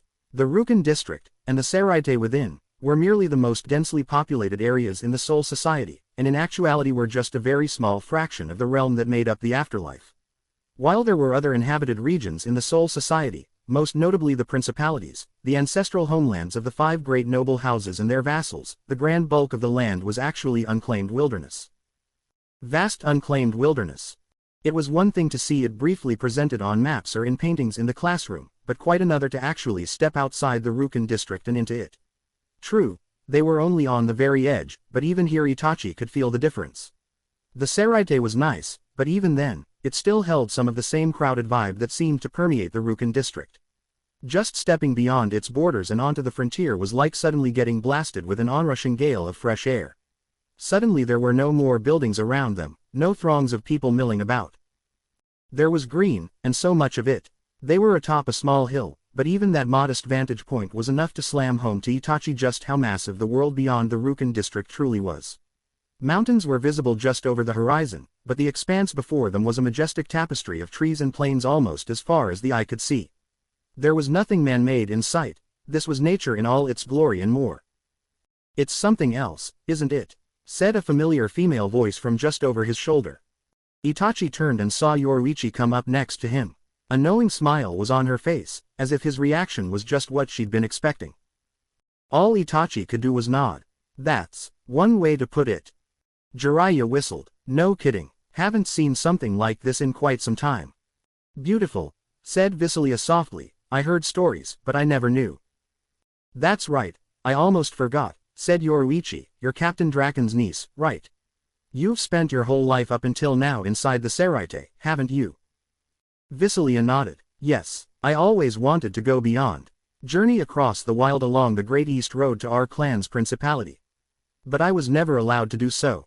My parents told me the trip would be long and dangerous, and that it would be better to complete my training before undertaking it."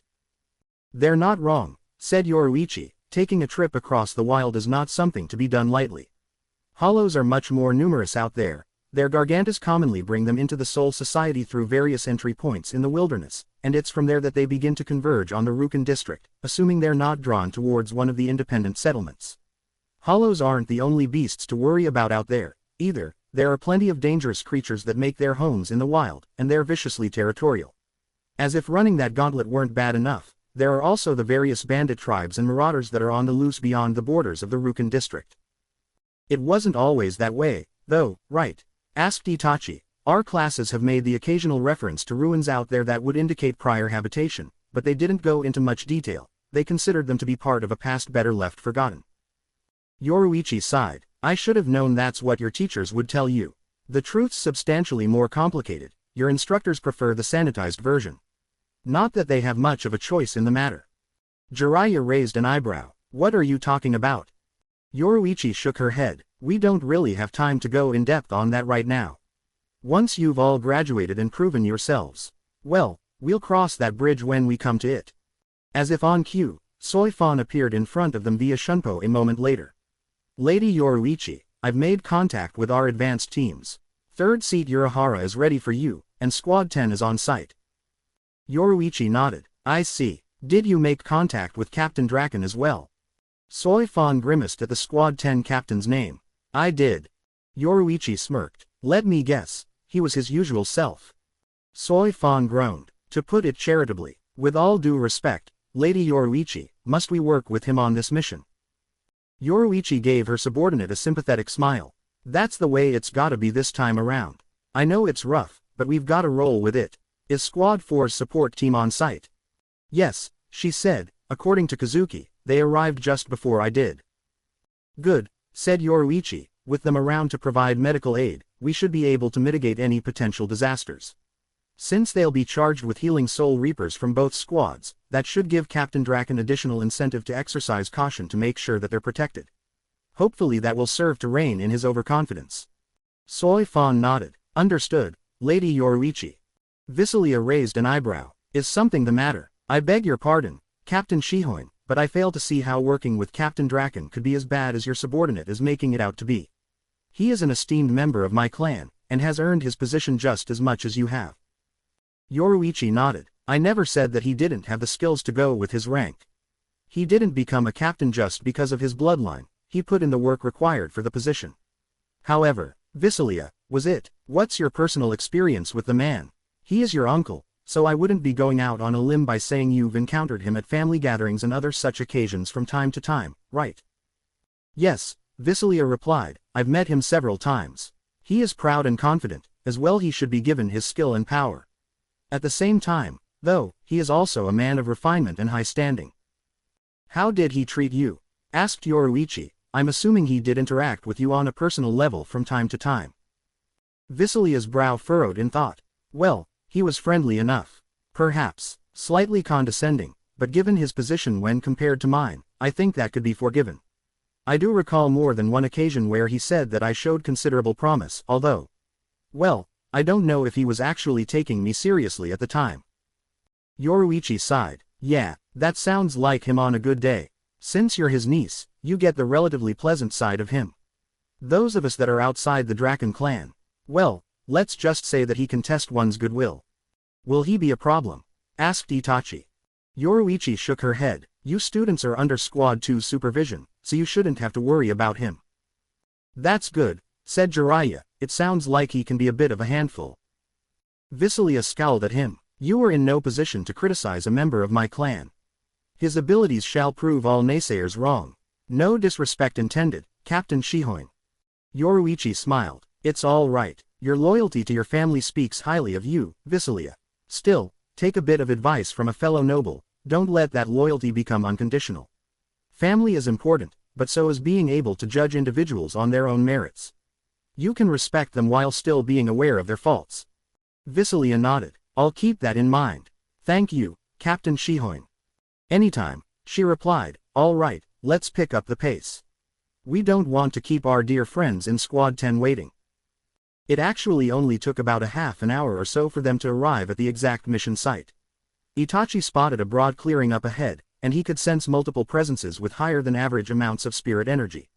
Sure enough, gathered before the foothills at the end of the clearing were scores of Soul Reapers gathered in what appeared to be a hastily made encampment, and it didn't take long for Itachi to find Squad 10's captain. So that's the man they call the Sunfire Dragon, he mused. I don't know what his abilities are, but the amount of spiritual pressure that he's suppressing is substantial.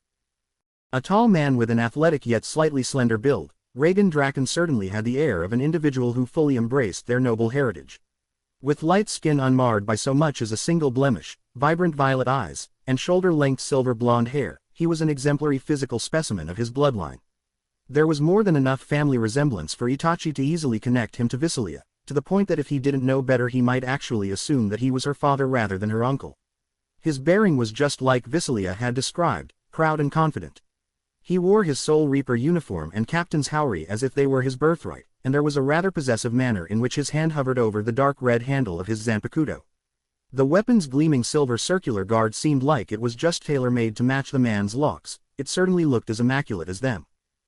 Jiraiya raised an eyebrow. That's him. He looks more like an actor than a captain. Did he get lost on the way to the stage? Don't take him lightly, Itachi murmured. Play the fool if you want, but I know you can sense his spiritual pressure just as well as I can. Visilia scowled at Jiraiya. Insolent oaf. Yoruichi actually giggled. You're not the first person I've met to have that reaction. If I didn't know better, I might act the same way. He certainly takes his sweet time making sure he looks the part of the pretty boy before a mission. Pride in one's appearance is all well and good, but he's a captain, Soy Fan muttered. He should focus less on his looks and more on keeping his division in line. Observing the assembled Soul Reapers, Itachi suspected that Soy Fan was onto something. While there was nothing particularly egregious about their behavior, they did seem a little too laid back considering that they were gathered right at the mouth of a hollow nest. Confidence and maintained composure was one thing, but to Itachi's well-trained eyes it seemed as though they were barely bothering with even basic perimeter security. There were patrols and sentries posted, but it wasn't hard to find gaps in their coverage. Perhaps I'm being too harsh, he thought as he took another look around, I'm evaluating their defenses based on how a trained shinobi like myself might infiltrate their ranks, but they're not here to face human opponents, they're up against hollows. The beasts are intelligent, but subtlety is hardly their calling card. The way the patrols here are set up should be sufficient to spot incoming hollows from the most likely approach vectors. "Hey, there," called a familiar voice, "glad you all could make it." Itachi saw Kazuki step out of the crowd and approach them a moment later. He and his fellow students hung back as Yoruichi and Soifan came forward to meet him. "What's the situation?" asked Yoruichi. "Please tell me Draken hasn't sent anyone in yet." Kazuki smiled. "We got lucky. He's exercising some restraint today. He didn't bring his pet either, so there's another bit of good news for you." Soifan sighed with relief. This might actually go well, then. Yoruichi nodded. "Glad to hear it. Sorry for making you deal with him for so long. You know that there's only so fast I can go while keeping an eye on the students." "I know," Kazuki replied. "I'm not worried about it, but you know how Draken is. Hope you're ready." Yoruichi shrugged. "As ready as I'll ever be." She then turned to the students. "I want you all to wait here with Kazuki, all right? Soifan and I are going to meet with Captain Draken for some last-minute planning before we begin the operation. We'll be back before you know it. Do not leave this area," Soifan ordered. "Remember that just beyond the border of this encampment is a hollow nest, and we don't know if all of them are still in there or if some are sneaking around nearby. Remain here unless you want to become their next meal, is that clear?" Jiraiya chuckled. "Now there's some motivational speaking for you." Soifan scowled at him. "Take this seriously, Jiraiya." The sage raised his hands in mock surrender. All right, I'll behave myself, little lady." "Excuse me," she growled in reply, "you'd better." "Come on, Soifan," Yoruichi interrupted. "I know you're not eager to meet with Draken, but we really need to get this over with." Soifan shot one more glare at Jiraiya before turning to follow her captain. "Of course, Lady Yoruichi. Forgive me." Itachi shook his head as the two of them departed. "What is it with you and women? Do you try to push their buttons on purpose, or does it just come naturally to you?" Jiraiya grinned. "What can I say? It's a gift." "Hardly the word I would use for it," Visilia scoffed. Jiraiya shrugged. "Give it time, little Miss Visi. It might just grow on you."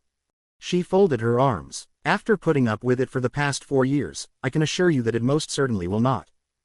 As the two of them traded barbs, Itachi turned his attention back to the encampment. Members of Squads 2 and 10 intermingled freely as they continued their preparations for the mission, although he could detect a slight edge just beneath the surface. It wasn't hostility, but there did seem to be a mild undercurrent of rivalry between the two groups. "I wonder if that's due to their respective captains coming from different great noble houses," he mused. "All the Squad 2 members that I've met so far seem quite loyal to Yoruichi, so perhaps it's the same with regards to Squad 10 and Captain Draken. Hopefully it won't interfere with the mission." It was as he passively scanned the assembled Soul Reapers that Itachi nearly gave himself a heart attack. He caught a glimpse of the back of one particular Soul Reaper's head, and it looked very familiar. Black hair, unkempt but not wild. That profile, it can't be. He was startled by Jiraiya putting his hand on his shoulders. "Hey, are you all right?" Itachi silently cursed the momentary distraction. That split second was all that particular Soul Reaper had needed to slip back into the crowd. Try as he might, Itachi could not find him again. "Am I imagining things?" he muttered. Jiraiya gave him a nudge. "Soul Society to Itachi, what's up? Are you okay?" asked Visilia. "You look like you've seen a ghost. Although in our line of work I suppose that's actually to be expected." Itachi shook his head, his gaze still roving over the crowd. "It's nothing. I'm hallucinating. That's got to be it. Why can't it be more? You are dead, after all, and so is he. Would meeting here really be so unlikely? Given the sheer size of the Soul Society, quite so. Stranger things have happened. Just look at yourself, for example." A fair point. Still. After a few more minutes of scanning the crowd, Itachi gave up and tried to push what he assumed to be no more than an apparition from his mind. He had a mission to focus on, and he could not afford to be distracted by ghosts of the past. "Ah, Captain Shihoin," said Reagan with that oh-so-familiar and annoying arrogant drawl, "how kind of you to finally join us. I was beginning to wonder if your title of Flash Goddess was misplaced for all the time it took you to reach us here. I mean, even the Squad 4 relief team managed to beat you." "Do not punch," Yoruichi silently told herself as she and Soifan approached him. do not punch, do not punch, do not punch. A pleasure as always, Captain Draken, she replied with a smile that carried more than a hint of steel behind it. How kind of you to have actually held position instead, as the head captain instructed, instead of charging blindly into the caves and leaving the healers defenseless. While I would never go so far as to blatantly defy head captain Yamamoto, I cannot help but question his wisdom in this regard, said Reagan. This is a simple clear-out mission, one no different than those that Squad 10 has handled in the past. I do not believe that a joint operation is required. Your pride in the abilities of your division is commendable, said Yoruichi with a smirk, but surely you're wise enough to know that there is more to this than just a simple clear-out operation. These hollows have nested quite close to the Rukan district, so it's imperative that we be thorough and root them all out before they're able to further expand their numbers and attack. 2 divisions are better than 1 in that regard. Having a relief team from Squad 4 on hand just in case things get dicey is a bonus.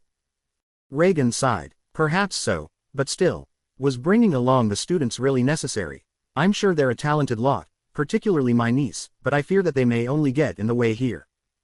These aren't just any students, and you know that, Yoruichi countered. These are the best and brightest advanced track students from the 4th, fight, and 6th year classes. They've earned the right to test their skills in the field and prove themselves. They may surprise you. Reagan nodded. Well, seeing as we'll have them operating in reserve as opposed to being part of the forward strike force, I suppose they may yet make themselves useful. We do need the extra manpower to cover all the cave entrances, after all. My scouts should have helped your division map them all out by now, said Yoruichi. Are you ready to move in? Reagan smiled. Yes, thanks to the advanced team you sent along, the main tunnel has been located. You and I will lead our primary force through there, while our lower-tier officers will position teams outside of the secondary passages to intercept any hollows that attempt to flee. Yoruichi grinned. We'll be the spear, and they'll be the net. Simple, yet effective. The best plans always are. Reagan chuckled. Indeed, I know we've had our differences in the past, thanks in no small part to the great noble houses that we hail from, but I must say that I am looking forward to fighting alongside you again, Captain Shihoin. Your clan may be a bunch of desert cats, but at the very least you are a lioness with fearsome claws and fangs. Yoruichi smirked as she folded her arms. And your clan might be a bunch of lounging seaside lizards, but you've at least got the talent that's worthy of the name Sunfire Dragon. The proud captain laughed. Nice to see your wit remains as sharp as your Zanpakuto. Now, let us go put these beasts down. Yoruichi nodded before turning to her bodyguard. Soy Fawn, go and round up our officers. Let them know the operation's about to begin and to get to their positions. Understood, Lady Yoruichi, she replied before heading off. Lieutenant Doral, Reagan called. Squad 10's second in command, Oberyn Doral, stepped forward a moment later. The second-born son of the Doral noble clan, a less powerful but still respected family, he cut a rather dashing figure. The Doral house's ancestral homelands were in the southeast, and it showed in Oberyn's olive skin, dark brown eyes, and black hair. He possessed a well-trimmed mustache and a neat, thin beard, all of which added to that roguish air that Yoruichi knew he loved to put on. Like his captain, his build was slender but athletic, and Yoruichi had seen him perform enough times at the annual Blade Dancer Festival to know that he was no slouch in combat. His Zanpakuto was a standard-length katana with a crimson hilt and a yellow-orange guard. Captain Draken, he said before smiling at Yoruichi, Captain Shihoin. What a pleasure to see you again. I do hope my captain provided at least a courteous welcome. Yoruichi smiled in return. The Doral house did not share the Draken clan's rivalry with her family, and even if it had, she knew Oberyn well enough on a professional level that the two of them got along just fine. As much as can be expected from him. Oberyn chuckled before turning back to his captain. Of course. What do you need, Captain? Go find third seat Sheba, Reagan commanded. Tell him to get everyone ready. We'll be moving out shortly. Report back to me when you're done. Oberyn nodded. Very well. Consider it done. Reagan smirked and shook his head after his lieutenant had left. A bit too insolent for a man of his position, but he does know how to get the job done. Yoruichi chuckled. The fact that you're married to his little sister doesn't hurt either, right? Reagan nodded. No, it does not. Although I may be a bit too lenient with him thanks to her influence. Yoruichi shrugged. That was his business, not hers. Whatever you say. Time to go to work. Check it out, said Jiraiya, nodding towards the center of the encampment. I think it's almost showtime. Following the sage's gaze, Itachi could see signs of increased activity. Most of the senior officers of Squad 2 and Squad 10 were assembling, as were the rank and file. The Soul Reapers from Squad 4 were still setting up the medical field aid station, although some of them had dropped what they were doing to observe the gathering. He spotted Yoruichi step out of the crowd and approach them a moment later, and the serious look on her face was all Itachi needed to know that Jiraiya's guess was right on the money. "Hey, everyone," she said as she drew near, "sorry about the wait. I want you all to follow me, okay? Pay close attention to Captain Draken and I, all right? We're only going to go over this once, so stay sharp." She motioned for the students to follow her. Together they went to the middle of the encampment, joining the rest of the assembled Soul Reapers. Yoruichi then motioned for Itachi and the others to halt, and a moment later she joined Captain Draken at the head of the gathering. A nod from her was apparently the cue that Squad 10's captain had been waiting for. "All right, everyone, it's finally time. Before we begin this mission, I'd just like to thank everyone here for their cooperation.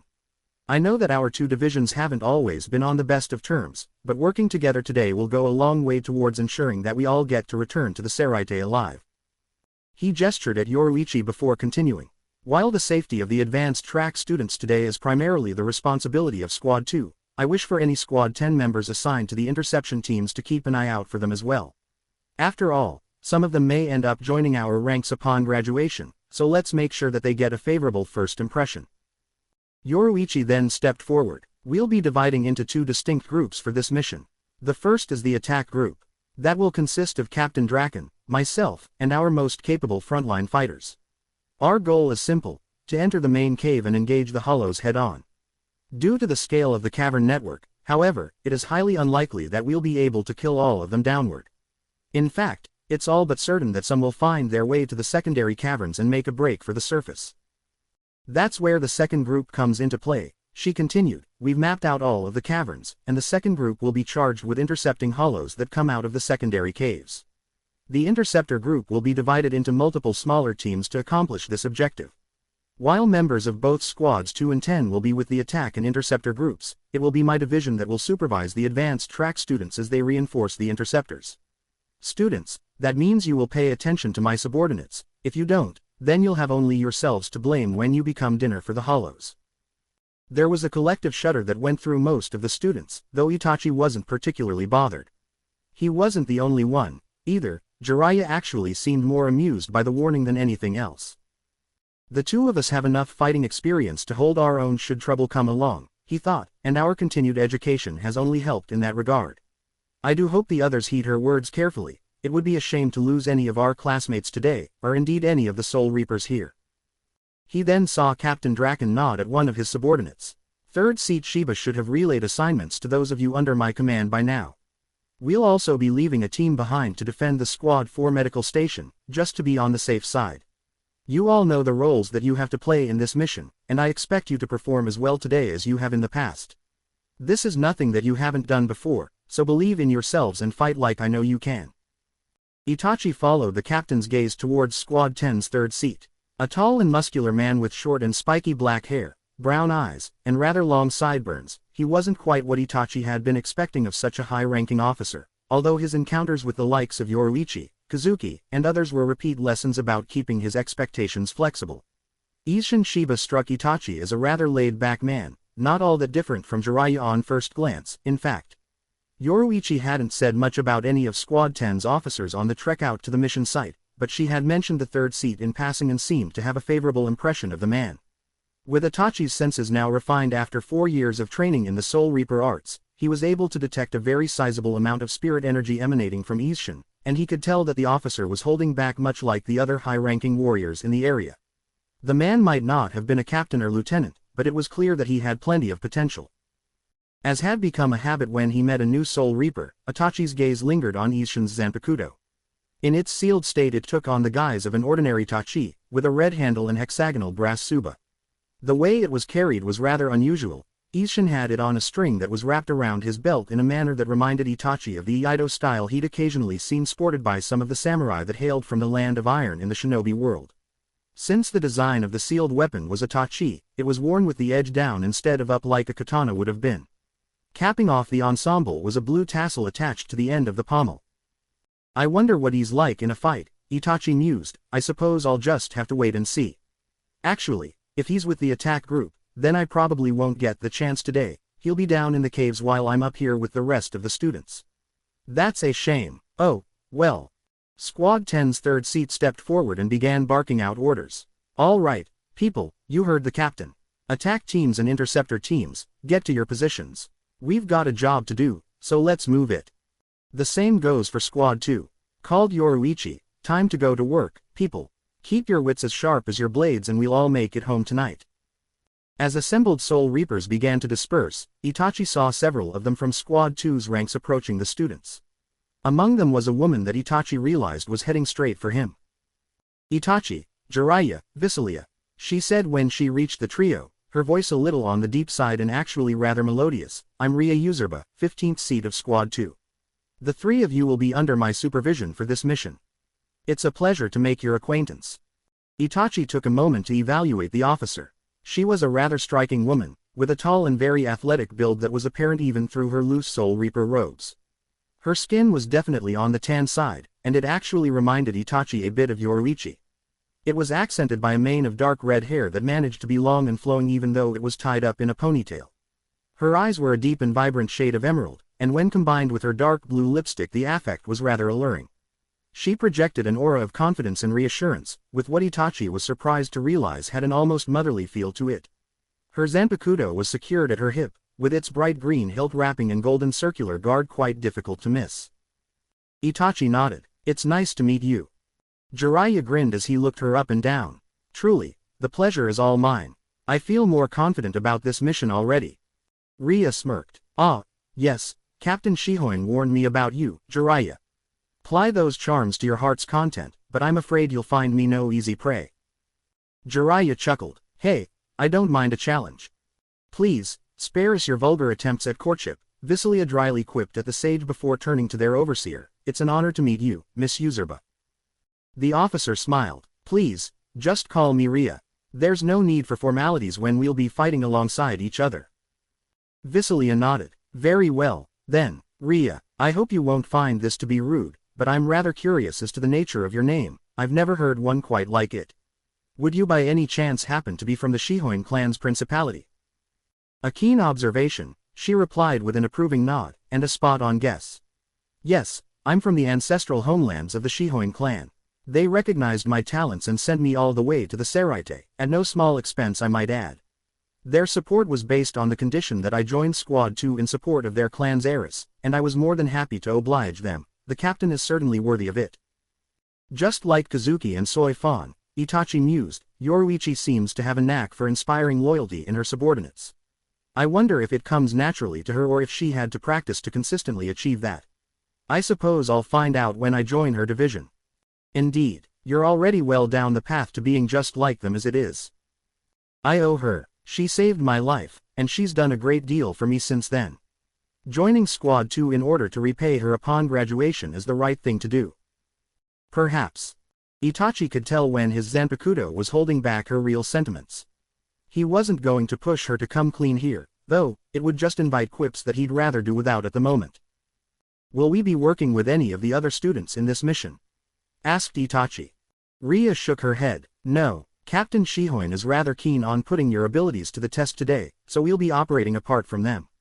We will be in proximity to other Soul Reapers that are assigned to the interceptor teams, though, so we'll be expected to support them should the need arise, and vice versa. Jiraiya raised an eyebrow. Are we really expecting heavy action? Between the two captains leading them, it seems like the Soul Reapers in the attack group will have things pretty well covered. We still need to remain on our guard, Ria replied, while the captains and the Soul Reapers accompanying them will have little trouble dealing with the bulk of the hollows. The beasts that manage go and make a break for the surface will still be quite dangerous. We'll be ready for them, said Visilia firmly. Ria smiled. That's the spirit. All right, then, let's get moving. As the attack group began to make their way into the main cavern, Soy Fan stepped in front of Yoruichi and held out her right hand with the palm facing upwards. Bakudo 3. Hako Gaido. A small blue-white orb appeared, no larger than an apple. It then floated upwards until it was over Soy Fan's head, casting light around her. Other Soul Reapers, particularly those up front, were casting the same spell, and Yoruichi had already done so. Classified as a binding spell because it bound a tiny bit of spirit energy from the caster to create light. The technique was quite useful for illuminating dark environments. It wasn't as harsh as its destruction spell counterpart, Nico Basuto, and it could be sustained for far longer, almost indefinitely by a sufficiently skilled caster. The spell was also useful in that it could be maintained with almost no conscious thought, leaving the caster free to fight under the orb's light rather than face their opponent in darkness. Spell casting isn't Soi Fan's primary area of expertise, thought Yoruichi with a smile, but she's still done a very good job of maintaining her skills in that realm. To her right, Kazuki smirked. Aren't we just a merry band of warriors? Yoruichi chuckled. The tension in the group could be cut with a knife, so any attempt at humor was welcome. Merry might be a bit of an exaggeration. We need to stay focused, Kazuki. Snapped Soi Fan, now's not the time for your quips. Kazuki shook his head. Looks like someone's a little high-strung today. What's the matter, Soi Fan? Pre-mission jitters keep you up past your bedtime last night. Soi Fan glared at him. Shut up. Yoruichi smiled. Now, Soi Fan, play nice. We're all on the same team here, remember? Kazuki gave her a playful punch to the shoulder. You know you'd miss me if something terrible happened down here. Soi Fan folded her arms. Unlikely. She would, Yoruichi mused. Kazuki's her comrade, and Soi Fan cares in her own way. Although she'll never admit it. Up ahead she saw a pair of scouts racing towards them. Their swords weren't drawn, and Yoruichi couldn't hear or see any signs of pursuit, but the two Soul Reapers looked quite nervous. What did you find? She asked as they came up to her. The main nest is just down there, said the first one, a woman with short cropped black hair. There are more than we expected. How many more? Asked Kazuki. We counted. At least 40, said the second scout, a red-haired young man, as he struggled to catch his breath. There could be more hiding down there. 40, murmured Soi Fan as she gave the attack group a once-over. We should be able to take them, but it might get messy. Yoruichi finished for her. Busting out our most powerful techniques could bring the cave down on our heads, so it'll be mostly blade work. We'll have to be careful. You almost sound nervous, Captain Shihoin, said Reagan from off to the side with a smirk. That's not like you. Caution never hurt anyone, Draken, Yoruichi replied firmly. It's certainly warranted given the circumstances. What kind of hollows did you see? Asked Soi Fan. Are there any Manos down there? The first scout shook her head. No, I don't think the caverns are big enough for them. A Jillian couldn't fit down here, said the second, and a Jukas, though. That might be a problem, Kazuki admitted. Yoruichi nodded. If we encounter one, we might actually be better off luring it to the surface. It'll be easier to deal with it out in the open than in a tight environment like this. That'll put the students in danger, though, Soi Fan pointed out.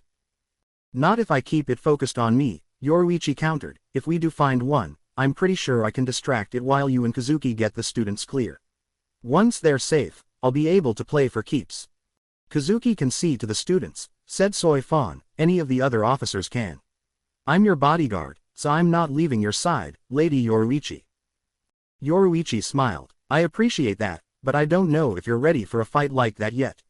A Jillian I know you can take, but an Ajukas is a whole different beast. I can take one, Soi Fan argued. You've trained me, Lady Yoruichi. I know I have what it takes to defeat one. Yoruichi nodded. I appreciate the vote of confidence in the instruction I've given you over the years, but we need to be realistic, Soi Fan. Hopefully we won't have to test you in such a manner today. We'll know more once we're down there, said Kazuki, nodding at the darkness ahead. The sooner we get down there, the better. I know we can suppress our spiritual pressure, but given our numbers the hollows are bound to be aware of us. You're probably right, said Yoruichi grimly. We need to strike now. The attack group pressed onwards, and Yoruichi instinctively moved her hand so that it hovered over the hilt of her Zanpakuto. She would be ready to engage at the drop of a hat, and her quick draw skills would very much come in handy in an environment like this. As they drew closer to where the scouts had come from, Yoruichi began to hear noises coming from down the cavern. It sounded like heavy breathing, claws scraping on stone, drool dripping from fangs, and more. The very air grew foul as they drew near their goal, and Yoruichi saw more than one Soul Reaper's nose wrinkle in disgust. It's a hollow nest, she thought. What were they expecting? It was never going to smell like a spring picnic. We're close, Soi Fan whispered. How do you want to play this? Asked Kazuki. Yoruichi's eyes narrowed. Blind and blitz. Sound good to you, Draken? Squad 10's captain smiled. I'm game. Would you like to do the honors? We'll do it together, Yoruichi replied. The light bursts will be more effective in tandem. Reagan nodded. Very well, then. The two captains stepped forward before holding out their hands and unleashing their spells as one. Hado 6. Nico Basuto. There may have been no incantation chanted, but the power of the captains was such that it wasn't needed for the spell to be effective. Two large and blazing orbs of bright white light shot forward, and after traveling down into darkness a significant way they burst together, illuminating a vast cavern. One that was filled to bursting with hollows. None of the gathered beasts stood out to Yoruichi as a potential Ajukas, but it was a large crowd. There was always the possibility that one was using the lesser hollows as camouflage. Even if there were no Manos to contend with today, that didn't mean that they could let their guard down. Rank and file hollows were plenty dangerous in their own right, as Yoruichi knew from more than her share of first-hand experience. The scouts were wrong, she thought grimly as she assessed the situation. I'm willing to bet there are way more than 40 of these beasts down here. That still won't stop me from taking them down. She drew her Zanpakuto in the blink of an eye. Attack. Send these foul beasts into the abyss, Reagan commanded. Taking full advantage of her speed and the remaining light from the twin Keto bursts, Yoruichi Flash stepped forward and decapitated the closest hollow before the beast could so much as raise a claw to defend itself. The other nearby hollows immediately charged, swinging wildly with their arms and lunging forward trying to snap her up in their jaws, but Yoruichi was already on the move. She leapt onto the back of one beast and plunged her sword into its head before jumping clear of the creature and stabbing another through the chest. Ducking to avoid a swipe from a powerful arm that ended in fearsome claws, Yoruichi swiftly cut the limb off before carving up the hollow that it had belonged to. Lady Yoruichi, cried Soy Fawn as she stabbed a hollow in the back, you mustn't be so reckless. Yoruichi smiled at her bodyguard as she thrust her blade straight through the mask of her next target. No need to worry, Soy Fawn. I know what I'm doing. It's my duty to protect you. Soy Fawn argued as she sliced another hollow's arm off before stabbing it in the throat. I could never forgive myself if anything happened to you. I won't allow it. Yoruichi laughed as she cut a beast's head clean off. That's sweet, Soy Fawn. I'll make sure to take care of myself to spare you any grief. Soy Fawn shook her head before kicking a hollow hard enough to send the creature flying into the nearest wall. Let's just kill these vermin and get out of here. Yoruichi grinned. Bet I can take down more than you. Turning her words into action, she backflipped over a charging hollow. As she came down she slammed her foot into the back of the creature's neck, sending it crashing to the floor. Her coup de grace came as she plunged her Zanpakuto into the beast's skull. She swiftly withdrew her blade and rolled to the side to avoid a swipe from another foe's claws. As she came back up she thrust her blade into her attacker's shoulder before pulling it out and making a second strike, this one catching the hollow at the base of its jaw and plunging the sword into the monster's brain. She was about to strike down another beast that was coming at her from the side when her third seat beat her to the punch. Drawing his Zanpakuto and attacking in a single fluid motion, Kazuki cut off the hollow's legs at the knees, and his follow-up attack took the beast's head clean off. Looks like we've really stirred things up, he said with a smile. Quite a lively bunch here, don't you think? That's one way to put it, Yoruichi replied as she casually whirled around and sliced a hollow that had been trying to attack her from behind in half. Now's not the time for banter, Kazuki. Soy Fawn growled as she stabbed another beast in the throat. We have work to do. Kazuki nodded before plunging his sword into a hollow's torso. That we do. Given the crowd, I guess I'd better kick things up a notch. You don't mind, do you? Just be careful, said Yoruichi as she nailed a hollow in the head with a spin kick before slicing clean through its neck. I'd rather avoid us causing a cave-in while we're down here. Kazuki smiled as he casually ducked beneath a swiping arm that was almost as thick as his torso. I think I can manage that.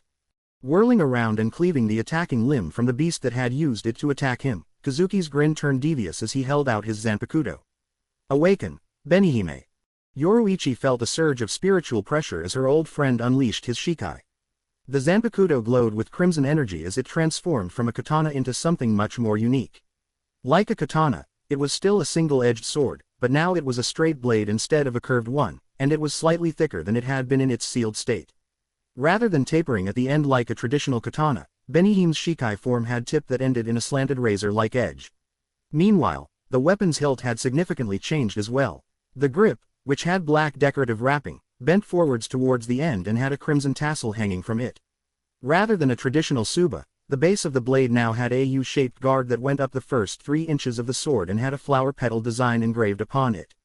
There was a red string wrapped thrice around the hilt, and it was topped off by a 3-loop bow on the back side while a folded paper decoration hung from the front. Kazuki's smile then became downright cruel. "Sing, Benihime." He made a broad swing with his sword, and from the arc of the strike flew a torrent of blood-red energy. The wide burst of power cut the hollow that had attacked Kazuki in half, and it wasn't the only beast to fall. 3 more monsters were torn apart by the crimson wave of energy. Yoruichi smirked as she cut down another foe. "Not bad. It's been a while since you've let her enjoy herself." Kazuki chuckled as he blocked a strike from a hollow before plunging his sword into its chest. "True, but this won't be enough to satisfy her. She wants bigger prey than what we're up against here. She'll have to deal with whatever comes our way today," Yoruichi replied as she ducked beneath a vicious swipe from a hollow's claws. "She shouldn't be greedy." She brought her foot up and delivered a solid kick in the chin to the hollow before cutting its arm off and finishing it off with a stab to the neck. Another monster tried to attack her from behind, but Soy Fan swiftly intercepted it. Yoruichi saw her bodyguard grab the hollow by the arm and toss it as though the creature weighed next to nothing. As the beast hit the ground, Soy Fan pounced on top of it and jammed her blade straight through its skull. Despite all the beasts that the 3 of them had already killed, there were still plenty more to go. Yoruichi couldn't help but chuckle as she caught Soy Fan giving Kazuki the occasional envious glance as he tore into the hollows with his shikai. It was obvious what her bodyguard wanted to do, and Yoruichi was inclined to indulge her, although she did wonder why Soy Fan felt like she needed permission to unleash her true power in the first place. "No need to be jealous of him, Soy Fan," said Yoruichi with a smirk as she decapitated a hollow. "If you want to compete with Kazuki, then what are you waiting for? Go for it." Soy Fan's eyes widened slightly as she leapt over a hollow before kicking it into the ground and plunging her blade into its back. "Lady Yoruichi, are you sure? My shikai is still incomplete." "Of course," Yoruichi replied as she kicked another beast in the face. "It'll be good practice for you, after all. If there's one place where your Zanpakuto is guaranteed to grow, it's the battlefield." Soy Fan smiled. "All right, then." Ducking beneath the hollow's claws before stabbing the beast in the throat, Soy Fan then leapt back to give herself a bit of breathing room to release her weapon's power. "Sting all enemies to death, Suzumaki." The blade was bathed in red-white energy before the Zanpakuto transformed into its shikai state. When the light had faded, the weapon had undergone a radical shift. Rather than a wakizashi, Soy Fan's Zanpakuto now took on the form of a black and gold gauntlet that was worn on her right forearm. A small golden chain linked the gauntlet to a golden-yellow stinger blade that was fitted over Soy Fan's middle finger. The stinger blade was roughly twice the length of her finger, and when taken together with the gauntlet it looked like a hornet had taken up residence on her forearm and hand. While small as far as Zanpakuto releases were concerned, Yoruichi knew full well just how deceptive that size could be. The weapon was still capable of blocking attacks from both hollow claws and swords if wielded correctly, and its slender, form-fitting nature actually was an asset in that it allowed Soy Fan to use it with remarkable speed and flexibility. Rushing forward, Soy Fan immediately plunged her stinger blade into the chest of a hollow. In addition to creating a rather deep puncture wound, a moment later a butterfly-shaped mark appeared directly over the point of impact. Swiftly withdrawing her blade, Soy Fan then stabbed the exact same spot a second later. The hollow stumbled, and its entire body began to seize up. It tried to attack Soy Fan, but its movements were a jerky and uncoordinated mess. After a few seconds of flailing around, the hollow was engulfed in crimson energy. A moment later there was a flash as the butterfly mark expanded, and then the hollow completely disintegrated. "Naigeki Kesatsu," thought Yoruichi as she casually slashed through a hollow's throat. "Soy Fan's definitely getting better with it. The poison Suzumaki exudes seems to be working a little faster now, too." When Soy Fan had protested that her shikai was still incomplete, Yoruichi had been well aware that it wasn't the weapon's actual combat effectiveness that her bodyguard had been doubting. As had just been demonstrated, Soy Fan's Zanpakuto was more than capable of handling hollows even if she was still refining its abilities. It was more an issue of fine details rather than anything else. For example, the butterfly-shaped marks that appeared on a target's flesh, known as homunca, could currently only be maintained by the force of Soy Fan's will for approximately 10 minutes. In a fast-paced fight such as the one they were involved in now, that was hardly a concern, as Soy Fan had just proven by how swiftly she had taken down her target. However, from what Yoruichi understood, her bodyguard believed that the crests were capable of remaining for much longer than that. Soifan just lacked the strength to make that possible. There was also the issue of the venom. From what Soifan had told Yoruichi, it seemed that Suzumbaki's poison was actually still developing and had the potential to act faster with further development of Soifan's power. While Naigeki Kesatsu was a technique geared towards single targets, Soifan was more than capable of applying it in a large fight. Thanks to Yoruichi's tutelage, her bodyguard was highly proficient in both Hoho and Hakuda, and the Shikai form of her Zanpakuto was practically tailor-made to take advantage of those skills. Her speed allowed her to land the required 2 hits before most hollows were capable of fully comprehending their peril. It was also well suited to hit-and-run attacks. She could land the initial blow on one hollow, then mark another beast or 2 before coming back around to deliver the fatal second strike when her foe least expected it. It wasn't as effective as Kazuki's Benihime for taking on multiple opponents simultaneously, but it was deadly nonetheless. While Yoruichi and her subordinates had formed the tip of the spear, they were hardly engaging the enemy by themselves. Their initial lightning strike had naturally drawn the attention of most of the other hollows, and that had provided an ideal opening for the rest of the Soul Reapers in the attack group to engage. The frontline hitters for squads 2 and 10 were now fully engaged with the enemy, and they were making an impressive dent in the hollows' numbers. As she cut down another foe, she saw Reagan carving a bloody swath through the monstrous horde. Despite her personal dislike of the man, Yoruichi would freely admit that his skill in the art of Zanjutsu was impressive. Squad 10's captain was an absolute natural with a blade, as the hollows were finding out rather brutally today. His swordsmanship was as efficient as it was elegant, to the point that it almost looked like he was dancing around his foes as cleaved limbs and heads from them. Like Yoruichi, Reagan was keeping his Zanpakuto in its sealed form, which was definitely a good thing. She'd seen his Shikai before, and while it would normally be quite useful in a large-scale fight, it also would have had just as much of a chance of causing a cave-in as Yoruichi's if something went wrong. It's always strange to find things that he and I have in common, she mused as she cut a hollow's arms off before finishing it off with a stab to the neck. But in the case of our Shikais, it's true, they're good for a brawl, but the amount of power they throw around is not to be taken lightly. Reagan's lieutenant, however, was not under the same constraints. As Yoruichi saw Oberon pull his sword out of a hollow's chest, she felt a surge of spiritual pressure as the man released his Zanpakuto. "Arise and bite, Akai Baipa," he said with a smirk. In a flash of red-white light, his sword transformed into an ornate spear. The handle and shaft were composed of a dark wood that looked polished to almost a mirror sheen, and the very bottom of it was capped with a small steel point. Meanwhile, the actual business end of the weapon was a blade with waved edges. A red and bronze serpent coiled around the base of the blade, fusing it with the shaft. 2 small rubies served as eyes for the snake, and they were glowing with spirit energy. A hollow lunged at Oberon, who responded by sweeping the spear across the beast's torso. The cut was quite shallow, and at first glance it appeared to have minimal impact on the creature. However, as the monster tried to attack the lieutenant again, Yoruichi could tell that its moves were slowing down. The creature's breathing soon became ragged, and that was followed by the hollow gnashing its teeth in what was clearly pain. Soifan's not the only Soul Reaper that wields a poisoned Zanpakuto, thought Yoruichi as she tripped a hollow with a sweeping kick before stabbing it in the back of the head. I almost feel sorry for that beast. Akai Baipa's a slow killer. And a very painful one. A battlefield was hardly the place to take one's sweet time in dispatching the enemy, though, so rather than allow his enemy to suffer the full agony of his weapon's venom, Oberon made a quick thrust that sent the spear straight through the hollow's gut. He then swiftly withdrew his Zanpakuto, and the beast dissolved a few seconds later as it hit the ground. Oberon wasn't even looking at the hollow as it died, he had already turned his attention to his next foes. Whirling the spear around him, he inflicted a multitude of cuts on the group of beasts that had been trying to swarm him, and as they recoiled in pain he then finished them off in rapid succession with precise thrusts to their throats.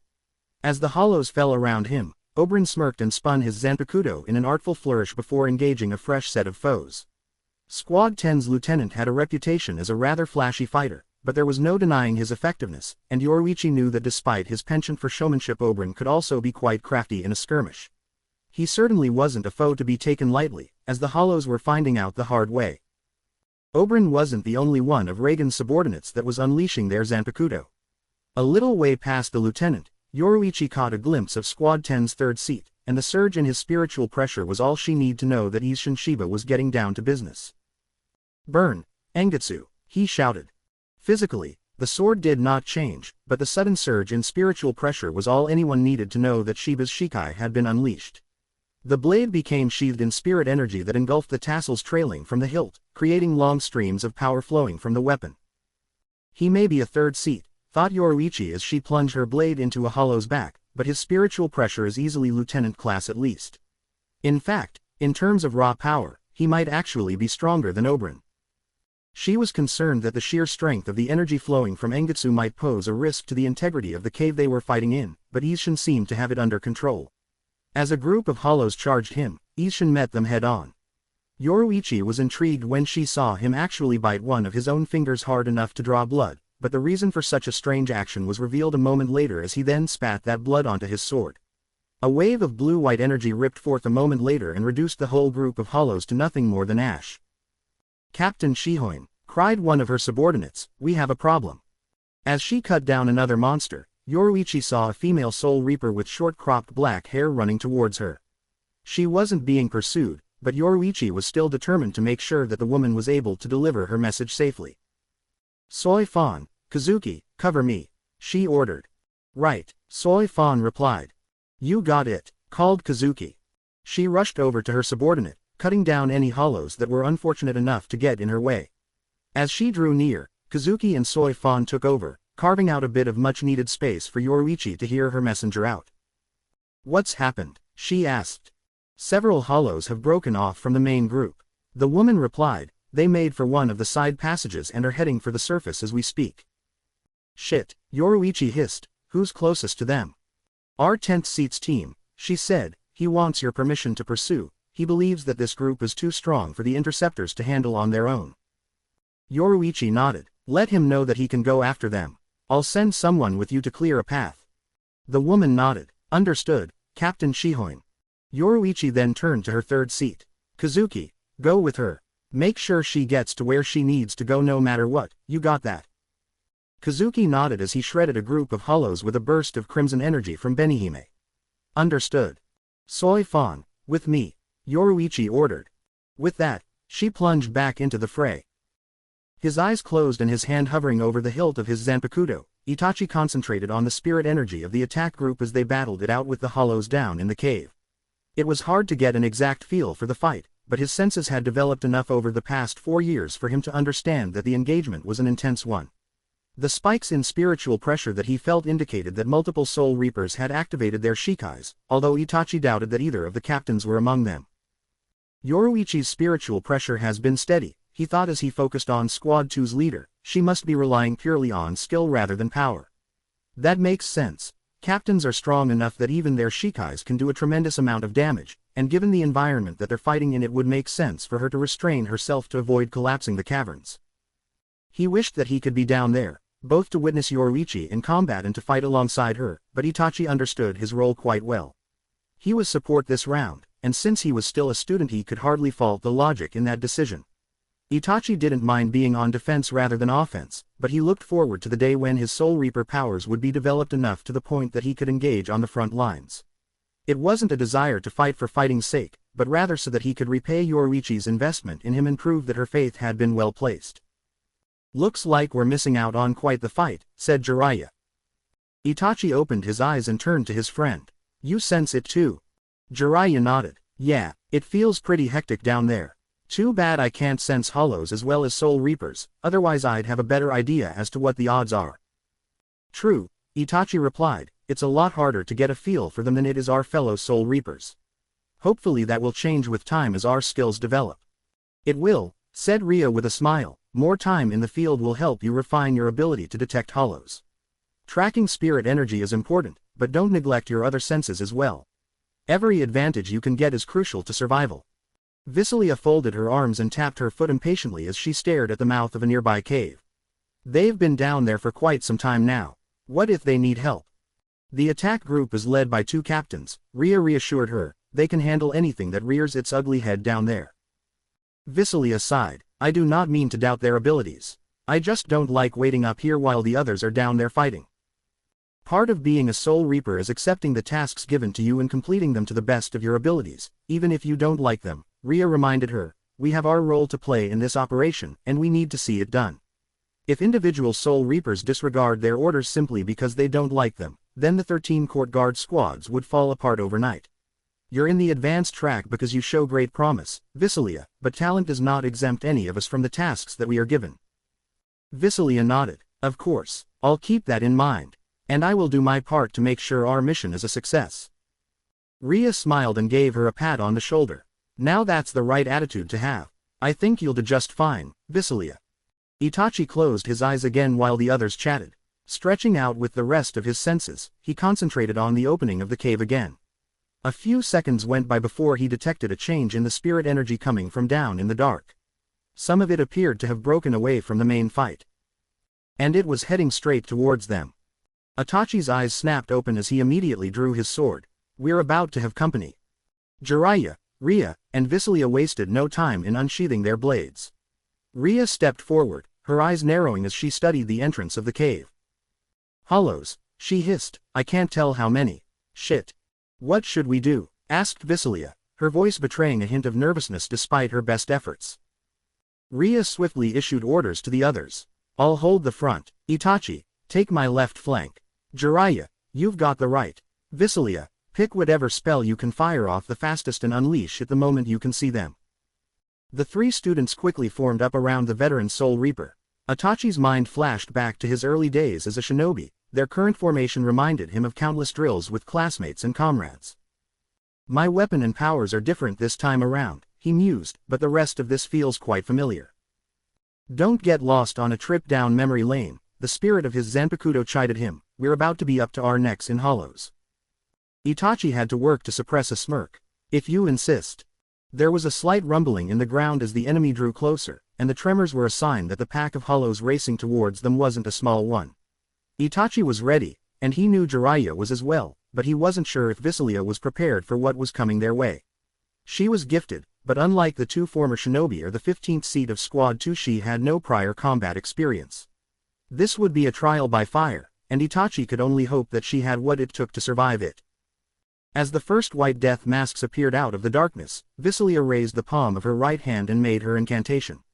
Ye Lord, mask of flesh and bone, flutter of wings, ye who bears the name of man. Truth and temperance, upon this sinless wall of dreams unleash but slightly the wrath of your claws. Hado 33, Sokatsui. A blast of blue-white energy ripped forth and slammed into the hollows at the front of the pack. The impact staggered the group and caused a pileup, and Ria wasted no time in taking advantage of it.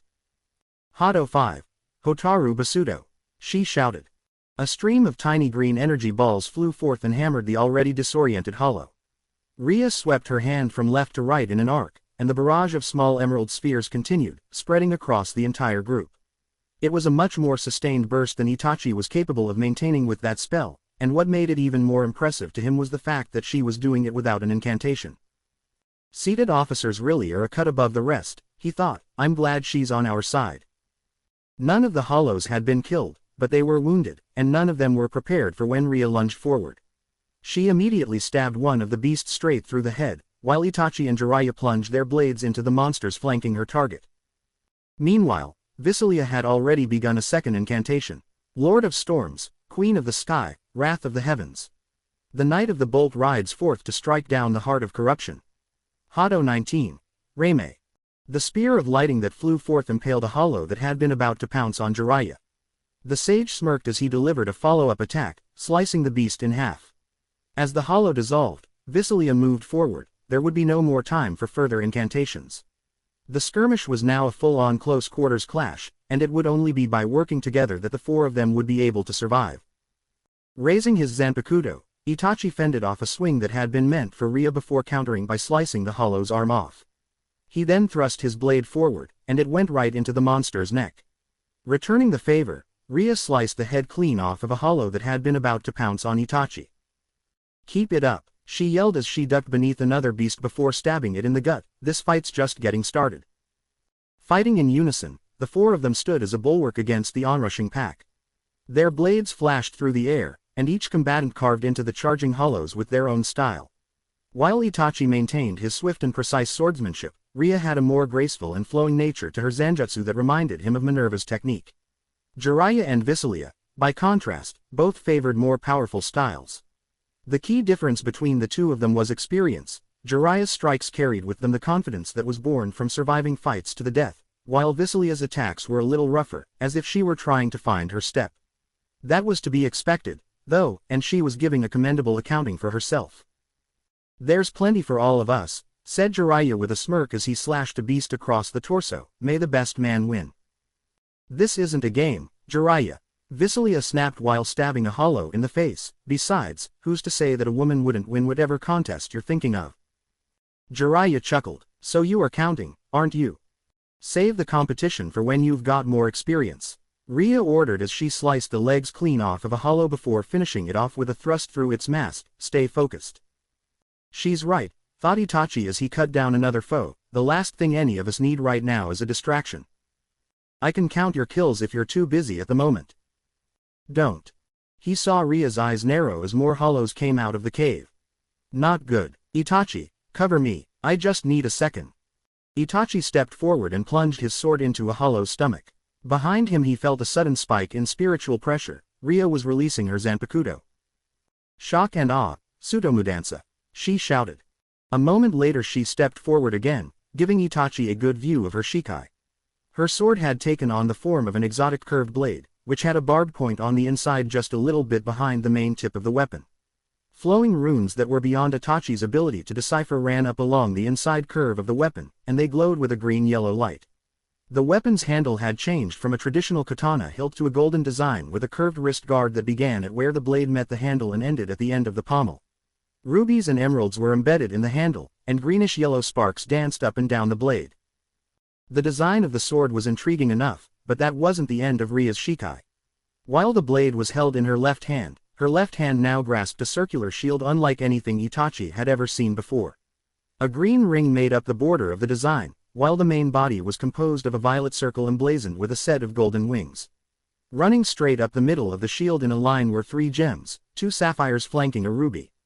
The light reflecting in the gems made the shield radiant to behold, and Itachi hoped that he would have time after the fight to study it in detail. Ria wasted no time in giving the enemy a taste of her Shikai's power. "Take this." She made a horizontal slash with her sword. The blade cut through nothing but air, but it wasn't the sword itself that the hollows had to worry about, it was the bolts of greenish-yellow lightning that flew forth from the arc of the slash.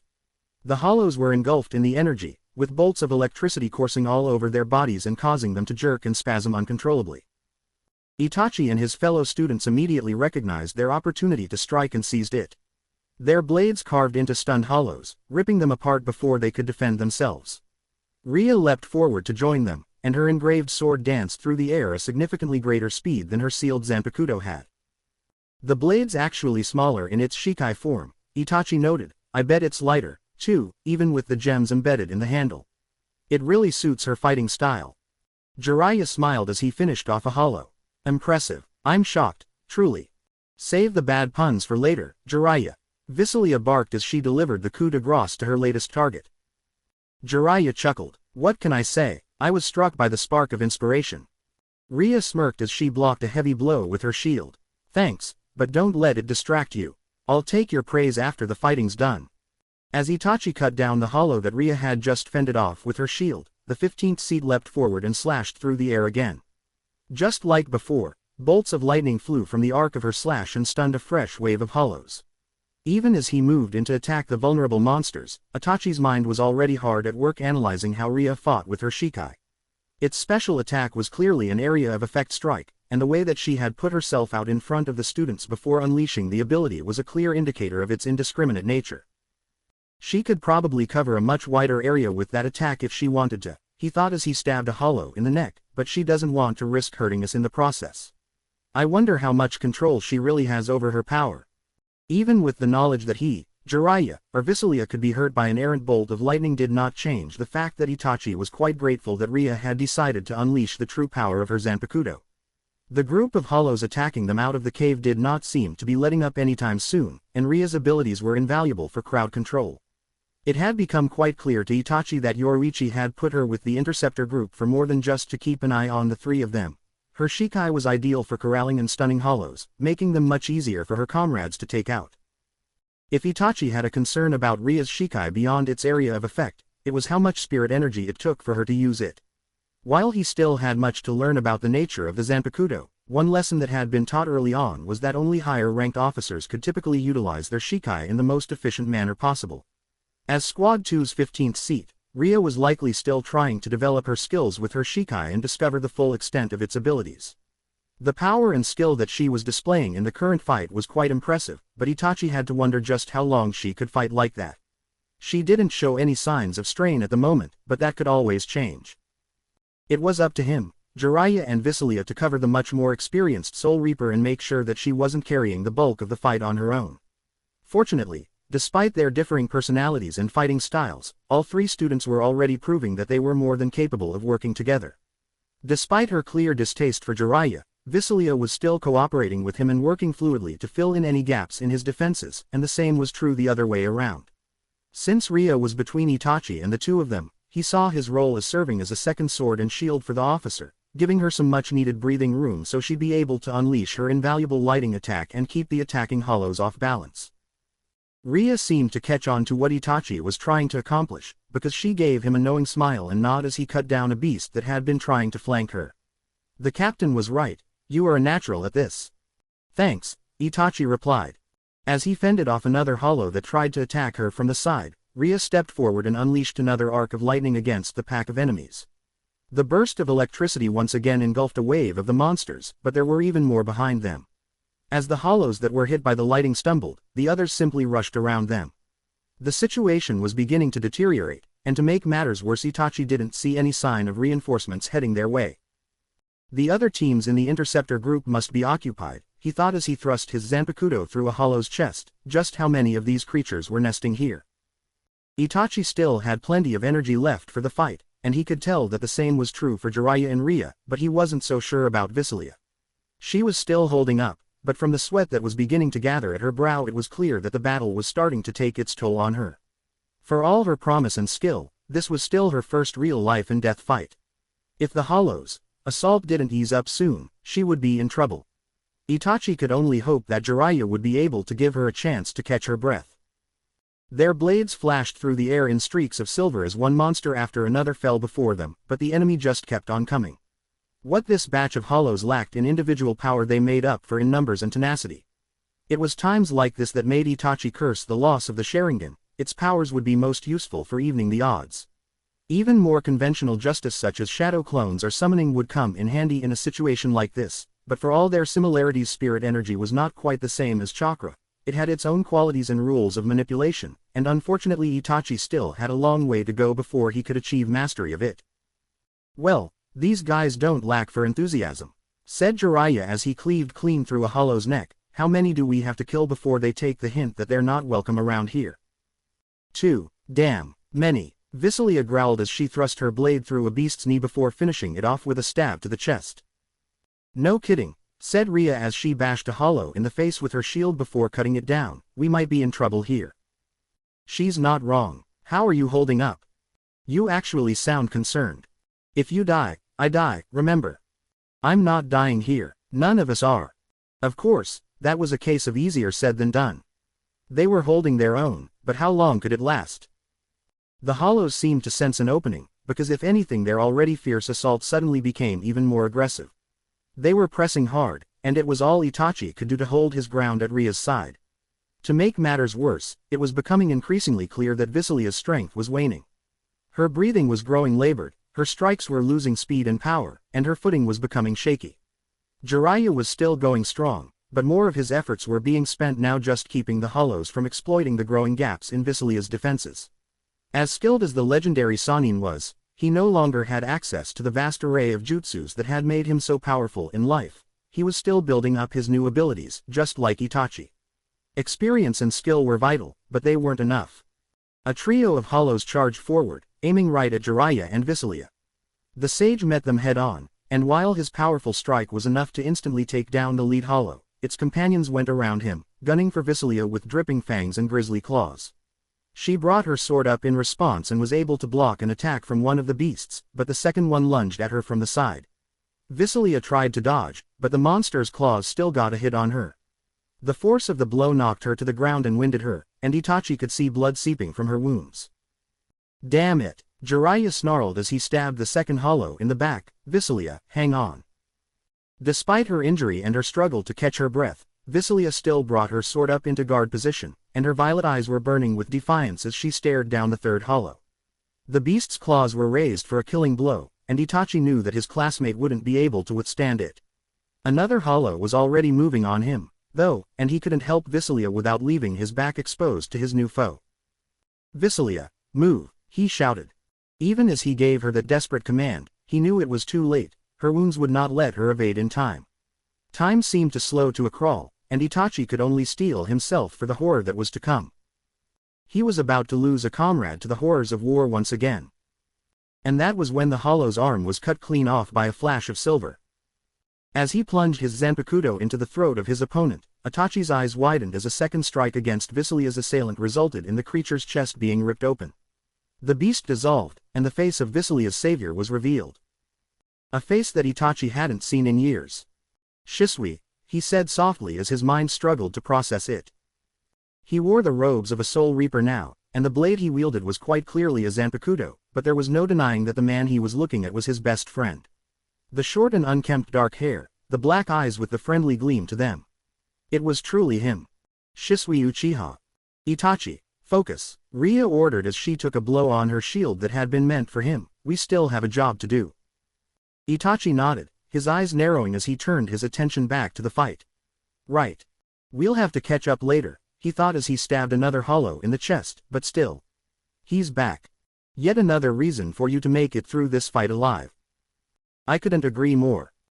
The pain was considerable, but Visilia still retained enough awareness to know that she had to put pressure on her wounds and stop the bleeding. Her academy robes weren't ideal, but they were all that she had to work with at the moment. Fortunately, the blood flow wasn't as bad as it had initially looked. She was hurt, but her wounds weren't as deep as she had first feared.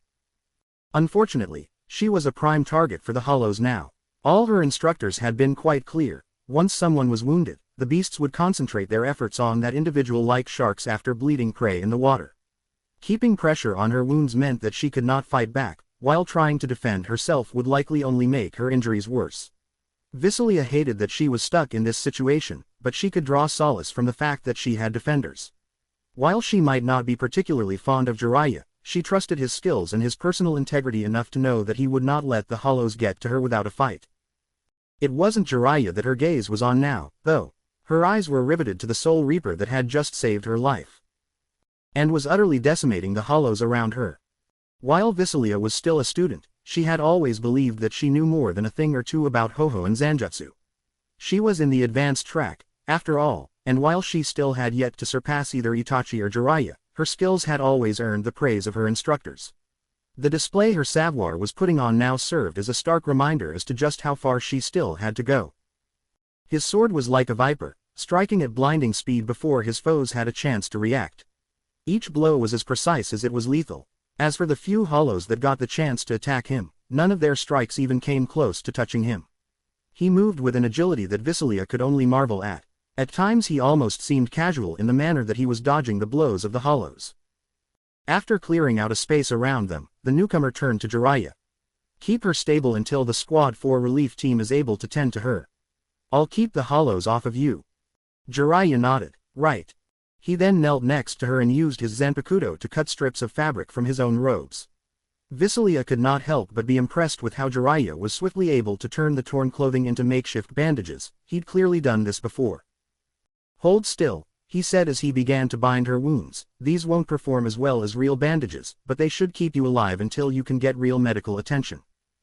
Visilia nodded. "Right, thanks. Anytime," he replied. Despite the seemingly carefree attitude he tended to have during class, Visilia was surprised at just how serious Jiraiya could be when the occasion called for it. His conduct in the battle had been quite commendable, apart from the handful of irritating jokes he had cracked earlier, and he was handling his treatment of her wounds with the gravity that the situation warranted. "It seems that I misjudged him," she thought. "He may act like an oaf, but he is more than that. He's certainly not bothered by our current predicament, which is more than could be said for many students faced with their first real battle. Myself included." Confident in her classmate's ability to treat her wounds, even if it was only temporary, she returned her attention to the Soul Reaper that had saved her life. He was ripping through the hollows like a cyclone, and that was just with a sealed Zanpakuto. Visilia could sense from his spiritual pressure that he was actually holding back, with the amount of energy he had, there was no doubt in her mind that her savior was a seated officer, and one at a greater rank than Ria to boot. She recalled hearing Itachi speak his name before Jiraiya had begun tending to her wounds, although it had been hard for her to make it out. Shisui. They know each other. So it would seem, said Jiraiya. She felt as though her classmate knew more than he was letting on, but she decided not to press the matter. It wouldn't be fitting of someone of her stature to interrogate the man that was currently treating her injuries, after all. Besides, how Itachi and Shisui knew each other hardly mattered at the moment. What mattered right then and there was his ability to kill hollows, and it appeared his talent in that realm was considerable. Despite Visilia being down and Jiraiya occupied by bandaging her wounds, the situation for their little group had actually stabilized. Now that the hollows immediately surrounding Visilia had been cleared out, Shisui had shifted his focus to holding the front with Itachi and Ria. The 15th seat had a confident smile on her face now, and Itachi seemed to be fighting with renewed vigor. Whoever Shisui was, he seemed to have enough of a connection with both fighters that his very presence was enough to bolster their morale. "What's the situation down in the caves?" asked Ria as she sent another arc of lighting towards the beasts. "There was heavy fighting when I broke off to chase these guys," said Shisui as he cut the legs out from under a hollow before jamming his blade through its mask. "It's nothing the captains can't handle, though." "Good to hear," said Itachi as he sliced a monster's head clean from its neck. "Let's wrap this up," said Ria, and Visilia couldn't help but notice that her breathing had grown slightly labored. "I don't know how much juice I've got left." Shisui nodded as he stabbed a hollow through the side. "Itachi, fall back and guard the others. Ria, you got one more burst in you." "Absolutely," she replied. "Then let fly on my mark," he said. "Ready. Mark." As both Shisui and Itachi stepped back, Ria made another wide slash with her sword. With the hollows stunned by her latest lightning attack, the two Soul Reapers and the student now had a critical bit of breathing room. While Itachi moved towards Visilia and Jiraiya, Shisui raised his Zanpakuto. The intensity of his spiritual pressure immediately surged, and Visilia realized what was happening. "Playtime," he said with a smile, "Kage no Kodomo." Dark blue energy engulfed his Zanpakuto as the weapon's Shikai was unleashed. The weapon shifted from a katana with blue handle wrapping and a black guard into a slender short sword. The guard had changed into a silver circle with 4 slits carved into it, and tendrils of dark blue spirit energy were wafting out from them. Such a strange design, Visilia thought. "I wonder what it does." She got her answer a moment later as Shisui raised his sword in mock salute, smirking at his opponents. "Let's go." The dark blue spirit energy that had been gradually leaking from the slits in the silver circle that made up the weapon's guard suddenly became a flood. It quickly formed 4 distinct spheres, and a moment later those spheres took on human form. Visilia's eyes widened in shock as she was soon confronted with the sight of not 1, but 5 Shisuis. "What sorcery is this?" she whispered. Jiraiya chuckled. Well, now that brings back memories." The Soul Reaper and his 4 copies moved as one, charging the hollows. While their physical appearances were identical, Visilia was able to detect a greater amount of spiritual pressure coming from one of them, which she assumed to be the real Shisui. It didn't seem matter that the clones were weaker than the original, though, as all of them swiftly began carving into the beasts before them. Weakened by Ria's earlier attack, they were no match for Shisui's onslaught. Swiftly and efficiently, Shisui and the clones generated by his Shikai cut down the remaining hollows. One of the beasts managed to get a defiant strike in, but it didn't hit the real Shisui. Its claws met a clone, and the doppelganger simply dissipated into dark blue smoke. The hollow's efforts were rewarded by the real Shisui stabbing it through the back of the head. Visilia could only look on in awe as her savior finished mopping up the surviving beasts. His speed, his power, his technique. They were all unlike anything that she had ever seen before. Through it all, he remained calm and in control, setting the pace of the fight and never missing a beat. "Incredible," she said softly. Standing guard over her and Jiraiya, Itachi nodded. "Just like the old days."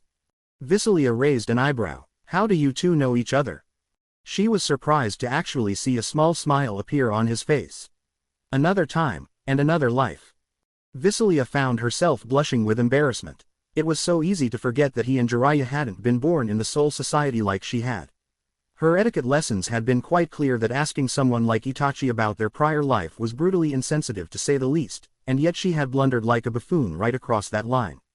Fortunately, he didn't seem particularly bothered by it. The last hollow fell as Shisui stabbed it through the chest. As the beast dissolved, the Soul Reaper's Zanpakuto reverted back to its sealed state. He smiled as he approached the others, and Visilia's blush actually intensified. He was surprisingly handsome, now that she had a chance to study his appearance as opposed to just his fighting abilities. What's gotten into me, she thought, I'm a noble. I shouldn't be ogling an officer like some common schoolgirl. Glad that's over with, he said, and Visilia's already burning face became red hot as he knelt next to her. How are you feeling? I'm all right, she said softly as her gaze met his, thanks to you. Shisui nodded. Glad to hear it. Looks like Jiraiya did a good job with those bandages.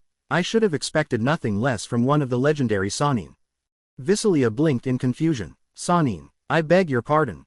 Jiraiya chuckled. It's a long story. We never actually met in person, said Shisui, but I was a great admirer of you. When Captain Shihoin told me that you were in the Soul Society, I was shocked.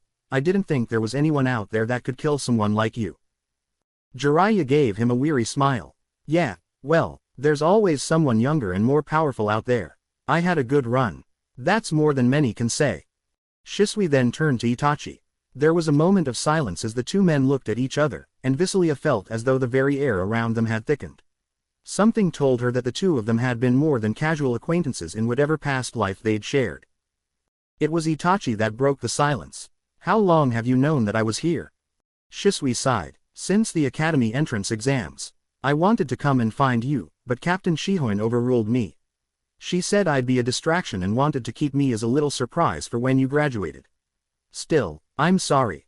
Itachi shook his head. No, she was right. I needed to focus on my training. Even though I would have liked to know that you were here. I thought about it when I arrived, and even considered looking for you, but... Well, you know how big this place is. Shisui nodded. Indeed, I do.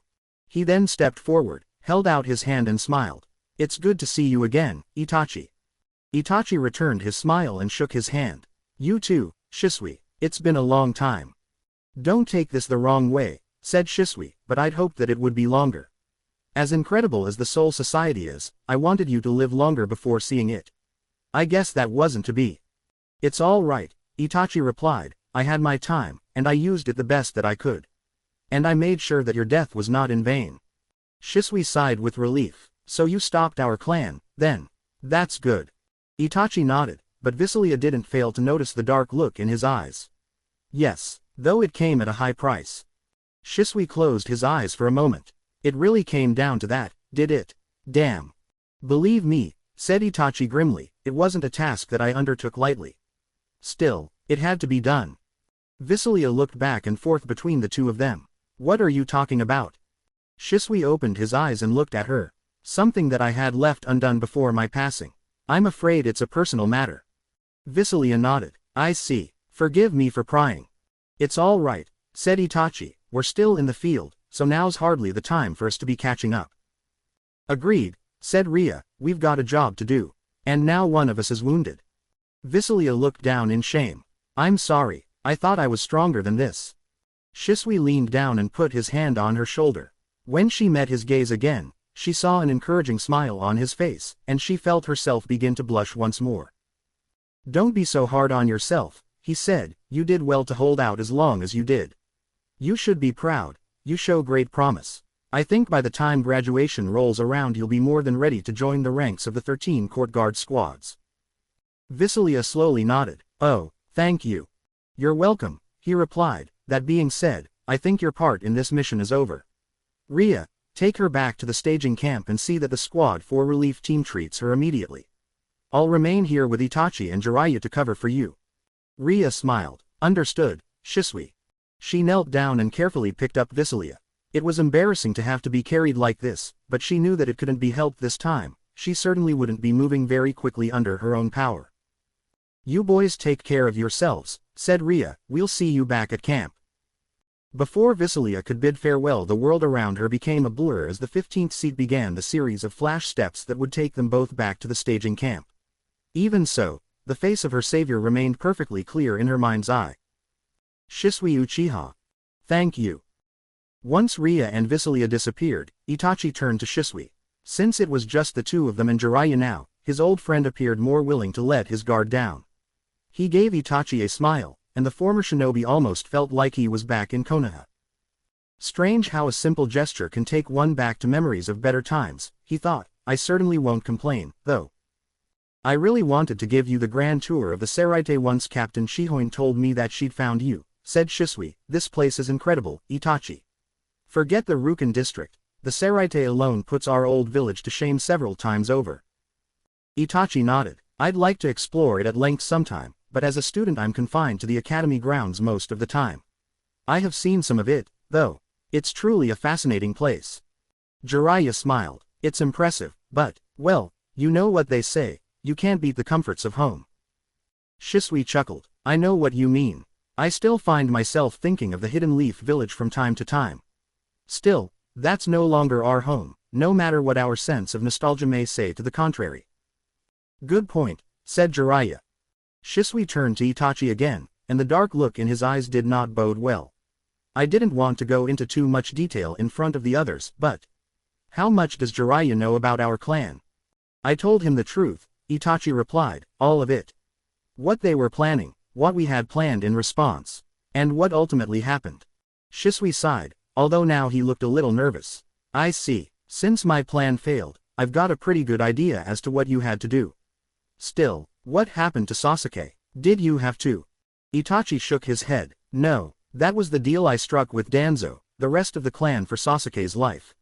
I upheld my end of the bargain, and I took steps to make sure that he upheld his. Shisui nodded, his apprehension replaced by pity. I'm sure you did. I know you would do anything for your little brother. Sasuke, though, he must have hated you. There's no way that you could have told him the truth, after all. That's what I told myself for the longest time, Itachi admitted. However, looking back on it all, it would have been better to tell him what really happened. He deserved the truth, not a lie. At least I got the chance to correct that mistake, although it came only after our final fight. The soul fracture incident, right? Asked Shisui. Captain Shihoin told me about what happened, although she doesn't know about the world that you and I are from. Whoever performed the resurrection jutsu on you must have lost control at some point, otherwise I doubt they would have given you the chance to find Sasuke of your own will. Itachi nodded. That's correct. Before the jutsu wore off, I was able to impart the truth to him. It was the least I could do after all that I put him through. It didn't change what I had done, but I think it at least closed the circle, if you will. Shisui smiled. Sometimes, that's all we can do. Jiraiya nodded. Agreed. Now that we're all here, we have a chance to make a difference on a larger scale than we ever thought was possible. We can take the pain and loss that we experienced in life and use that to guide us going forward. We can avoid the mistakes of our past, if we have the wisdom to recognize them. Itachi concurred. Yes, although I for one have a long way to go on that front. There's still so much to learn about the Soul Society, not to mention my own power. Jiraiya smiled. Well, I'm in the same boat, so no pressure there. You've both come quite a long way as it is, said Shisui. Captain Shihoin showed me your test scores. You're both dominating the academy rankings. There's quite a bit of buzz going around about the two of you, and for good reason. That wasn't my intention, said Itachi. I've no desire to draw attention to myself. Shisui smirked. Maybe, but you've done that just the same, especially with regards to Captain Shihoin. Whenever the subject of the academy comes up, your name's the first word out of her mouth. Itachi nodded. I'm honored that she thinks so highly of me. After she saved my life, devoting myself to my studies was the least that I could do. Well, it's certainly paid off, Shisui replied. She can't wait to recruit you, and I'm right there with you. After all, I know what you're capable of even more than she does. Itachi couldn't help but smile as he thought back on all the sparring matches they'd had in their old life. Indeed, you do. I'm afraid some of that capability is gone, though, as I'm sure you're well aware of. Shisui grinned, and there was a knowing look in his eyes that gave Itachi pause. You mean the Sharingan? I wouldn't be so hasty, if I were you. Itachi raised an eyebrow. What are you talking about? The Sharingan does not activate after death. I tried to do so when I arrived here. It's gone, Shisui, and after the arrogance its power inspired in our clan, I don't think that's a bad thing. Shisui nodded. Oh, I get where you're coming from. However, I think you'll find that you're mistaken with regards to the status of the Sharingan in the afterlife. His old friend closed his eyes for a moment, and when he opened them again Itachi was stunned. Crimson irises, 3 black toma orbiting the pupil. It was the real deal. I'll be damned, muttered Jiraiya. How is this possible? asked Itachi.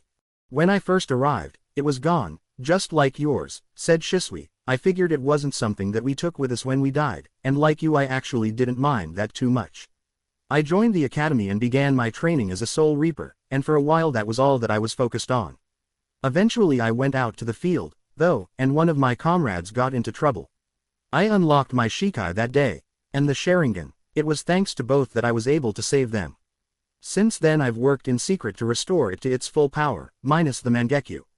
Not even the captain knows about my Sharingan, and I plan to keep it that way for as long as I can. Probably for the best, said Itachi, so it was awakened by your desire to protect someone. That sounds familiar. Shisui smiled. Indeed, it's not all that different from when we were alive. Your Sharingan's not gone, Itachi, it's just dormant. Give it time, and like your Shikai, you'll unlock the true power of your eyes soon enough. Itachi's brow furrowed in thought. If that's true, then we may have a problem. You and I are hardly the only members of the Uchiha clan to have passed on over the years, after all. The Sharingan made us formidable in life, to the point that you and I had to turn against our own family to thwart their ambitions. The Soul Society is vast, but you fear that our clan may be working to rebuild itself in the afterlife. Shisui finished for him. I've made a few excursions into the Rukan district to look for signs of them, but I haven't found any.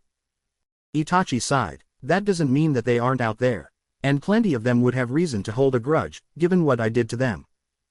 Death may have changed their perspective, Jiraiya pointed out. Even if the Uchiha clan did reconstitute itself in the Soul Society, I have a hard time believing that it'd be able to take on the 13 court guard squads. Shisui nodded. I'm with you there. Hopefully they'll have moved on from the ambitions they had in life. That would be best for everyone. Agreed, said Itachi somberly. Shisui smiled again. In the meantime, we've got more pressing concerns on our hands. The mission's not over yet, and since Ria's taking Visilia back to the staging camp, that means we've still got a point to hold. You guys still have some fight left in you. Jiraiya grinned. Plenty. Itachi nodded. Same here. Good, said Shisui, we'll stay here until Captain Shihoin gives us the all clear. Good to be working with you again, Itachi. Itachi couldn't help but smile. Likewise, Shisui.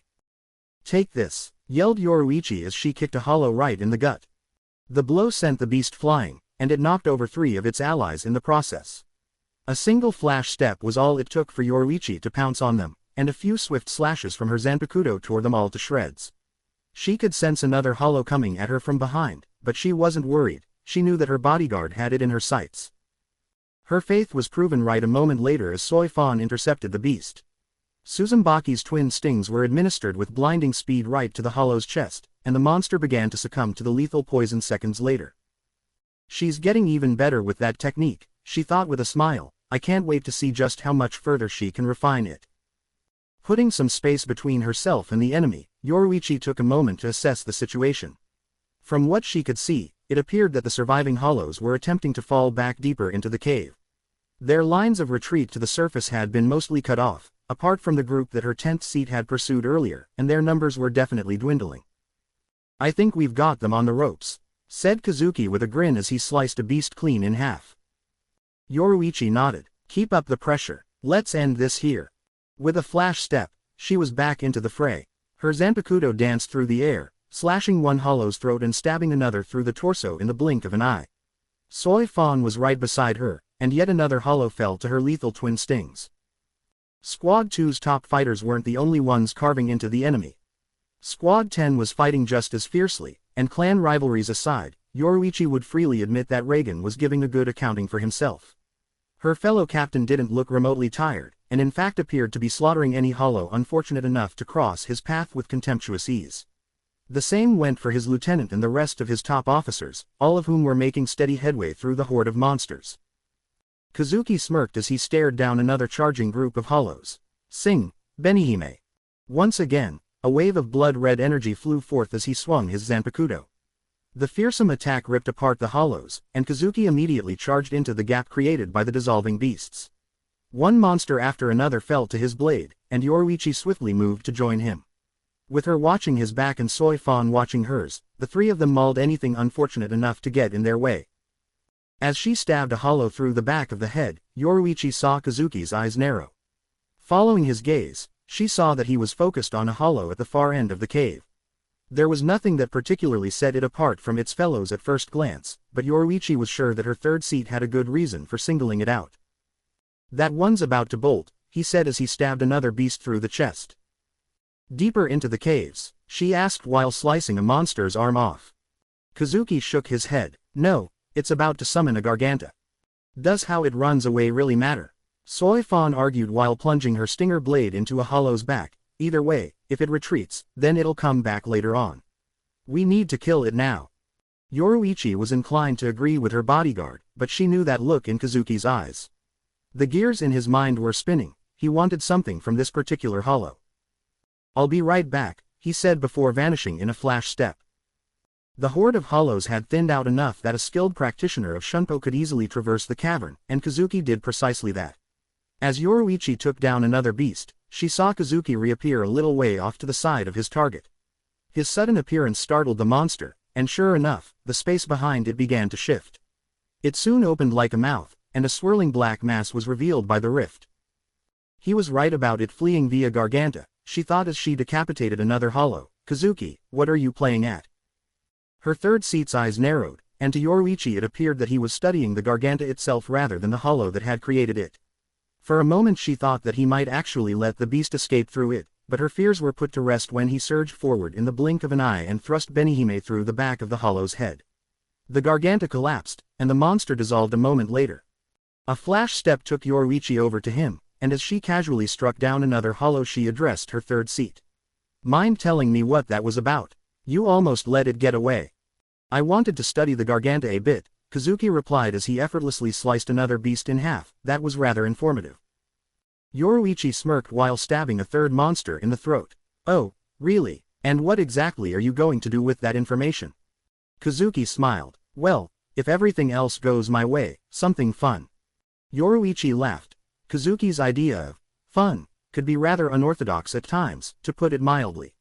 "I bet. Well, just don't do anything crazier than usual, okay?" Kazuki grinned. "No promises." Together they dived back into the fray. The remaining hollows were in a state of full-blown panic now as the Soul Reapers moved to finish them off.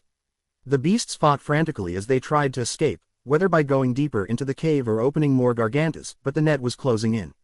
Neither Squad 2 or 10 had any intention of letting a single hollow slip through their fingers, and both divisions were pressing their assault as they sensed that the battle was entering its home stretch. "Oh, no you don't," yelled Yoruichi as she sliced up a hollow that had been trying to open a Garganta. "Time to finish them off," cried Soifan as she struck down another beast that had been attempting to flee. Yoruichi couldn't agree more. Unleashing the speed that she was so renowned for, she became naught but a blur of death. Her Zanpakuto was little more than the faintest of silver streaks in the air as she cut down one hollow after another. Her foes didn't even see their own demise coming, and she wasn't about to give any of them the chance to fight back. She was precise, she was efficient, she was swift, and she was utterly lethal. No one could keep up with her, least of all the garden variety hollows that she's striking down in rapid succession. As always, the hollows fought on to the bitter end. It wasn't Soul Reaper policy to take the beasts alive, and Yoruichi wasn't aware of any instances of hollows surrendering. If the beasts could not flee, then they would fight. There was no middle ground with them. They were primal, tenacious, and vicious, but none of that would do them any good this day. "Looks like there were no Manos among them," she thought idly as she carved up yet another foe. "I imagine we would have found them by now, otherwise. Small favors." Soon it was just a handful of beasts left, and then not even that. One by one they fell, until there was just a single hollow remaining. The monster lunged